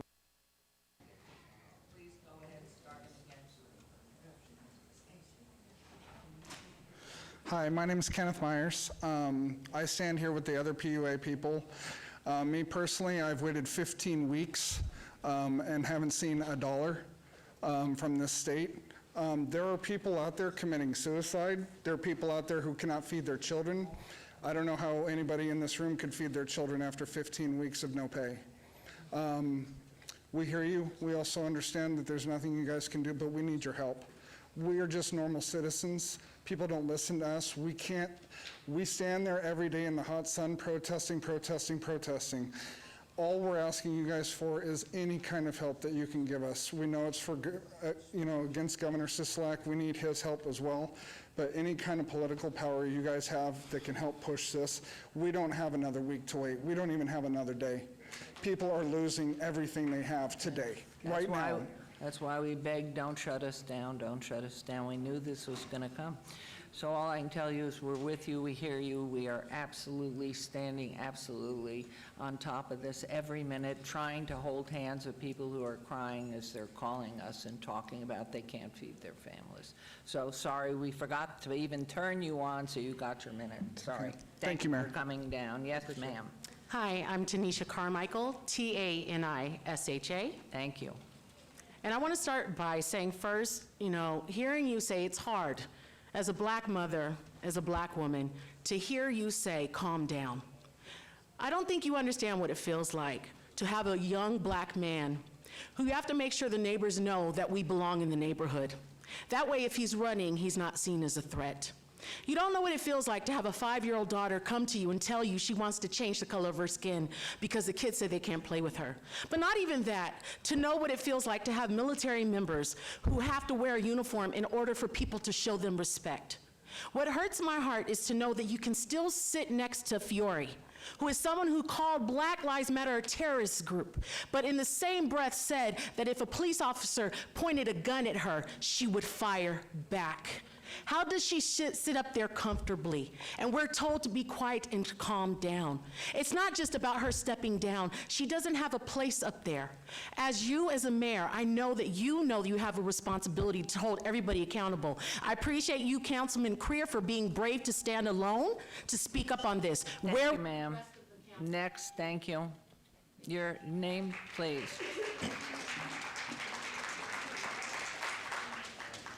My name is George Allen. I am a home care worker. And when police are injured, I take care of them. When veterans are injured, I take care of them.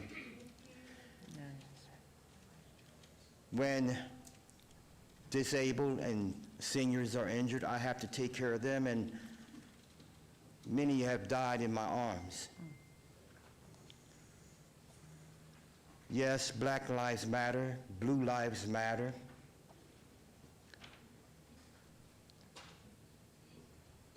All people matter, because I have to take care of them when they're injured and when they're dying, and they're dying in my arms. They are not thinking about racism when they're dying. We must move from protests to progress, and from progress to peace. Oh, thank you, sir. I'd love you to talk all afternoon because your words are beautiful and you're obviously a caring human being, because all lives do matter, and that you care for people is beautiful, and I'm sorry we can only give you the But minute. I'm asking for help. I'm asking that you help home care workers, because we will. Just be in touch with us. I have to let you go, I'm sorry. Okay, thank you. Please be in touch. Please, thank you. Can you get his name and his card, please? Wait, don't go away, Mr. Allen. We'd like your card. Oh, you have it, good. And his cell phone, please. Yes, ma'am. Good afternoon. My name is Tricia McLaurin. That's McLaurin. I serve as the proud president of the Las Vegas chapter of the National Coalition of 100 Black Women, as well as a proud member of the NAACP. I would like to bring to your attention 2 points today. Number one, I'm also a human resources professional, and Mayor Goodman, I do appreciate your communication with regards to the charge that you gave any of the council individuals regarding needing a break, regarding being consistent, for spending long hours, and thereby needing a time to reset. I believe that that is a perfect foundation for understanding why we are here today. We need a break. We need time to be able to reset. We have been struggling, we have been shouting, we have been protesting, we have been asking, and yet a break has not come. With the same consideration that you have ensured that the council people who are here today are being given a break, please assist us in giving us a break. Second and foremost, leadership is at the heart of what we are asking, but there's no way to lead us if you cannot see us. Please see us. Thank you. Thank you. Nicely said. And the next person on the left, please come to the microphone. And yes, sir, please. Hi, I'm William Rigg, and my wife said she'll give me R-I-G-G? Yes, R-I-G-G, yes. She would like, just in okay. case it takes more than a minute. Anyway. 2 minutes, please, on this. And the lady, is that your wife? by That's my wife, chance? yes, Susan. Susan? Yes. Rigg, okay, so there's the minute. Thank you. All right, anyway. No, could you start him back at 2, please? Thank you. Okay. I've had a couple of strokes, so it's sometimes a little bit difficult. Anyway, I'm United States Navy, 22 years retired and disabled. I wanted to give some praise to Councilwoman Fiore. She actually helped us out quite a bit. We had an issue with, we still have an issue with an HOA. The president and/or whatever he wants to call himself now for the association has used wording towards some of the other homeowners where he, and we'll put it the nice way, he doesn't like blacks, Section 8, or renters. He doesn't use the word black, he uses the full Bonte. He uses the N-word quite frequently. Anyway, to make a long story short, I went to every news station out here, just about every single politician, and Councilwoman Fiore was the only person that actually would help us at all through this entire process that we were dealing with. We're still dealing with it now. So with the climate that's going on right now, it would be great if somebody would investigate this. It's still going on right now. What's happening so far, I've had things go on where they've had me go to a hearing to remove curtains and to replace them with curtains. That's ridiculous, but that's exactly what happened. But they had this. They wanted me to do this at 11 o'clock at night. And anyway, at this point, they're trying to take my house. And it's just insane. And the big reason they're trying to take my house is because I call them on their behavior. And so if anybody would investigate this, anybody would help out with this, I've already gone through Nevada Red. Nevada Red, actually, I went through all the process of the Form 530s and et cetera, I went to the Ombudsman's office. They didn't even answer the Thank you. Thank you very much. Thank you for your service. Yes, ma'am. All right, I'm Kimberly Bailey Toureau. I'm the publisher of Las Vegas Black Image magazine. And is the gentleman next to you? And that's my husband, Charles Toureau. Is he going to give you his minute? If I need it. Okay. That's what a good husband does. Right. Anyway, I just, my father was the Honorable Bob Bailey, William H. Bob Bailey, Equal Rights Commissioner for this state. Good man. Fought discrimination.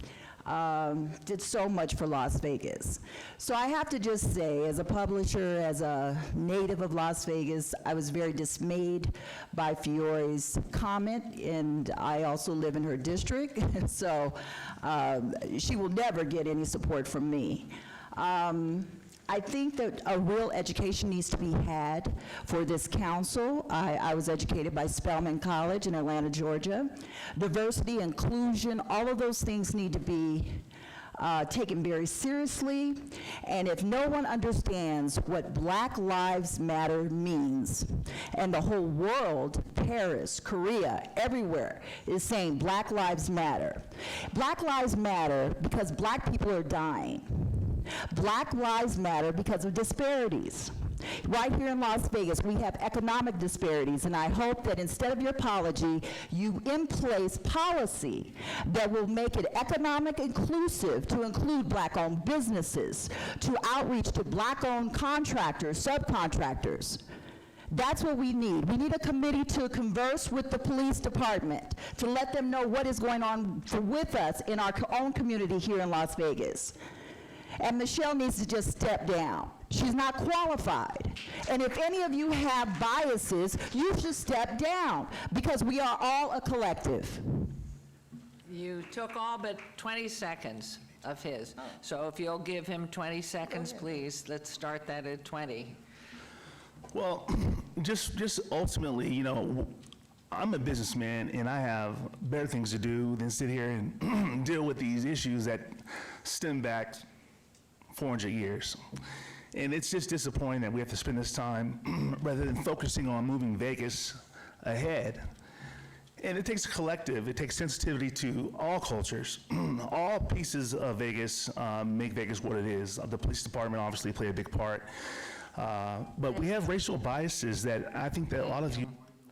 Thank you. Unfortunately, your wife took up all your time, but she's Bob Bailey's daughter. Sorry, thanks. We'll write it. Okay, thanks. Okay. Oh, look who's here. Okay. Good afternoon, Council. Timothy Eliado, last name spelled ADDO for the record.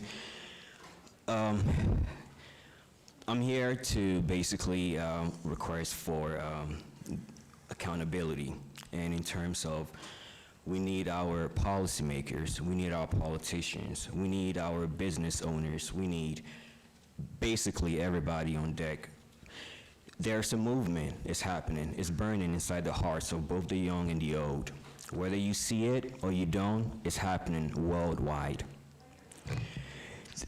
It might be a cliche, but I sorely believe this is a new day. It's been happening. There has been, unfortunately, discrimination in terms of opportunity. Within the cannabis industry, I'm here to speak in terms of that. We were the people that moved this whole movement forward. What SB 374 did was accomplish was monopolize the cannabis industry. In terms of the patients, everybody's got left out. Sorry, that's your minute. So sorry, sir. Yes, sir. Hi, my name's Matthew Russell. I'm a transplant, like a lot of people here in Nevada. I grew up in West Virginia, and one of the reasons why I escaped and left West Virginia was the unchecked and systematic racism that permeates through the state. And then I come here and find out that a councilwoman, one of your colleagues, this is a quote attributed to your colleague from 2015. And the question that I have for you all is, how can you look in the mirror and serve beside somebody like this? The Syrian refugees, what, are you kidding me? I'm about to fly to Paris and shoot him in the head myself. I mean, I'm not okay with Syrian refugees. I'm not okay with terrorists. I'm okay with putting them down, blacking them out. Just a piece of brass in their ocular cavity and in their miserable life. I'm good with that. That's your colleague. Look in the mirror and tell yourself that you're comfortable serving beside somebody like that. Thank you. Yeah.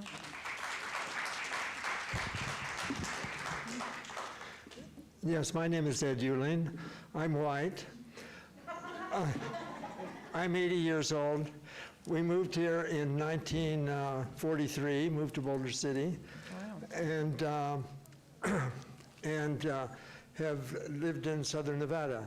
And I love Michelle Fiore. I love you because the two of you speak out, you speak your mind. Those are the type of people that we want in office. We don't want people that hide and you don't know what they're really thinking. And I disagree. I don't agree with everything Michelle Fiore says. And in thinking back over my life since 1943 here in Southern Nevada, and the discrimination that existed that I was unconscious of, even though I saw West Las Vegas as a vibrant community in the 40s. And it's been destroyed by the freeway going over there, by other things, and this meeting is fabulous. Please have more meetings like Mr. Euling, you this. failed to spell your last name for the clerk. Uehling. Thank you very much. Your time's Thank you for the great meeting you're having. Thank you. It's And the for all these people who showed up. Yes, I agree. Thank you. Don't leave, okay? Okay. My name is Rolando Larraz. And then wait. Larraz, as in zebra. Hold one sec, please. You got it? No, let's do it again slowly. Oh, you have a card? You're okay. Please go ahead. Rolando Larraz. Got it. I left Cuba 60 years ago, not looking for a job, not looking for money, not looking for anything but freedom of expression and freedom of opinion. 3 years ago, Mayor Pro Tem Tarkania threw me out of here because I said that Stavros Anthony and Michelle Fiore was the only two people that was worth anything.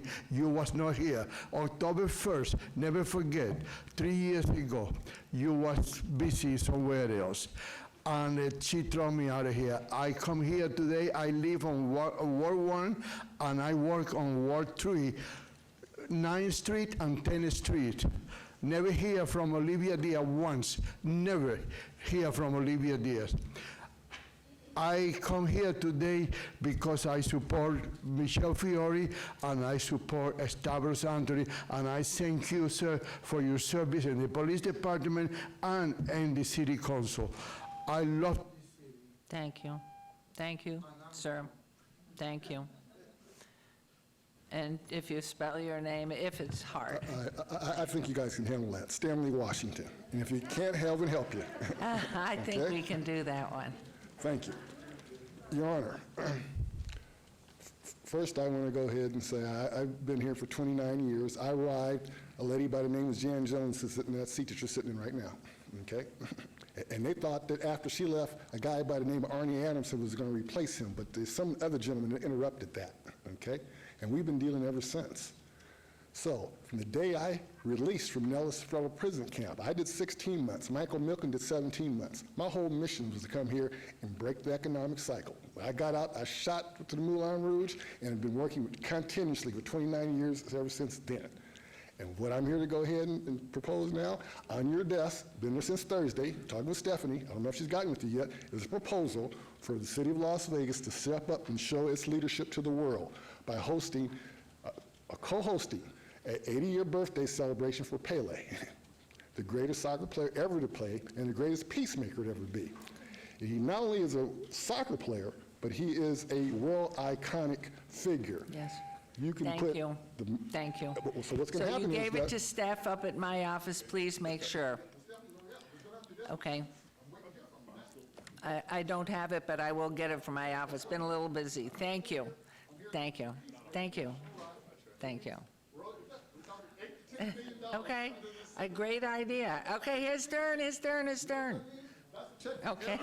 Again, check for everybody in this town. Madam Mayor. Yes. There's a solution. Not throwing rocks. And I don't care if Chef Roy stays or not. Okay, you did it. Enough. You have only 1 minute. Goodbye. Yes. Madam Mayor. Yes.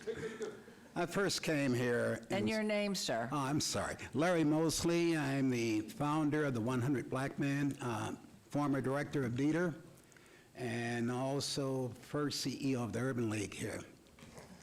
I came here at first because I was appalled, absolutely appalled, as my 90 members were when we read the statement, or the alleged statement, of Michelle. I also came here to support my fraternity brother, Mr. Creer, Cedric, and compliment him on, oh, by the way, I've got 2 minutes from Darrell Rafer and Eric James, Madam Mayor. Okay, can we get that? You get, add 2 more minutes, so we have a total of 3. Again, I compliment the Councilman Creer for it took courage to stand up against one of your own. in my being in politics and in government and worked by being for 30 years, I understand that. But there are times you have to stand up. The words that you heard from the other sister from the NAACP, Roxanne, I came to support her also. What you heard was the passion that's ringing through our community here. What you heard is Black Lives Matter. And I'm sure that all of you remember that slogan, "I'm mad as hell and I'm not going to take it anymore." That's ringing through not only African Americans, but young whites, millennials, and what have you. We heard all of this. Starvos, you and I have worked together for over 20 years and had a positive relationship. We have three white members of the 100 since '04, Mayor Oscar Goodman, Deputy Chief McHale, and Steve Shore. But what we are about is solutions. Mayor, we're doing a program right now, working on a program and a proposal that copies and mimics a program that was in the city of Baltimore. One was with the city council in terms of, you heard one speaker say, getting together, understanding what are the concerns in the city, what are the solutions, one way. Another area that we're looking at is a public safety academy starting with the 3rd grade on through, and that's what I was talking to your people outside, and thank you for that opportunity. You've heard from the business people here. We need to sit down and look at where are the opportunities. Because the cry that you're hearing from all segments of the community, the professional segment, our teachers, we have a general in the 100, we have a commander in the 100, we have teachers and business people. And what we do is we give back, we mentor, we have professors. But what we're all looking at, our goal is the same. How do we educate our babies?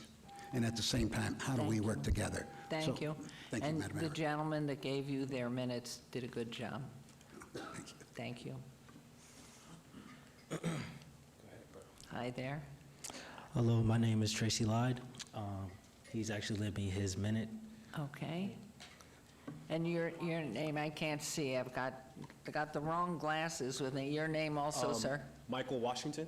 Thank you. Okay, back to the mic. You're not related at all? No. So you're My standing name is- next to him. Are you okay? Are you okay? COVID? Oh, yes. With him? Yes, I'm okay. You're Oh, no, sure we he's healthy clean, over no temperature? Oh, we healthy. Okay. Yes, ma'am. I'm extremely So healthy. continue on. I mean, I just know you're less than 6 feet apart, so. Oh, yes. Okay, you're a full, are you going to do your own minute, or are you giving yours away? Yeah, if he needs it, that's why I'm here. Okay, so that's Mr. Washington. We'll give him his minute. I'll give him my minute, too. And your name? I honestly do not know. You'll have to come up and sign something. If you could give it to the marshal right up here, or Mr. Radke, if you could get it for, because I can't see, and they have masks on, so I don't, now you have a mask on, so. Okay, for this, so how many minutes? That's total of 4? 3? What's the date? Oh, because he may use his own, so you have 2 more from there? Oh, I honestly have no idea.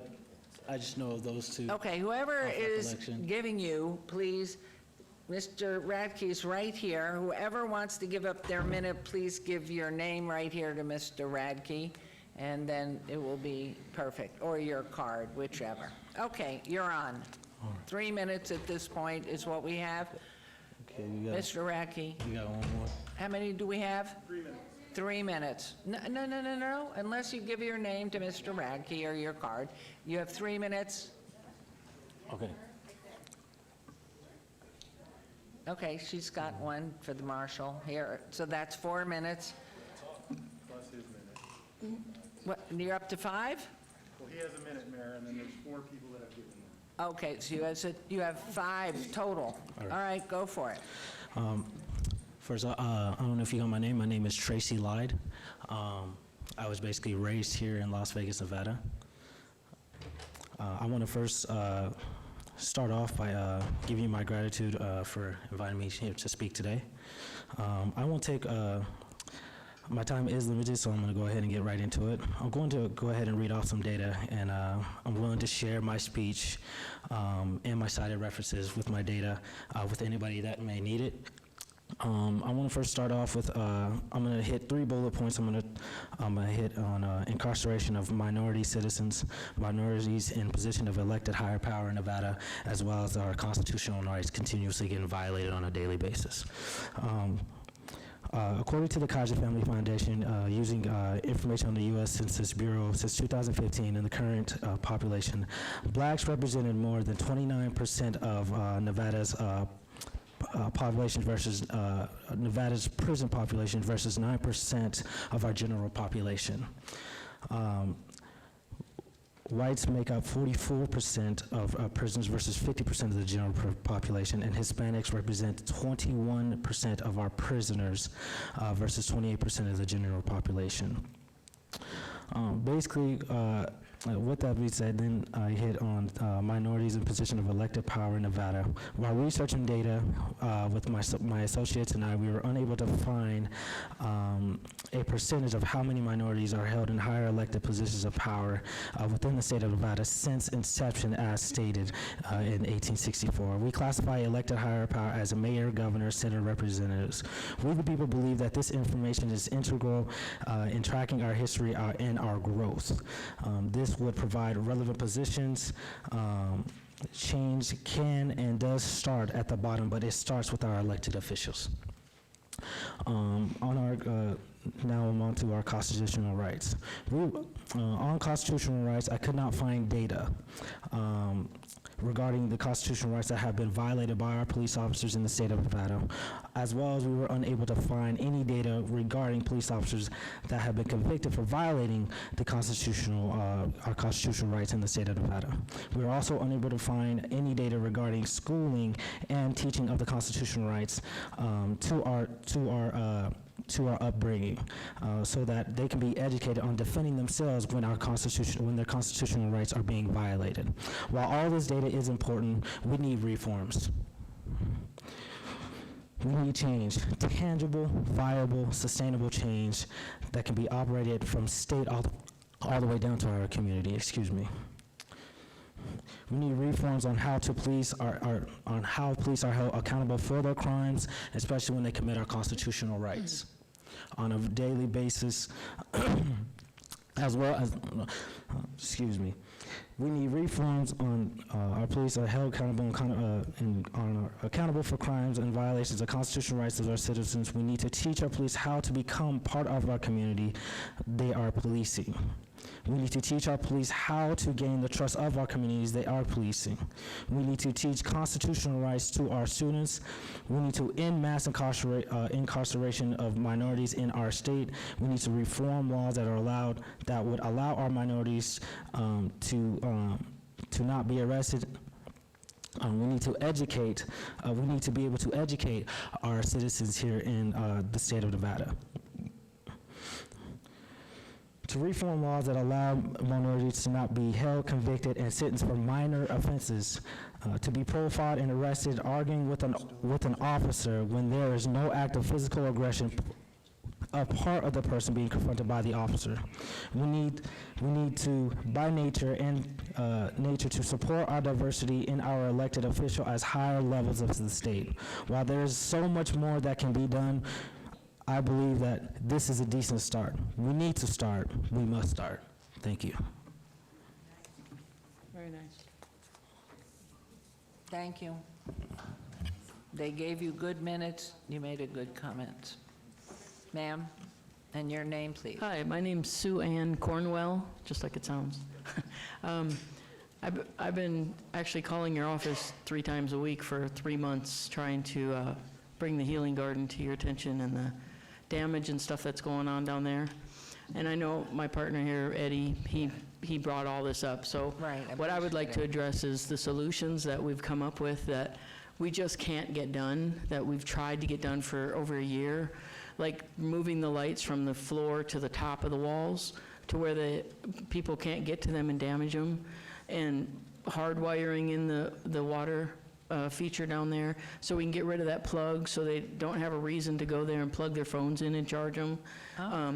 Maybe put porta potties across the street at the other section that was built down there by the city, so they have a place to go to the bathroom other than And in you've the... left us your card with your phone number? I have it right here. Would you be sure to give it here? We can either, Okay. for Mr. Cervantes, he has it.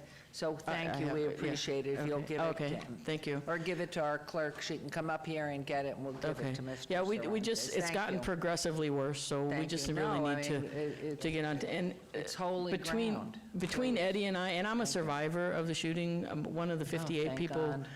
Denise Berditis Thank passed away in my truck on the way to the hospital that I'm so night. sorry. So That was a I'm terrible night. emotionally invested in it. Thank you. No, Okay. we appreciate it. All right, And thank you. stay on it, be our eyes and ears, and help us. Thank you, that's what we want. Thank you. Excellent. Thank you. Yes, ma'am. Good afternoon. My name is Sherry Royster. That's R-O-Y-S-T-E-R. I'm the legal director for the ACLU of Nevada. I want to make 2 points. One being that I heard the gentleman speak earlier, and he made a comment that Black people weren't supporting Black people because they weren't showing up to help him with whatever adventures that he has going. So I want to just say Black people help Black people in a number of ways, and it does not have to be that. But I also want to say I've been in public service positions majority of my career.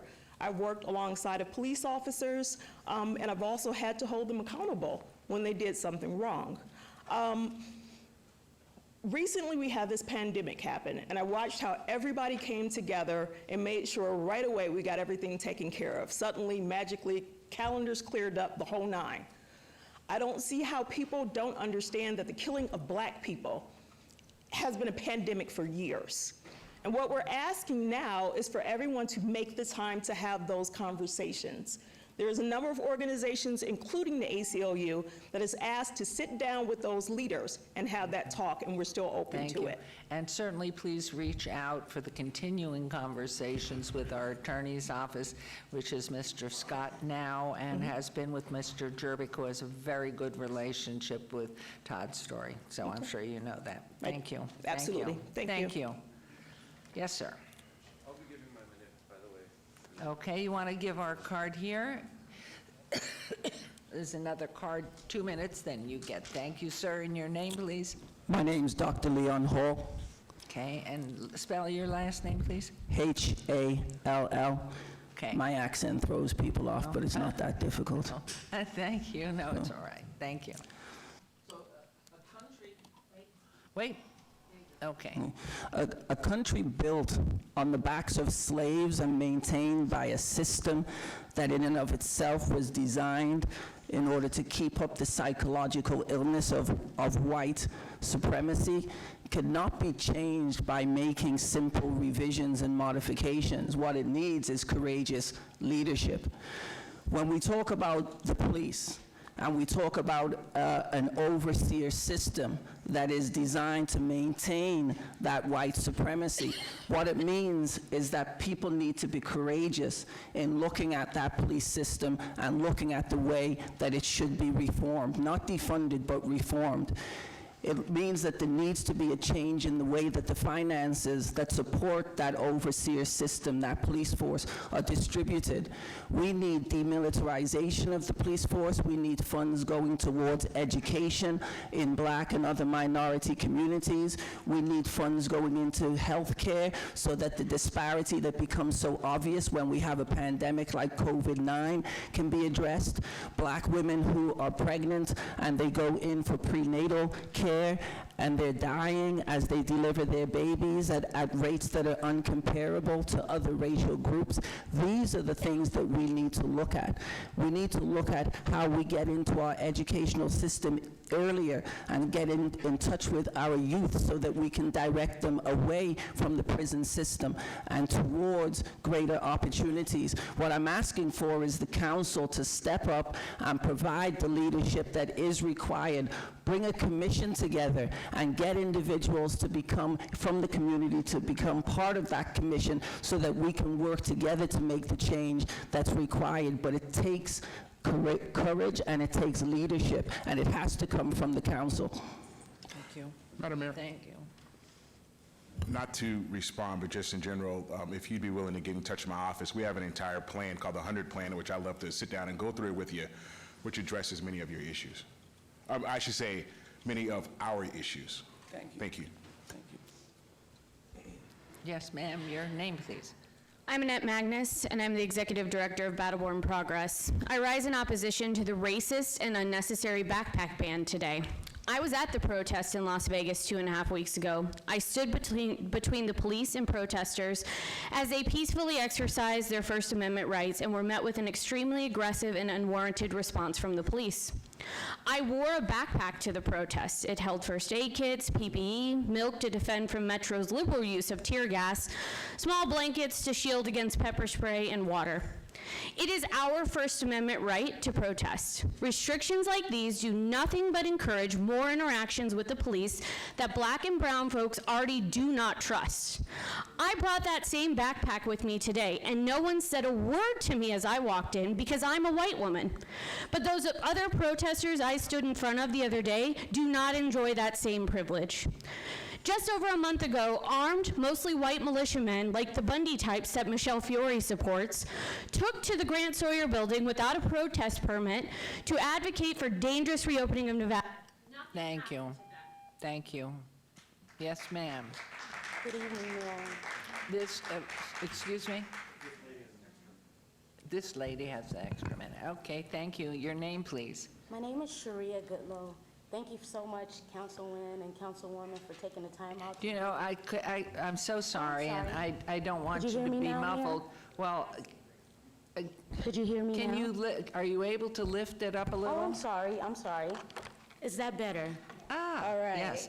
And would you repeat your name, please? Yes, ma'am, I will. My name is Sharia Goodlow, and that's spelled Goodloe. I want to thank you, councilwomen and councilmen, for taking the time out to listen to your constituent. I am a constituent of 89106 Clark County. I am also a former resident housing commissioner, where I served my community greatly. I started as a resident council member, which I spoke to you many years ago, inviting you into our community. I'm just here to make the statement on how I do not support the NAACP. I do not support the men and women who come in here and call themselves Black and colored. It shows how here in the state of Clark County, how we have not been educated. And for me to just quickly explain ourselves is that Black is a noun, white is a noun, meaning it's a color. That does not describe a race and a nation of people. And I think that that is something that we need to educate our constituents here in Nevada, because I believe that that is causing a lot of organized confusion. And I'm going to say that again, this is organized confusion. And I know that Assembly Mumford, when he was in office at time, he passed a bill with the school board stating that you guys educate us. I stand in the principle of love, peace, freedom, and justice, and I believe in being a sovereign citizen. I truly believe that once we all proclaim our nationality, that all of this racism and that you guys call discrimination will cease, because then the Constitution law would apply to us.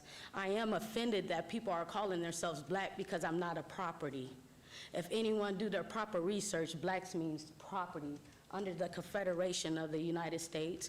I do understand that the Moorish Empire is in treaty with the United States, which is called the Peace and Friendship Treaty of America, and everyone talks about Constitution, but no one talks about where we actually adopted these laws and procedures. And I just hope that the men and women and everyone in this room take the time out to do proper research to understand nationality, not racism. Thank you, Mayor. Thank you. Thank you. Yes, ma'am. Good afternoon, everyone. My name is Chelsea Faraday. That's spelled F-E-R-E-D-A-Y. I just wanted to let you guys all know that as of 2019, Nevada was ranking 35th in education, and we got an overall D+. So I propose that we defund the police and demilitarize them and use the money that we use to buy tanks to educate our children, as the last woman said. However, I do support the NAACP and everything that she said earlier today. I am also calling for accountability of all of our officers, and as well as all of our public servants, as you guys all are. I ask that we make the officers make a report every time they pull their gun out on a citizen. That will deter officers from pulling their guns out on people and killing people when they don't need to, if they have to file a report. And that report should also be made public so that everyone can see the reasoning that that officer had behind pulling out his weapon from his holster. That's it. Thank you. Thank you. Yes, ma'am. Hello, my name is Bianca Balderas. Balderas, B-A-L-D-E-R-A-S. I am an organizer, political organizer with Make the Road Nevada, and I'm born and sorry, raised. I didn't get that. Make the what? Your company. Make the Road Nevada. I can't see that part. Thank you. Yeah, it's my sure. I'm a political organizer with Make the Road Nevada, born and raised here in Las Vegas, proud Mexican American. I'm here because I am asking you, Mayor and council members, to repeal the ordinance banning fanny packs, backpacks and essential items at protests, as I have been at almost every single one of these protests and have seen the need of the community. And this ordinance only further criminalizes people trying to express their First Amendment right, which is not right. And I have been there, have seen the excessive force of police officers as I was walking to my car and being shot at with rubber bullets. So I further plead that you all rethink about this ordinance and repeal it. That's it. Thank you. Yes, sir. Hi, Mayor. My name is Michael Corsini, Q-U-A-R-C-I-N-I. Yes, I'm here today to speak for Michelle. I happened to be at that meeting Saturday when supposedly Michelle made negative comments. Unless I was asleep, I didn't hear any of that. I grew up in an Italian neighborhood back in the 1950s where we were Italian, Polish, and black. And I have thousands of black associates. I have hundreds of friends. I coach Little League inner city baseball. I go to an inner city church. I did not hear Michelle do anything but defend the police, saying Blue Lives Matter also. And I haven't heard one person here today talk about a young man that was shot in the back of the head that's going to be paralyzed for the rest of his life because of somebody that hates the police. It's so sad. We are all made in God's image, each and every one of us. Color means absolutely nothing. And what happens is the politics that come into this cause dissension amongst God's children. Thank you. Someone did mention the officer. I don't think you're very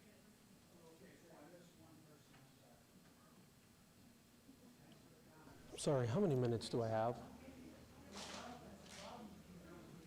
How many minutes? Yes, sir. 1 minute? Yes, 1 minute, and you're not counting your name, please. Your name, sir? My name is Cyrus Hojati, C-Y-R-U-S-H-O-J-J-A-T-Y.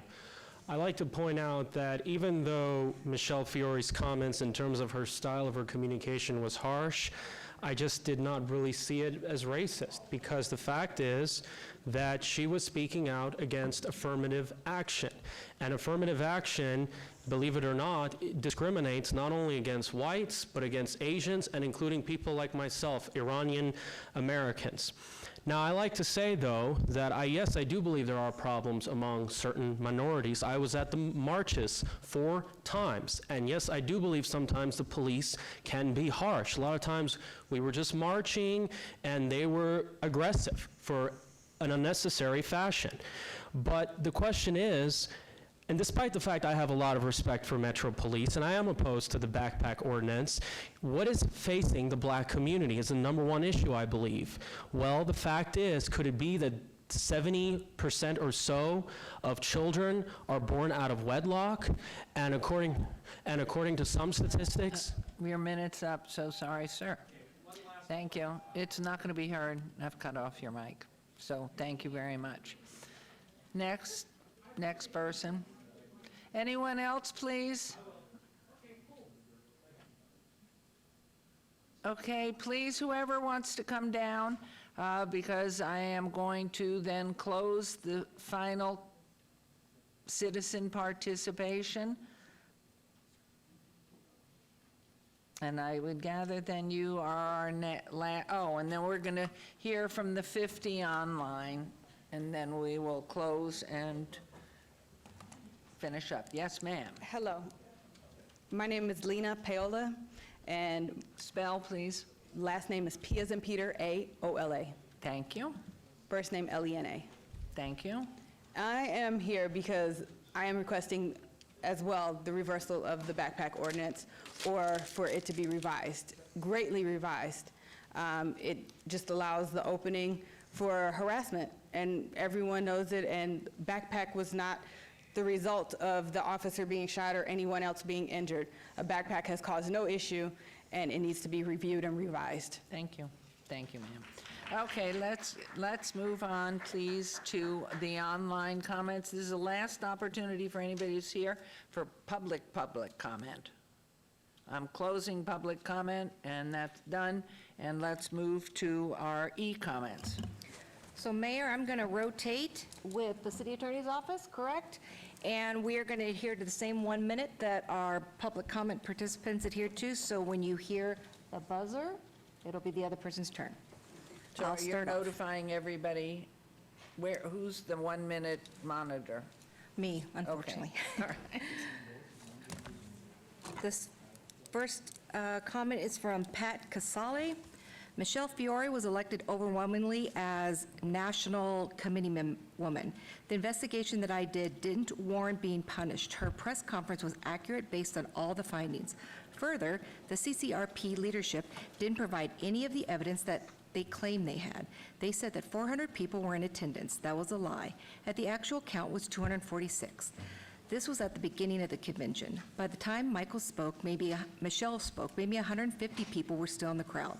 Also, Chairman Shadak claimed he never heard what was said, yet you could have heard a pin drop after she spoke. That is even more laughable as he stood less than 10 feet away from her. Also, she received a major applause. Now is possible for her choice of language could have been better. She atoned for this by apologizing. The consensus was overwhelming that 2/3 of the remaining attendees would have made the phone call complaining. Because of all of this, we didn't see any reason for any further embarrassment to the Mayor Pro Tem or the body of the CCRP. This conclusion was, thank you. Submitted by Larry Confer. Madam Mayor and City Council, I frequent Floyd Lamb Park at Tully Springs FLP almost daily. I am well aware of what is happening with the new event center Hay Barn, which is an aside I totally disagree with. My focus in this letter is management of the park and how lacking that is. Employees at the park are conscientious, hardworking, and courteous. It appears that the employees at the park have their hands tied, however. It seems to me that what limited resources the City of Las Vegas has available to manage and maintain FLP is being misappropriated. This massive buildup of the event center and its associated costs seems to have taken all of the resources that the Parks and Recreation Department has. Ward 6 has not paid attention to the running of the park, and now we are adding a 500-person event center that that is going to put even more pressure on those limited resources to maintain the park. I submit that it is always easier to get that flashy new toy than it is to actually care for the new toy. Please let's get our priorities straight. We must maintain the park, otherwise it just will become an eyesore and no one will be able to enjoy this oasis. Parks and Recreation needs to be provided with the correct priorities from the City Council. I know a flashy presentation about FLP was presented at the last City Council meeting, and to balance that presentation, I have attached a few photos that provide a more realistic view of what is happening at the park, and that's attached with the letter.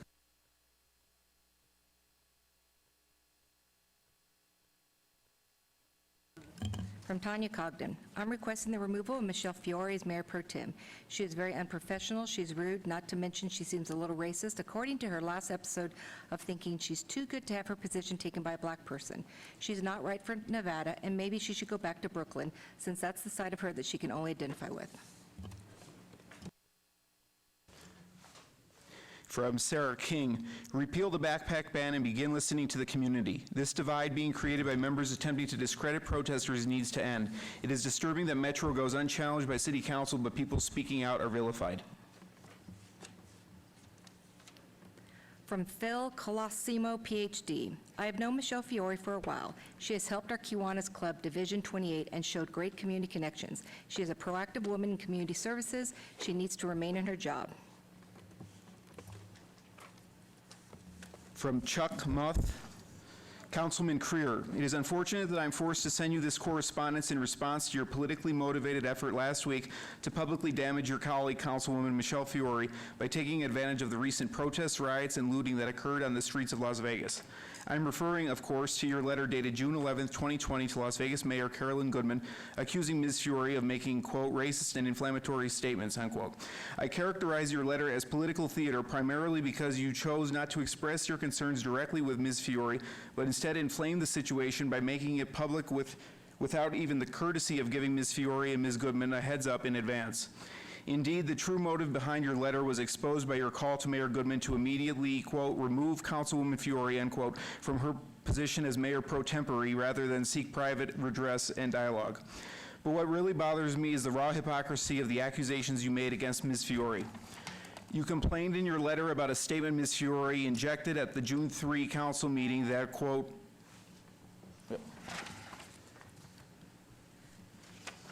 From Shondell Newsom. My name is Shondell Newsom, Urban Chamber Board Chairman and founder of Some New Marketing, a Nevada family-owned, veteran-owned, minority-owned business located at 1951 Stella Lake Street, Suite 7. I've been a resident of Southern Nevada for 33 years. Today, I'm pleased that Las Vegas City Councilwoman Mayor Pro Tem Michelle Fiore decided to pass the position back to Mayor Goodman. As a business owner and a strong advocate for small and minority businesses, I need to clarify for her and this council why the comments and attitude continues to be offensive to African Americans. To date, 3.3 million small businesses, over 10% of the county's small businesses, have closed their doors permanently since COVID-19. The numbers for black-owned companies, 40% of that number should be an outrage to anyone who can do simple math. Liberty and justice for all misses the black community in many areas for many decades. So we are offended for a white woman when a white woman attempts to use our platform as a stage to perform her acts. I'm appalled at the behavior of the Mayor Pro Tem Michelle Fiore as a representative for this council. I know some of you. From John Steigall, the statements by Mayor Goodman and Fiore are appalling. I do see color, and I'm sick of how your white asses are treating POC in our community.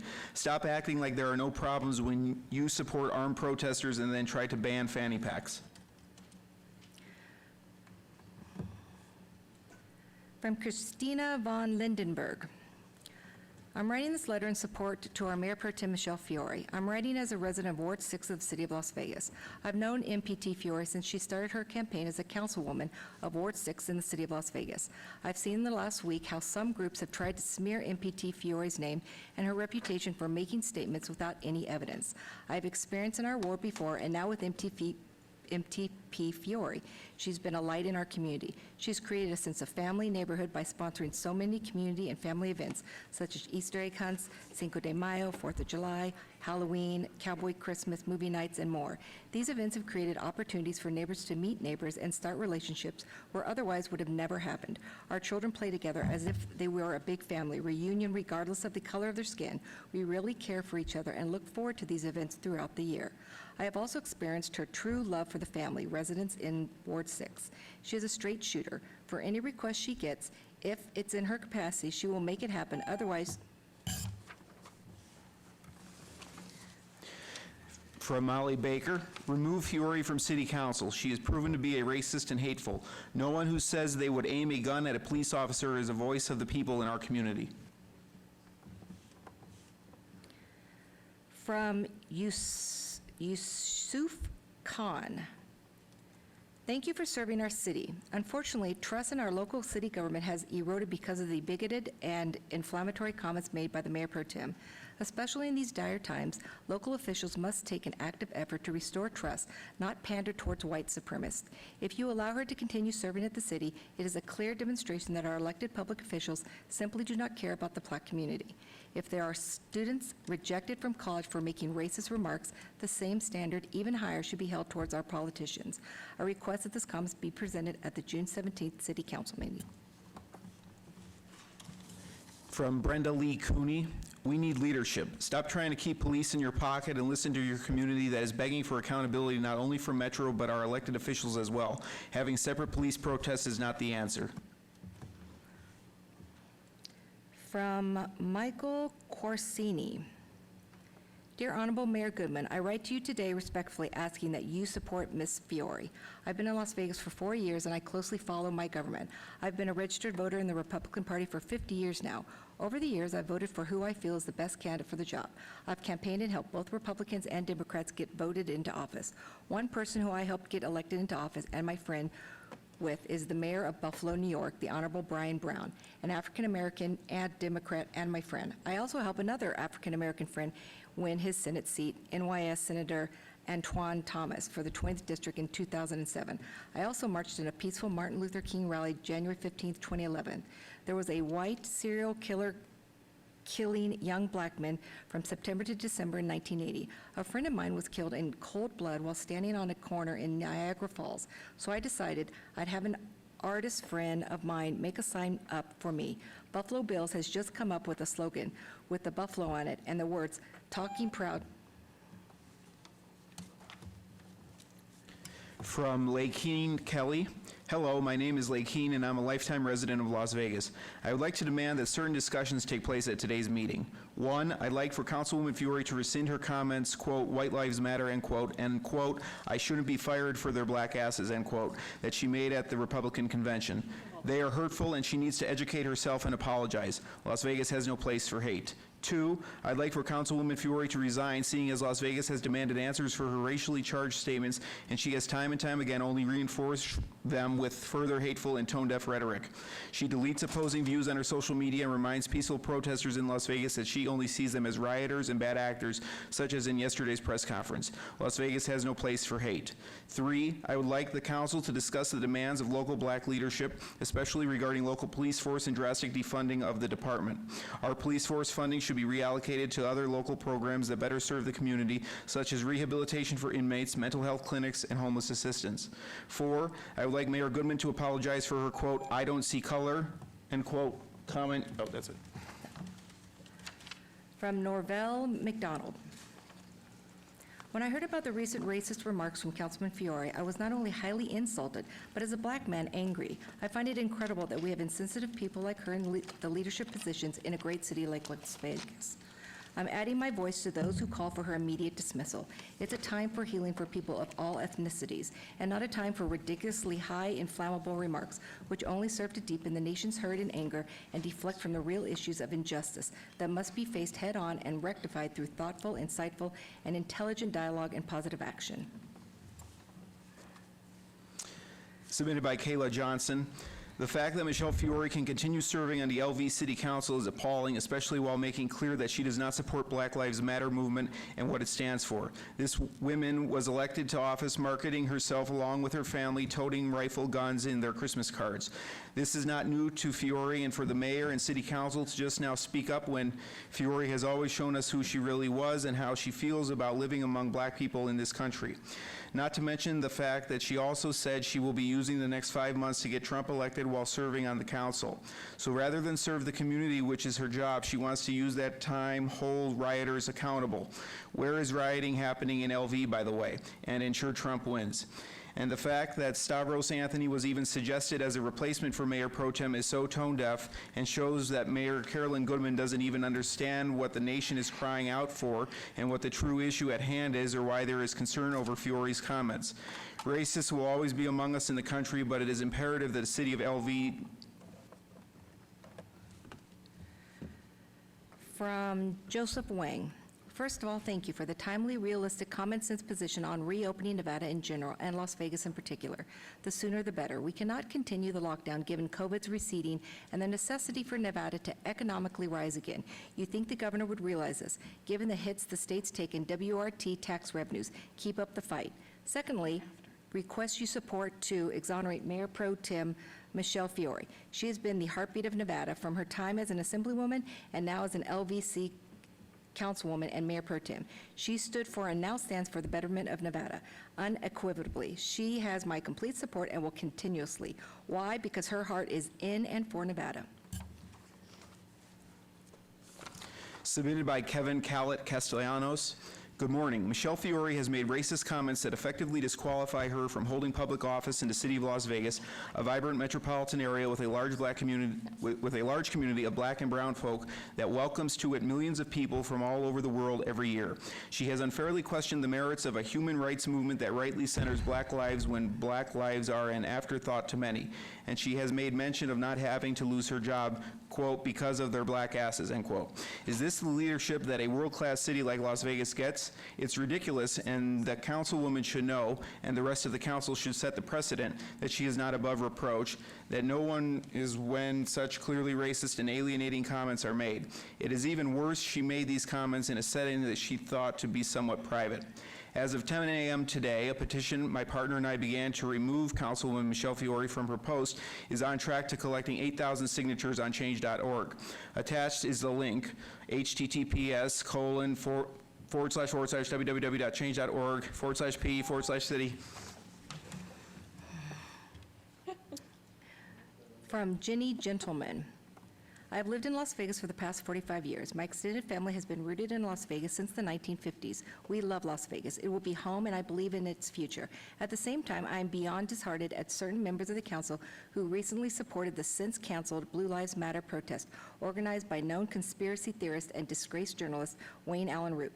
The fact that council members Fiore, Seaman, and Anthony supported an event put on by the man who claimed the horrific October 1st shooting that killed 58 people in Las Vegas was clearly coordinated Muslim terror attack when our own police department and every other legal authority in the county identified a lone white man as the shooter is beyond belief and disturbing. I also support our police department and all officers who lawfully protect and serve its citizens, all citizens, no matter their color, socioeconomic background, or sexual orientation. And I'm heartbroken for Officer Shea Mikalonis and his family, the tragic victim of a senseless shooting by someone who had nothing to do with the ongoing protests for racial equality and justice. But the ill-conceived Blue Lives Matter protest was a slap in the face. From Hannah Gutierrez. Hi, I would like the following comments added to the public comments for today's meeting. While Michelle Fiore has recently stepped down from the mayor pro tem position, this position is still at risk for being filled by another controversial council member, Stavros Anthony. Anthony has shown through various public tweets that he is unfit for the position. He has repeatedly called protesters rioters and promoted the use of force against protesters. Having him assume the pro tem position would lead to greater division in the city and prove the city council has no interest in acknowledging the racial inequalities that have led to this moment in time. I would like the council to ensure that Anthony does not assume the pro tem position, which would put the council back in the same position of having a dubious leader as with Fiore.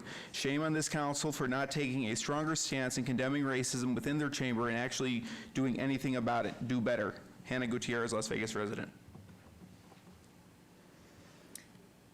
The second email is from Jim Gentleman, which looks like might be the spouse of Ginny Gentleman. So I'm going to read the second half of the email that I couldn't get out the first time.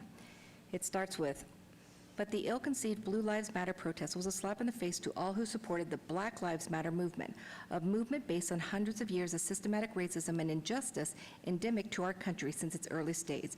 No one is saying police officers' lives don't matter, or white people's lives don't matter. Instead, the movement is about recognizing our black sisters and brothers as equals who have the same right as all of us and who have been treated by many in our country as second-class citizens from the day they were born. It needs to stop. They deserve our undivided time and attention. We all need to listen to them, and now. I am white. I support the NAACP and the Legal Defense Fund, and I'm asking the Las Vegas City Council to take a stand against racism and to reprimand its members who are inconceivably supported the root debacle.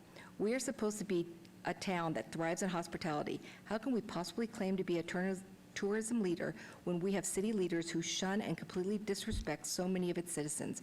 Why would anyone want to visit our city if we don't even take care of our own?" From Marilyn Dang, "The backpack ban on protesters is unfair and racially biased. If the city council's true priority is public safety, why aren't they placing restrictions on the militarized weapons of the LVMPD is utilizing against unarmed citizens during these protests?" From Sagal Shata, "I wanted to reach out to you regarding the request to remove Mayor Pro Tem Fiore and lend you my thoughts on the matter, hoping that you might take them into consideration. As you know, I sit as Councilwoman Siemens' Ward 2 Planning Commissioner, and this situation with Councilwoman Fiore, as I see it, simply causes unnecessary turmoil for the city of Las Vegas, with collateral, irrelevant issues that have no effect on Fiore's performance as a councilwoman, let alone the Mayor Pro Tem. Recently and throughout the course of the pandemic, I watched Fiore act in the most dignified manner on behalf of the city of Las Vegas, your behalf, and on behalf of all the city of Las Vegas residents, to encourage and breathe hope into, as you know, a dire situation orchestrated by an incompetent governor. Her commitment to the city and her loyalty to your residents and speaks volumes as the type of leadership and loyalty she exhibits, when she could have easily done, as others, simply distance herself from the chatter against the city's actions, as many politicians in fact engage in. Notwithstanding these actions, I've watched From Charles Whitby, "As a member of the Las Vegas community for over 12 years, I am very disappointed with the lack of leadership of this city during this volatile time where the entire world has become more sensitive to the mistreatment of African Americans." From Ashley Just, "I'm writing this email as a concerned citizen of the city of Las Vegas. I have never rewritten an email to a government official before, but I'm so angered by Michelle Fiore's comments that I had to let my disappointment be heard. To give you a little background on myself, I am a family nurse practitioner, and I have served all of the healthcare services years here in the Las Vegas area. I'm a UNLV School of Nursing graduate. I volunteer at Sunrise Hospital the night of October 1st and went to New York this past April to help with the COVID crisis. I take pride in my work and the community I serve. I also live in Ward 6, which Ms. Fiore represents. Although I've never been a fan of hers, I have respected her views and the position she holds in our local government.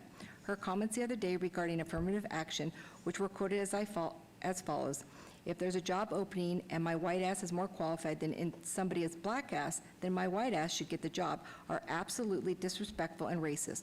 I want to mention I am a woman of color, of black and Hispanic descent. Both my parents are immigrants, and I am a proud citizen of the United States of America. From Krista Casillas, "We don't need a city council who limits their constituents' rights by making it impossible for them to attend protests. We don't want racist policymakers. Michelle is not a leader, and we don't want her. Anyone who supports her is wrong."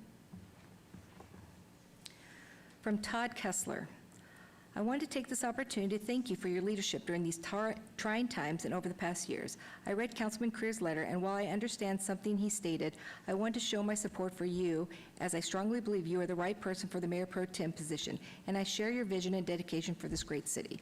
And this was written to Michelle Fiore. From Katie Swalm, "I am writing to condemn Michelle Fiore's comments regarding Black Lives Matter. This is unacceptable and does not represent our city adequately. She should resign from her city council position because she is not listening to the concerns of LV residents." From Adrian Allen, "Good morning, Mayor Goodman. I pray that all that all is well with you and your family. My name is Adrienne Allen, and I've been a citizen of the great city for 15 years now. I'm concerned about the alleged statement by Councilman Fiore. My question is, how can someone represent the people if she doesn't represent them? If she doesn't respect them? Allowing her to maintain or pursue any seat representing the people is an insult and shows that people in your office don't respect this community either. I believe that she should not be allowed to continue to hold any seat here in Las Vegas because she has shown a lack of respect for the community, especially the Black community. She has shown bias, and to use the poor excuse of the Brooklyn in me comes out when I speak off script is an insult in itself. She is not fit to lead. If this isn't addressed by you or your office, then it also appears that you and your office supports her belief and actions as well. I would like for my comments to be added to the Wednesday council meeting. This is from Giovanni Uranda. The banning of backpacks and items used to carry water and medical supplies for protesters should be rescinded. Furthermore, council should seek to ban use of tear gas and rubber bullets on peaceful protesters and punish cops that act against the people. This is from Nancy Spadafore Kopecki. I support retaining Mayor Pro Tem Michelle Fiore. I've followed her advocacy for so many years in Las Vegas who needed to be heard for. She has always been a bright light to so many in our city. She loves Las Vegas, and that is a fact, and is very hardworking, a fighter for all that is good in our city, as you are. I am certain you choose her as Mayor Pro Tem for these reasons and more. She is of goodwill and surrounded by those few who seem not to be, wanting to see her recalled for hearsay, maybe for their own gain. I'm a believer that good will triumph over evil in our city and our nation, and she will remain. She has the qualities to be a good mayor and the resilience you will need as well. You know this. Support to retain her, please. These are several comments from Daniel Braisted. All contact I have had with the Las Vegas City Council and Clark County Commission, I never hear of any activity to track down, quote, deadbeat dads/moms. I will contact my city councilwoman, Ms. Diaz, for an accounting of what is being done. Online City Council live comment space only allows 255 characters, yet the space has a box that could hold 4,000 characters. Several weeks ago, I asked Michael Sherwood, Information Technologies Director, if he and his team could increase the accept link for the City Hall Internet for Android cell phone. It was a spec. He and his team have completed that. Thank them. Thank you, Mayor Goodman. Your representative did contact me. She stated, 1, she was looking into my reported incident with city marshals at the old library location, and 2, would look into my idea, does liquid salt spray normalize COVID-19 in the mouth?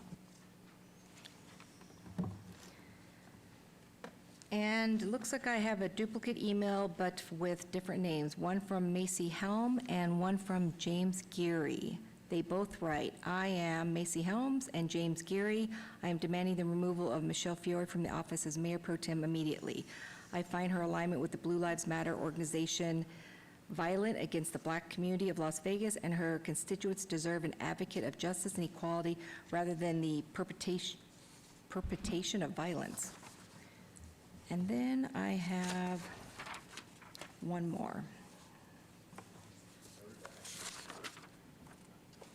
Do you have any more? Yeah, I got it. Excellent. This is from Bea Ochoa. You serve us. It would behoove you to allow us our freedom to protest freely and safely. Bags are required. Listen to our public outcries for justice from now on. Allow bags. Allow the right to stand up and speak out for what is right. The next one is from Anna Snavely, but it included no comment. The next one is from, the last one I have, from Jonas Rand. Repeal the backpack ban. It's a threat to public health. It's not only undemocratic and draconian for the city to repress dissent and blame the deaths of cops on peaceful protesters, it criminalizes volunteers who provide people first aid and water in the heat. Let's see. I have from James Viscuglia. Mayor Goodman, my name is James Viscuglia. My family's been in Las Vegas for a long time. My uncle is the founding father of Boyd Gaming, also the major stakeholder and shareholder, which passed away in '06. Myself, I own 2 small successful businesses here in Las Vegas. I'm writing this letter to support Michelle Fiore. I've known Michelle for over 2 years now, and I'm very impressed at what she does for the community and for small business here in our great city that we live in. I love what she did to the Floyd Park in the donations, and plus helping all of our first responders during the shutdown of our beautiful city. I am a huge supporter of her, and with the progress she's done for our city, I understand none of us are perfect and humans make mistakes. But I hope you find in your heart to keep her in the position that she is in, and she can continue doing a great job for our great city and for our great state. Sincerely yours, James Viscuglia, CEO of Trading Made Easy. Okay, I have two more. From Phil Corey, based on the recent behavior and comments made by current Councilwoman Fiore, I would like to strongly urge her to resign from her office immediately. This is not the character of our city and should not be permitted in an elected office. And then from Michael Rhodes, I have Michelle Fiore is the cutest, sweetest lady I've ever gotten to see represent the children in our city government. We love her. She's a darling leader, and I don't want to let those unproven accusations punish her. She doesn't deserve it. And that's it. Well, thank you both. Appreciate it, and that you were so aligned with the minute, and appreciate it. So at this point, we'll move on to agenda item 69, council member recognition.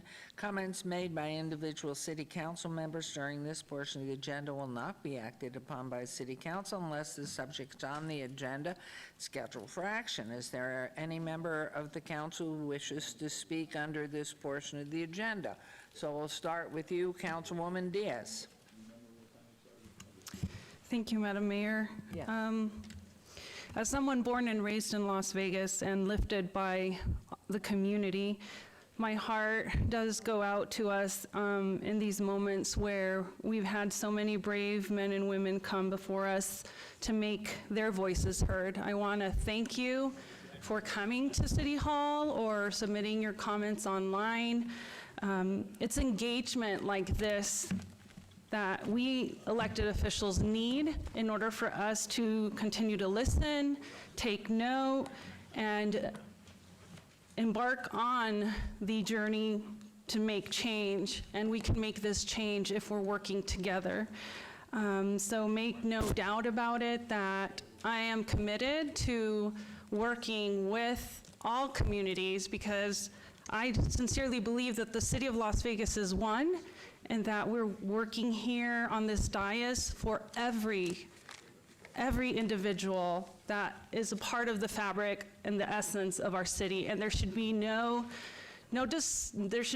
differences made on who they are. And I think that as a city, we need to revisit how we also ensure that this public engagement does occur and that we're not potentially silencing some of the voices that we need to be hearing, because we're only as good as we listen and that we are responsive to our constituents and to the entire city. So with that, I'm going to make some announcements of some things that are coming to Ward 3.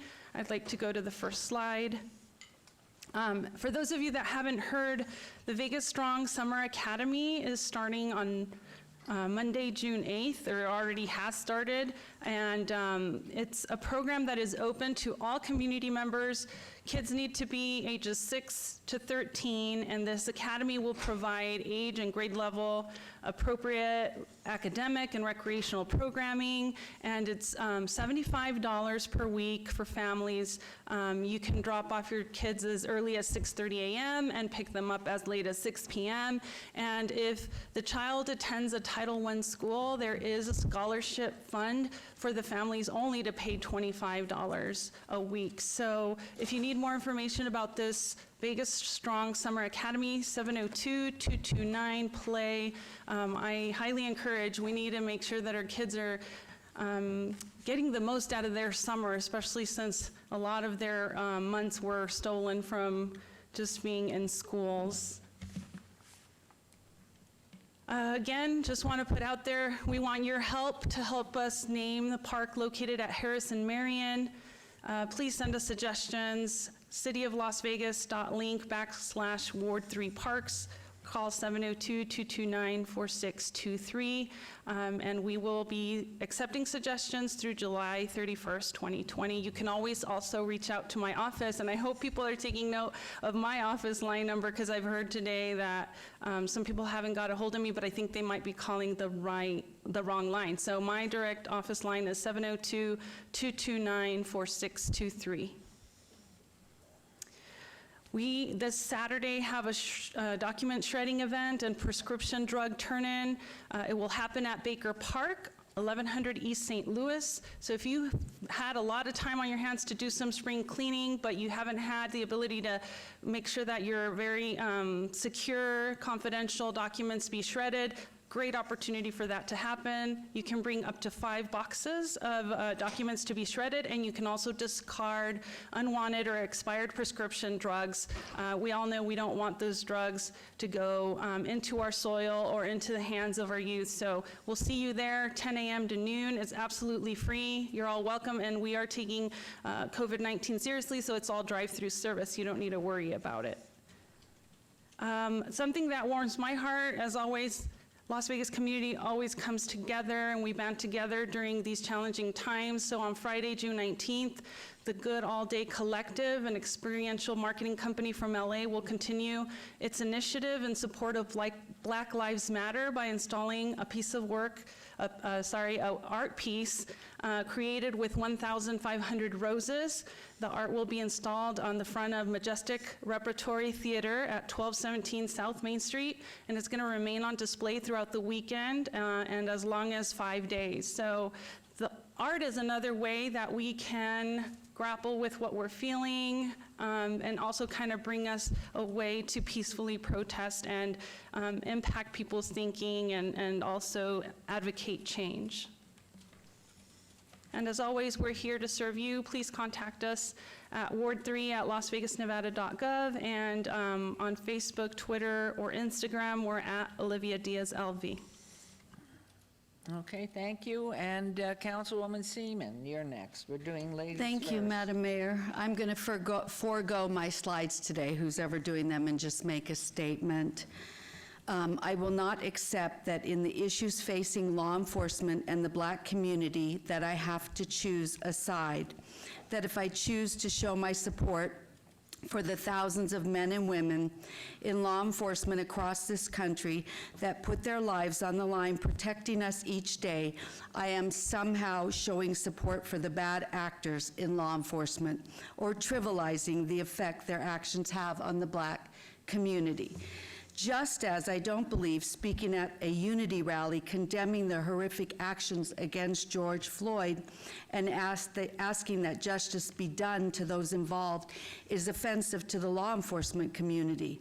Nor do I believe that showing my support for a 29-year-old officer who is now paralyzed from the neck down and looking at the rest of his life on a ventilator in any way diminishes my outrage over what happened to George Floyd and my desire to see the officers involved brought to justice.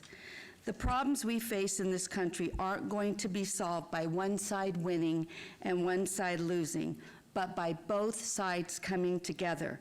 That is not going to happen if we focus on the things that divide us. To that end, I refuse to let anybody dictate the things I can and cannot talk about and the words I can and cannot use. I wholeheartedly believe that every life matters. Let me repeat that. Every life matters. That every person must be treated with dignity and respect. That bad cops must be prosecuted and good cops need to be supported. I have no hate in my heart and won't let it be placed there by anyone. Thank you, Madam Mayor. Thank you. Nicely said. Councilman Knutson. Thank you, Mayor. I have no comments today. Thank you. Councilman Creer. Thank you, Madam Mayor. First, let me thank everyone in our community for coming out today and expressing their constitutional right, whatever side you are on. I think it's great that you come out to this public body to express yourself. And don't forget, we meet every other Wednesday. We're here every other Wednesday throughout the year. So whatever your concerns are, we are here to hear them. NDOT The Nevada Department of Transportation is currently working on a half-mile-long upgrade of Washington Avenue between A Streets and Las Vegas Boulevard in downtown Las Vegas. The project calls for milling and placing new asphalt pavement, as well as reconstruction handicap ramps. The right travel lane in each direction is currently closed, and project is expected to be completed by June 30th. Motorists should use caution while traveling through work zones, heed construction signage, and take alternate detour routes, if possible. NDOT works with Waze to inform the public about planned highway restrictions, but unscheduled construction changes, closures, and restrictions are possible due to weather or other factors. For the latest state highway conditions, visit nvroads.com or call 511 before driving. Doolittle Pool and the Municipal Pool have reopened, and utilizing CDC guidelines, guests will need to arrive at the beginning of a 2-hour open swim period. For more information about new safety protocols, contact Parks and Rec at 702-229-7529. And the C.J. Watson and the Quiet Storm Foundation is hosting, C.J. is, if you don't know, is a retired NBA basketball player, and his foundation is the Quiet Storm, are hosting a Black Lives Matter peace protest rally, a bike ride against injustice on Saturday, June 20th from 8 a.m. to 10 p.m. The event begins at 720 East Clark Avenue. For more information about the bike route, email Kathy, C-A-T-H-Y, at quietstormfoundation.org. The Neon Museum is offering Nevada residents a special Love Our Vegas, LOV, admission ticket through June 30th. Admission tickets to the Neon Boneyard are its nighttime projection mapping spectacle, Brilliant, are available for just $10 each. For more information, visit www.neonmuseum.org for opening hours and prices. And I'd like to recognize Pride Month as it occurs in the United States to commemorate the Stonewall riots, which occurred at the end of June of 1969. As a result, many Pride events are held during this month to recognize the impact LGBTQ people have had in the world. It has been recognized by President Bill Clinton and Barack Obama. It is celebrated every June by thousands. And I might add that no great movement in the history of our country has ever come from government. It comes from the people, and this is a prime example of one of them, along with the civil rights movement. Our Ward 5 newsletter, if you would like to receive the Ward 5 newsletter, learn more about what is going on in our ward, contact my office, 702-229-5443, or send an email to tjackson@lasvegasnevada.gov. And before I end, I posted something on social media which I thought was appropriate, and it's about Black Lives Matter, and it's a graphic that said, "We said Black Lives Matter. We never said only Black Lives Matter. We know all lives matter. We just need your help with Black Lives Matter because Black lives are in danger." Thank you. Thank you. Councilman Anthony. Thank you. I think I have a flyer up there.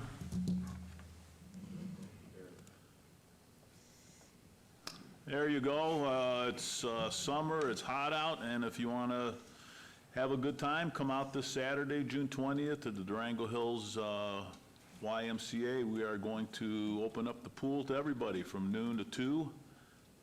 Everyone come out, go swimming. We're going to have lifeguards out there, a DJ, some games, some refreshments, prizes. So if you want to get out of the heat and have a good time swimming, come out to the annual Ward 4 Summer Splash, June 20th, noon to 2 p.m. I hope to see you out there. Thank you, Mayor. Thank you. Well, it's been a very long but a good day, because it is everybody's right to express themselves. The thing that we need to be doing is continuing to see how glorious this community is, that I have been bragging for 10 years, at least, if not more, that I consider ourselves a family, a large, beautiful, diverse family of different religions, races, cultures, ideas, thoughts, passions, everything. And I will not be deterred from thinking that and moving forward, trying to help everybody accept the good that exists in everybody, and stop complaining and fighting and being angry and being accusatory, but thinking about what can I do to make something better. Each one of us does that, we're going to be fine. Since Rodney King, that's been 22 years. Issues are still there. And I listen to little children who espouse whatever their parents think. They're children and they're growing up, and we are leaving them this community. We have a lot more to do, and screaming and yelling and fighting and complaining doesn't help. Your council, and I've known them all, and I know them now, are here to serve you, all of you, in this glorious community that we're responsible for. And it only can last and get better in this very difficult pandemic and shutdown if we all continue to work as one family. And somebody mentioned that I said yesterday, I don't see color. I never saw color. I just see people. From the time I was a little girl with neighbors from different communities, I never saw a difference. I saw friends. I saw people of value. And I am outraged that people dare to accuse anybody on this council from trying to do their own best every day of their lives, no matter where they come from. I want to, and thank you, Marshall, I heard your phone go off, which was good. That was probably my husband saying, "Enough, Carolyn, stop talking." So it didn't have a duck sound, though. That's, I think, his sound. I want to start off by thanking our staff. I want to talk to our city manager and his staff who are so patient and work so hard every day through this crisis of this pandemic and through all the issues that are here. So Scott and all your team and our brand new city attorney and his sidekick to his left who reads so beautifully. I want to thank our city clerk who really does an outstanding job, and her sidekicks who actually make everything work so well. David Riggleman and your team in our public information office. Wow, I just can't thank you enough. You just reach out all the time, and you just are part of the legs of every table we all sit at as we talk together to make this community stronger and better and get to the truth and don't work negatively in anything. And of course, our IT department that hides behind that mirror over there and over here that does so much for us. But I really, beyond everything and all the thanks that goes, I want to thank our city marshals, our fire and rescue, every department, but the city marshals who stand so quietly all the time to take care of each one of us, whether it's part of the City Hall contingent or it's people in our community and all parts of our community. You are a beautiful bunch of people, the men and women of our city marshal's office and our fire and rescue. Tim Hacker, Michelle Freeman, everybody that works so hard, and those who come in here every time we have city council to take care of us, to take care of our community. We're very lucky. Every day is very precious. And what's wrong is we always blame somebody else for something we can do something about. And for anybody who points the finger at anybody else, look at yourself first. It starts with each of us. Not everybody's out of order. And you throw pins and things at people in your own family and complain about them, ask yourself first, what am I doing to make it better? There's no entitlement. This is our world, and we're passing it on to the next generation. Every child that's born every single day deserves to be a wanted child, and that demands love and care and education and an equal playing field. That means education. That means opportunity to have opportunity. And so we, together, as a group of people, all of us that serve as your elected officials, don't think for one moment that any one of us is trying any less hard than anybody else. So this pandemic and this budget, you think we have money coming out of our ears? There's no money. All you have to do is ask our city manager to get us through this entire problem of the shutdown in our state. We alone in Nevada are the only state that's 100% dependent on tourism. And so many of you that are calling and even speaking today that you can't get your unemployment. All of us are fielding calls all the time. And when you're crying and you're down to your last $10, $20, and they won't answer you, we wish we had control. It wouldn't be this way, but we have none. This is a state issue, and all we can say to you is keep trying. We have a lot to do, a lot on our plate, and be assured that all of us are trying. We love our community. We are one family. And if anybody in our family hurts, anybody, look first to yourself, what can you do, and stop complaining, and then reach out to somebody else to find out what they're doing to help and get us all together to continue working together with a plan. We shut down, we had no plan. How do you open up? We shut down, we had no plan how our people survive with nobody coming into our hotel rooms. There was no plan. We have been working, and there's not a one of us sitting up here, including Michelle Fiore, who is not here, but her chair is here.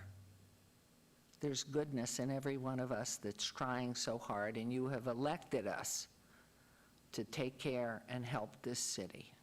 Well, that's what we're doing. So please know we need your help. We listen to you all the time. It's like raising children together as a family. We're the adults, and we got a lot better to do. We have more that we need to do together. The divisiveness in this country is reeking. I didn't grow up in that. Never. I've never seen so much divisiveness. And we sat this morning, and we have sat through this afternoon. I want to thank everybody who gave us the time and the patience to wait, because we had business we had to do. And they would just be getting started at 2:30 had we reversed this. So know that life will be better. We are a rainbow of people, and we know and will continue to learn to accept each other, support each other, and help build a stronger, well, for us, we're responsible for Las Vegas. The city of Las Vegas is where we work. We'd love to embrace the entire state and all of Clark County, but we can't affect, except with conversation, the county, the state, as you heard people talking about. Those are not under our control, and we don't have home rule. But we will keep trying. So have a good weekend. If you are a person of faith, we need a lot of prayers right now. And for everybody else, and again, for those in our law enforcement, they don't deserve to be painted with the brush of those who really are evil people, whether they're in law enforcement or they're in construction or in the school system. There's a lot of evil. We have to focus on the good and make it work. So have a good weekend. Our marshals, thank you. I thank you for every person that's walked through these doors today and been here for us, and how you take care of all of us and our property here in City Hall. May you stay safe. Know that we appreciate everything that you do. And to our PIO, our entire staff, our leadership, our technology, Thank you. We'll get there. We just got to keep trying and not doing this. Starts right here, every day, each one of us. Thank you. The City Council's next meeting is July 8th, and we are adjourned.